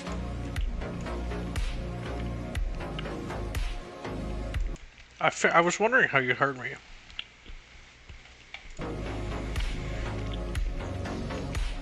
That one time earlier. How long you been a legal secretary? 24 years this spring. You good at what you do? I'm great at what I do. Then you start tomorrow. Well, thanks, Abigail. I'll be in touch.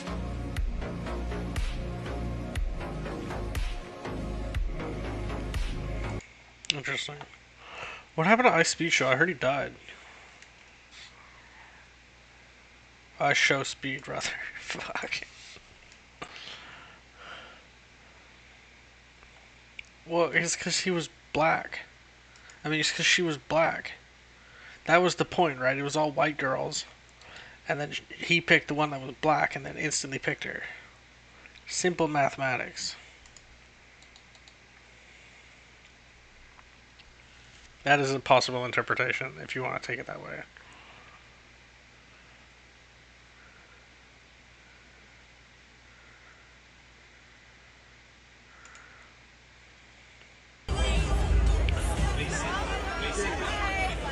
Who's that? Is this Sabrina Carpenter? She's bald.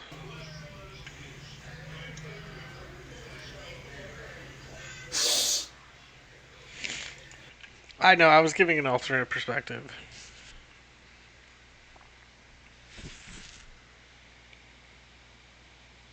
It was in the caption that it was, okay. It's just fucking...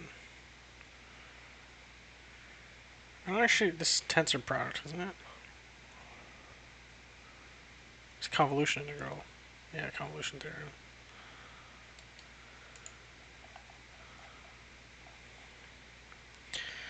Yes, sir.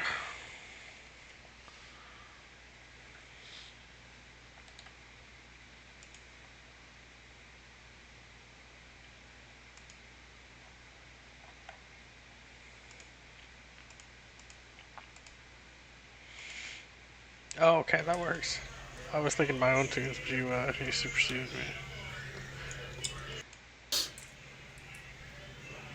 me. $200K. $200K.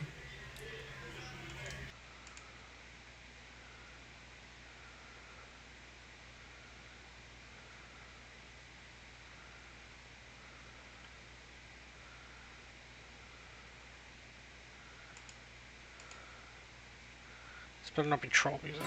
Okay, good.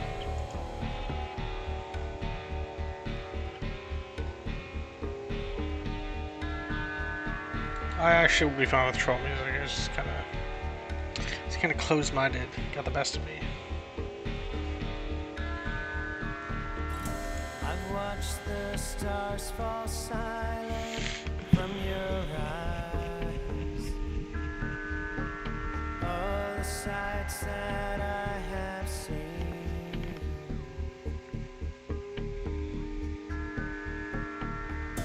I can't believe that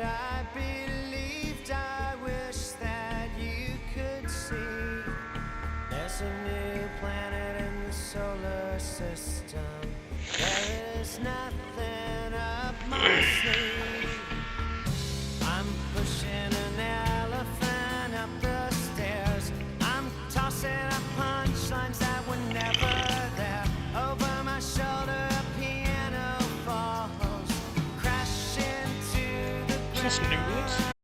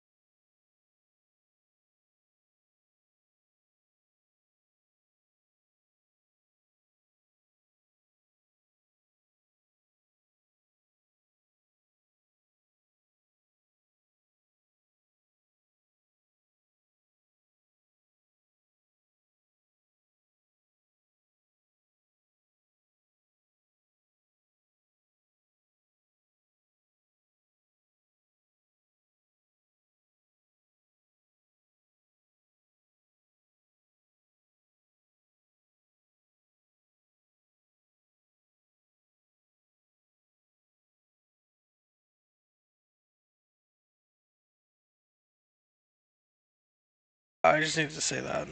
Green.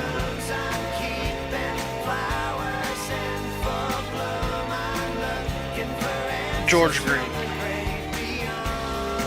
So this, the curve of L plus M dy dx whatever is a double integral. Another way to write that is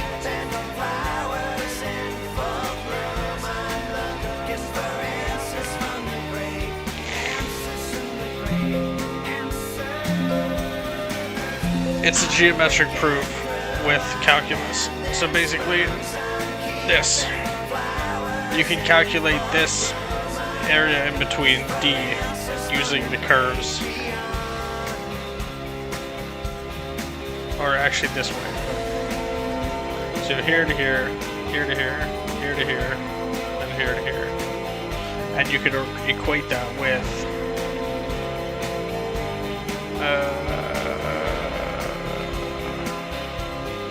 you could either because so this is a very like you could either calculate like using so integration means basically adding up a curve, usually an area under the curve, but a path integral not necessarily area. The path integral is adding up the actual curve itself. So when you add up, so when you want to calculate this interior region D, you can calculate the integral of this, which means add up this curve, plus this curve, plus this curve, plus this curve. You can also, instead of doing that, because in some cases it's a lot easier to just change, what is L? You could basically do an area integral.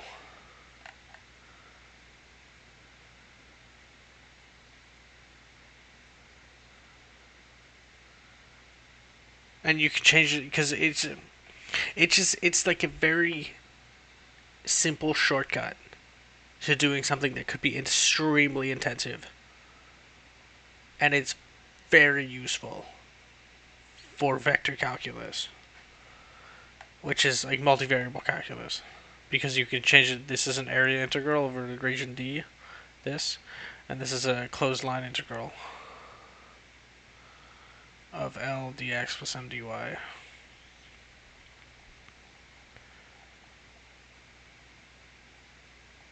it's fucking really cool. Stokes theorem.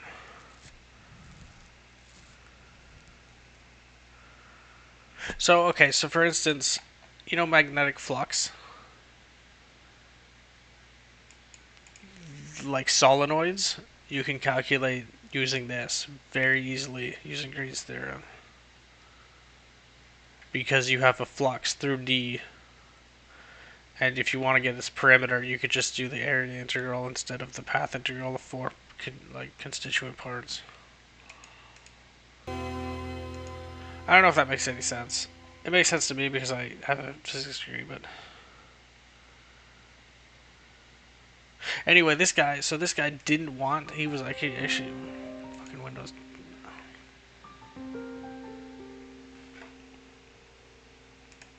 Yeah, I agree. So no, one of the most unique thing about Green, George Green,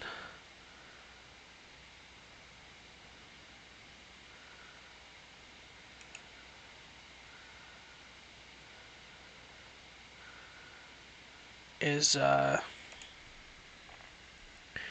he started when he was 30.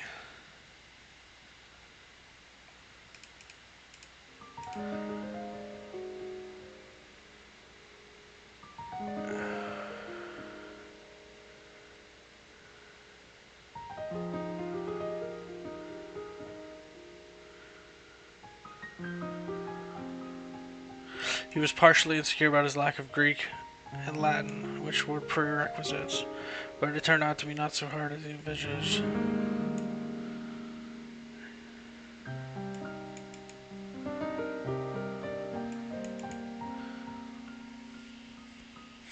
Oh, he was only posthumously awarded fame.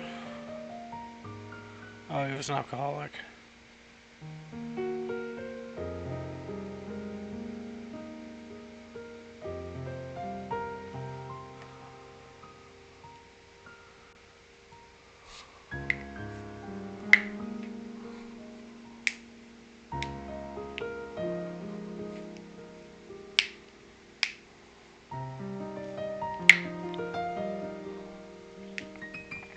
He came into notoriety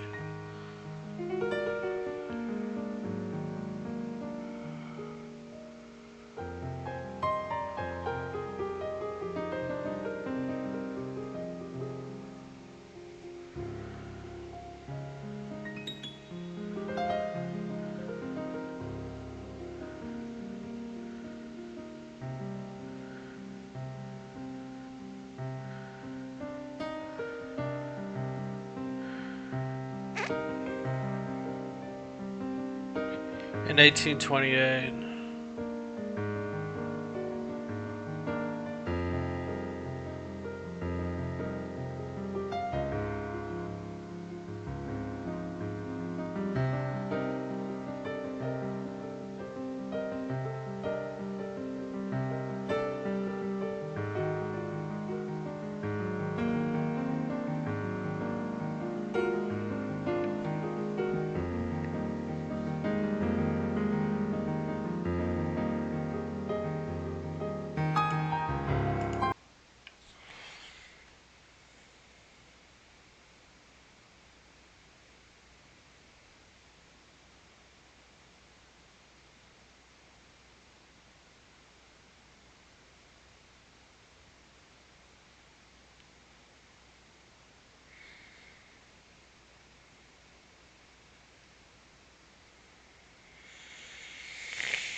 Holy fuck, I'm tired.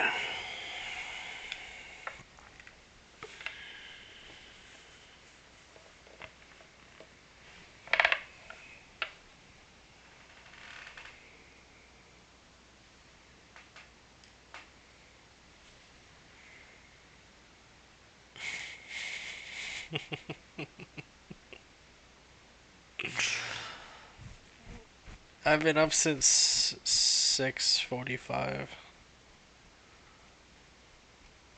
And I had a nap though. I haven't actually been up since then. It was just kind of like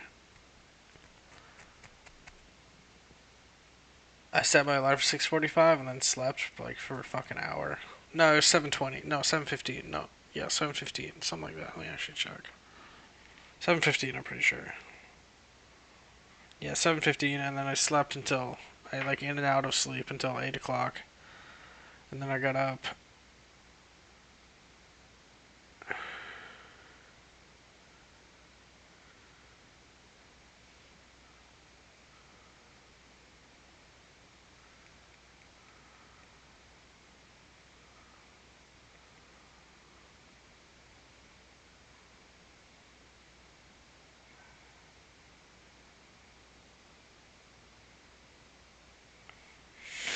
And then,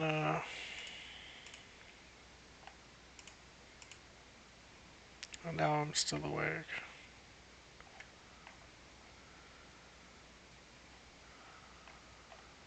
Look at that cute kitty.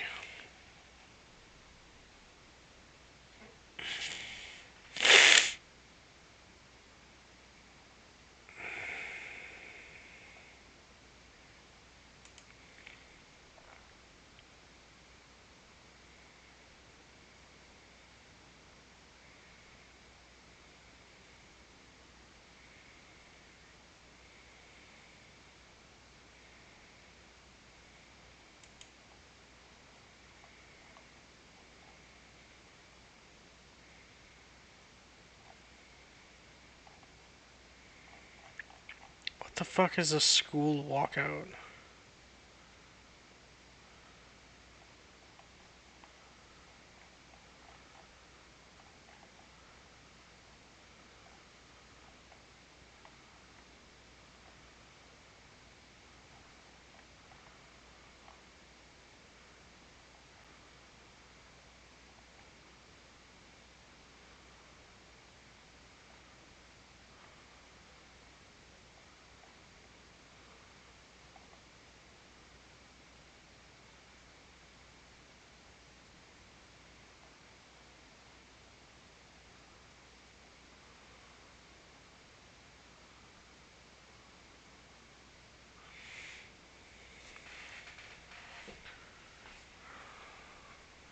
I fucking knew it was Rayleigh scattering. Oh shit, that completely makes sense. Oh, fuck.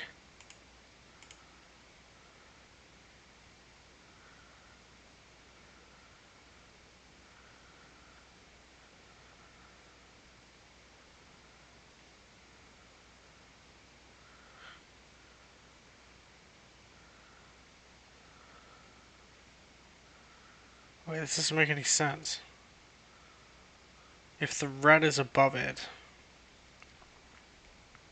that means it should be on the bottom. Well, Rayleigh scattering is what makes the sky blue. This, I don't know about that. I don't know what the fuck this is supposed to be. But this basically is your Rayleigh scattering, which is the amplitude of the, like it's the intensity rather of your scattered light from the carbon or nitrogen oxygen molecules, the electric dipoles, which is electric dipole being two poles, like positive and negative, and basically they get hit by the rays of the sun, they oscillate, and then they re-radiate it all around you, according to this formula called Rayleigh scattering. And this 1 over lambda to the 4 is lambda equals wavelength.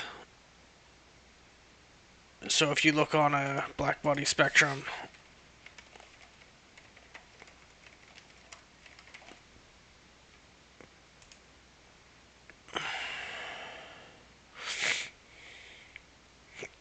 the lower the wavelength here, because 1 over lambda, like the smaller the number, the higher the value, the more intense the waves you see. So we see the blue spectrum rather than the purple, because the purple is significantly less. We see blue because it has the lowest wavelength and the highest amplitude proportional to everything else. So that's why the sky is blue. But I don't know about this part.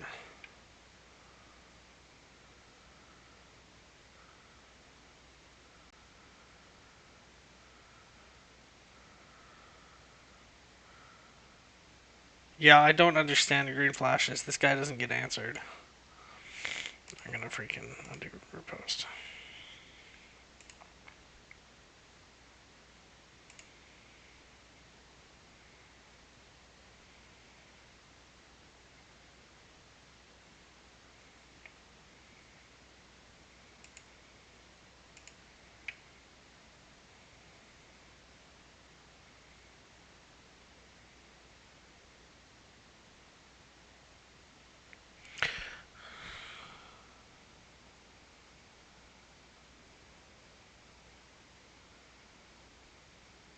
I don't understand how in the diagram red is above it, which would potentially mean... No, that's...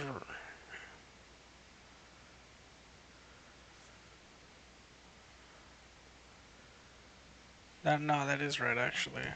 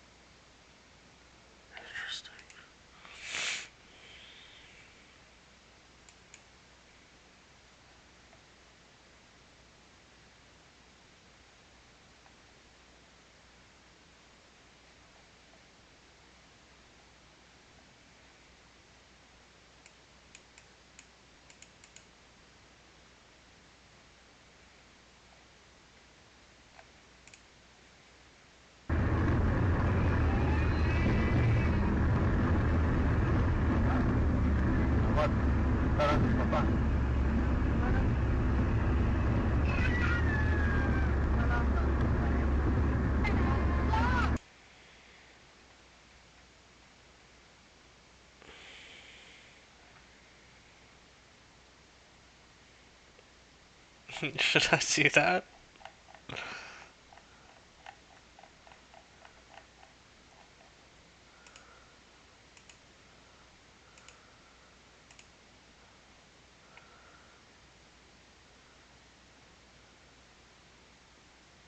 Oh, you mean that's what I said? Yes, if it's found to be incorrect, I untweet it. Science is not the most precious thing we have, bro. All these science prophecies just kind of fucking ruin science, in my opinion. Like, don't get into science. It's a waste of time. Do what you love. Is a better philosophy.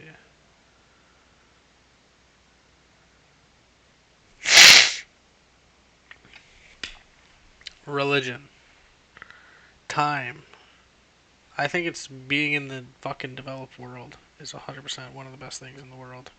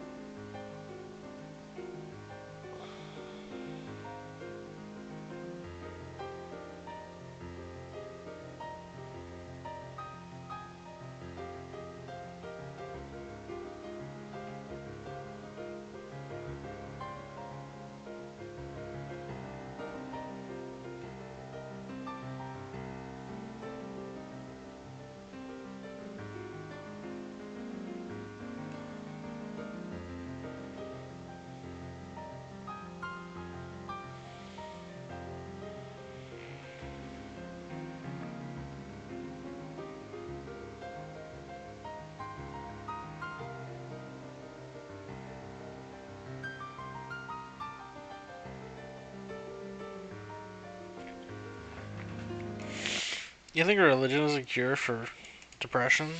Religiosity, depression. Let's check some studies on this.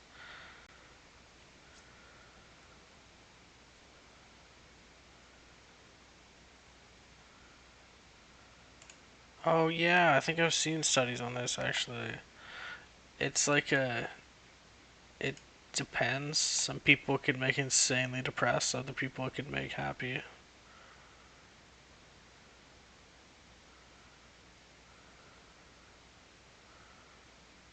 Showed a trend of association of negative religious coping, feeling abandoned or being blaming God or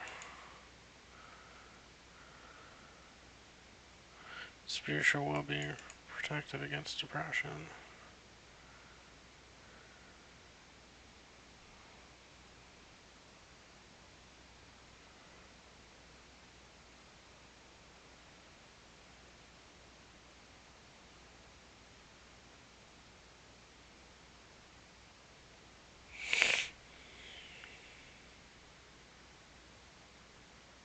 What do you mean? See, the problem with that argument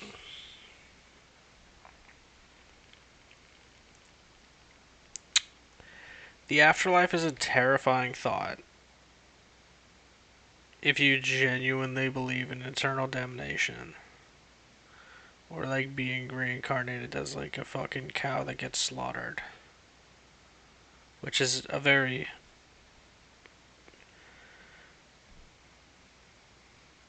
fucking common allegory in Hinduism. Is you get slaughtered.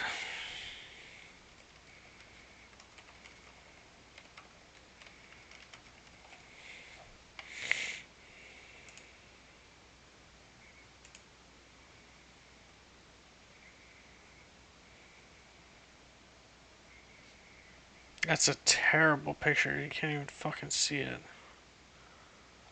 But basically,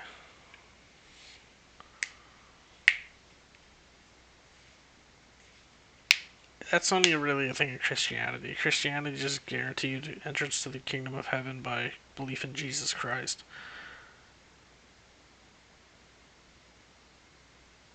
Which is potentially true.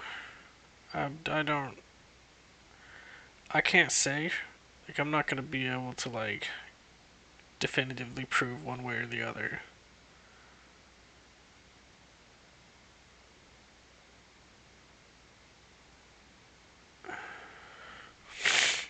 The actual, religion, spirituality predates religion by definition.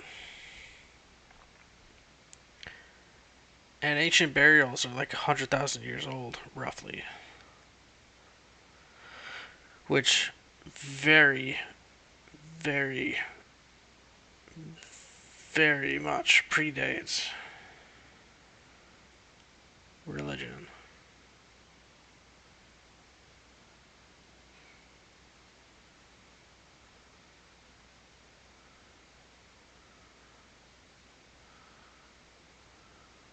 Jainism.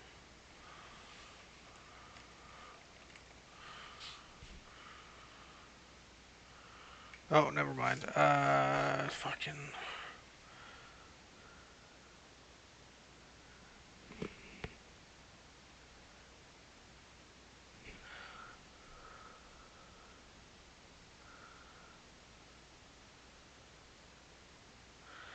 Buddhism, you technically don't get reincarnated. Your energy.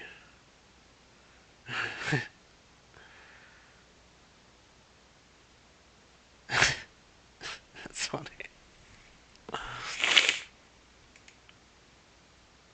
Well, you don't like cow man slaughtering human cow?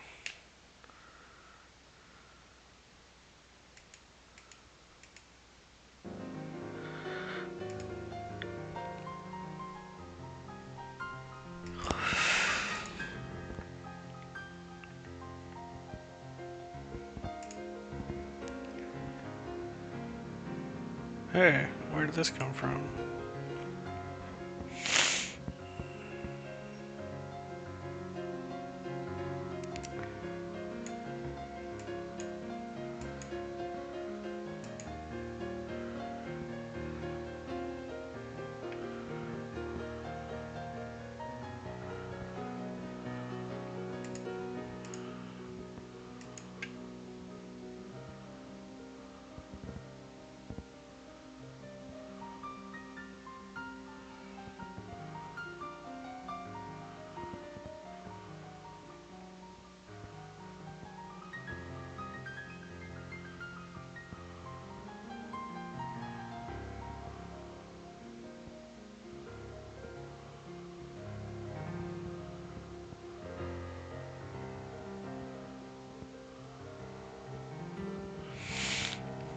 Electron, positron, photon, quark, or anti-quark, quark.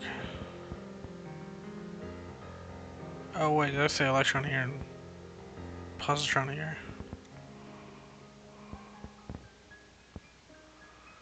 And then time goes right.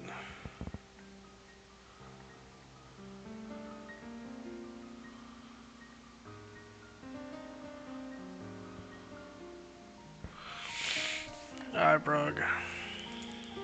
Now, what is this?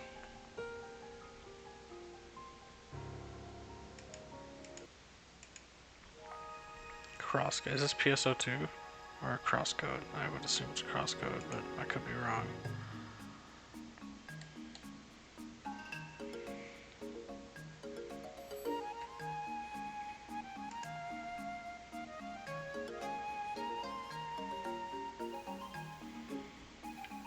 Is it, it looks like it's, Final Fantasy type combat.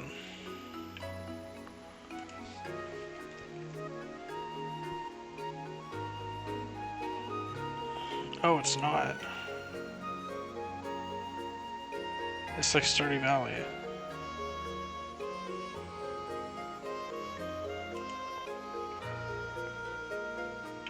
Interesting.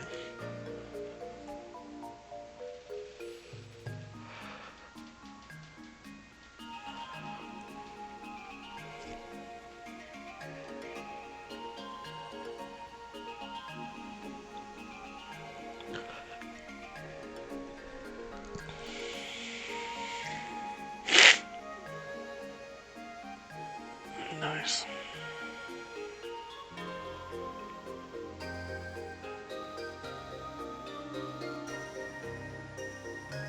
Story's lame, but other than that, it's perfect. Perfect.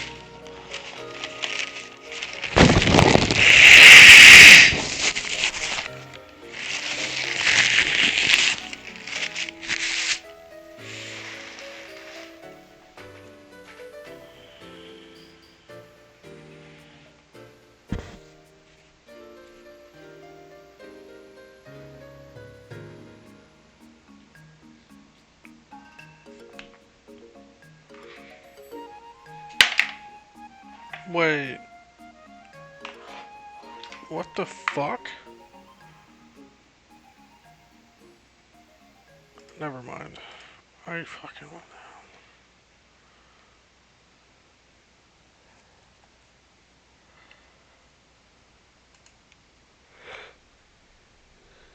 down. I thought I tried this turmeric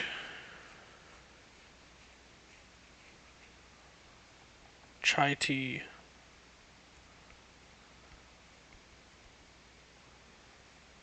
But I don't think I did.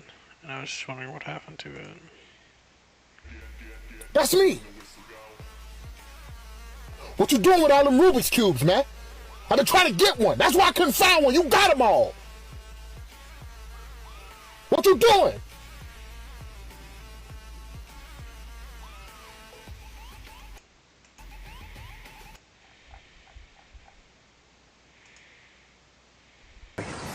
Привет!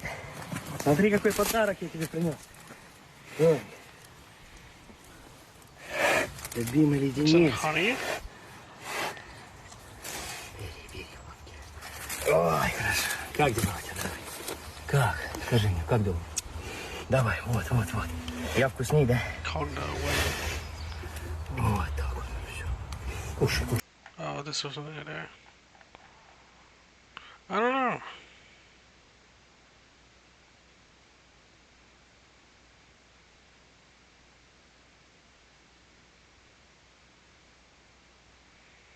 This is hi, silly legal question. Am I allowed to hang out here? I don't understand it.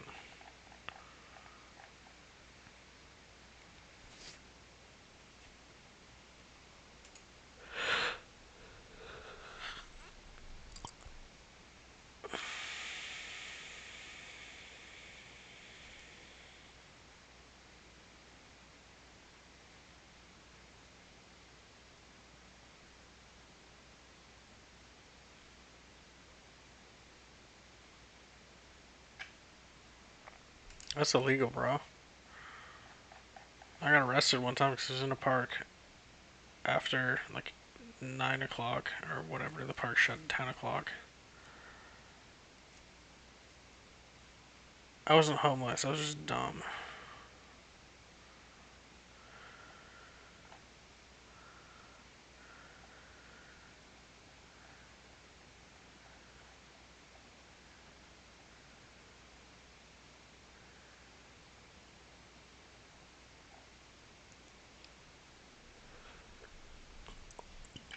Yeah, you're not allowed to be in parks after a certain amount of time. Mostly just to kick the homeless out. Yeah, it is harmless. The cops don't give a shit as long as you don't look homeless most of the time. Why don't you then? I mean, it is technically illegal, but like they probably won't arrest you.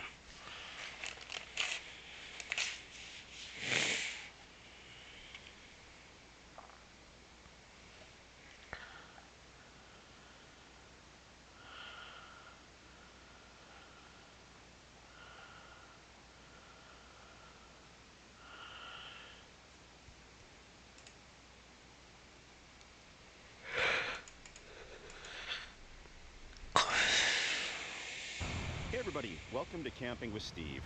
I've wanted to do this video for a very long time, but I haven't been able to find the perfect spot to do it.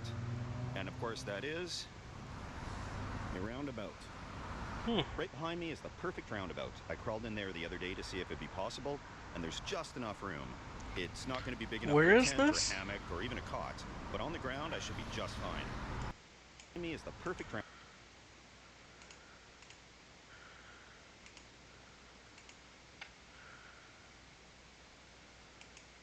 roundabout. I crawled in there the other day to see if it'd be possible, and there's just enough room.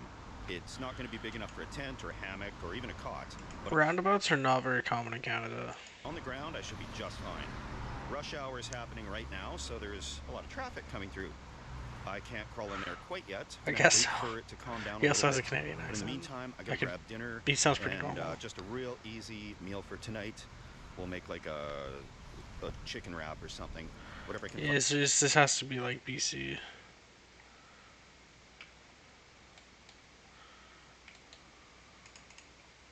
From the grocery store, because after the fiasco with the fire last time, I don't want to light one in a place like that.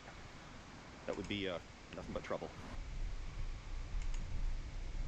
Now, before I grab food, I'm going to run into Princess Auto and grab a high-vis vest and a big garbage bag so I can look less suspicious.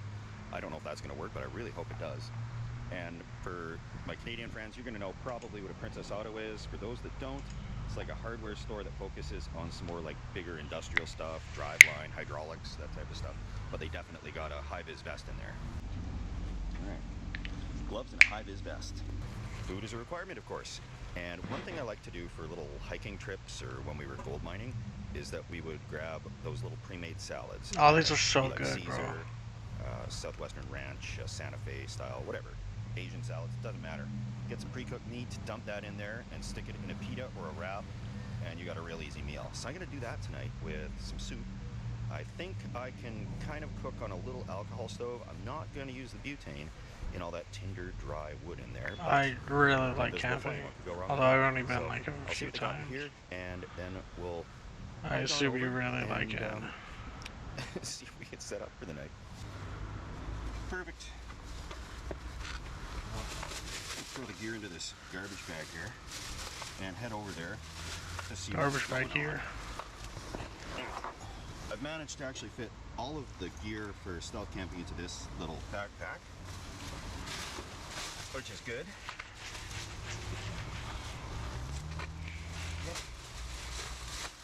Okay. And then I got some food right back here. Dinner. That'll go in there too. Really? And Yeah, I love being So in there we go. nature. I'll walk That's one over of the this, things that and we'll see, it's just, I'm pretty sure universal if I trait can in get humans. across. The traffic seems to have slowed down, so that's good. And here we go.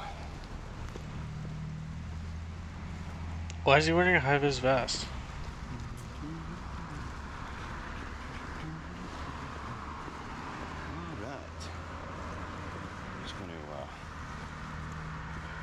stop here and wait for traffic to go past. And, just act like I'm in here doing something with these bushes.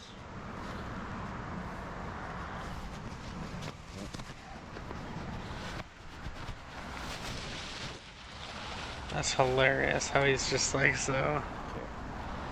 And let's go.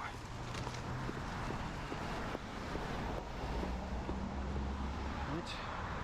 Wandered across, no problem. Yeah, let's crawl into this thing. See what we can do.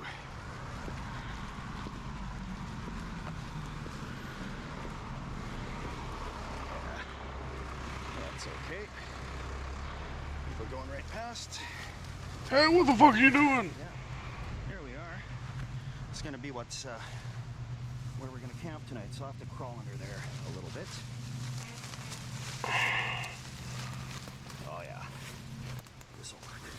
Good. I gotta take this high vis off, and then we'll get set up here.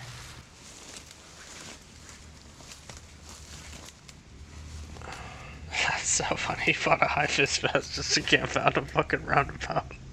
Yeah. Oh, this is just fine. It's soft enough. The ground here is soft enough that I'm just using a ground sheet, a little tent footprint. Lay that down.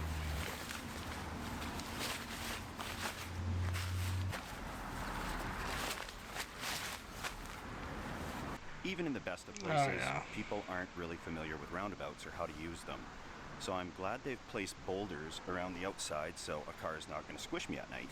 Another really nice benefit of being in a roundabout is that people are so focused on trying not to crash into each other that they're not going to look in here for little old me. I got the same -7 degrees Celsius sleeping bag. Woods brand. Lay that out on the ground here.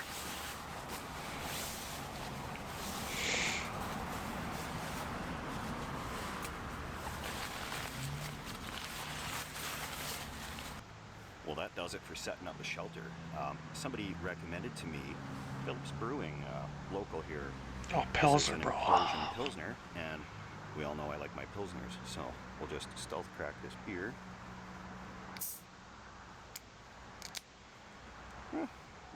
Could have been louder, could have been quieter, but I don't think anybody heard. Yes.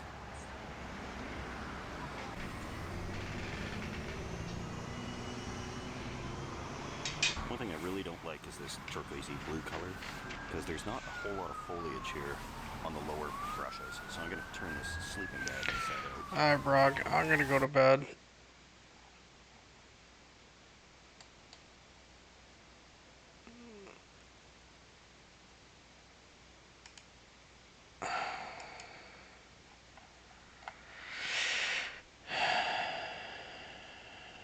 Good night.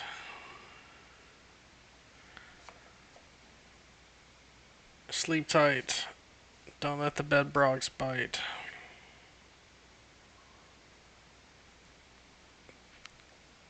By the way, Ralphie! Good night, Ralph. Good night, Crass. Crass is not in chat. By the way,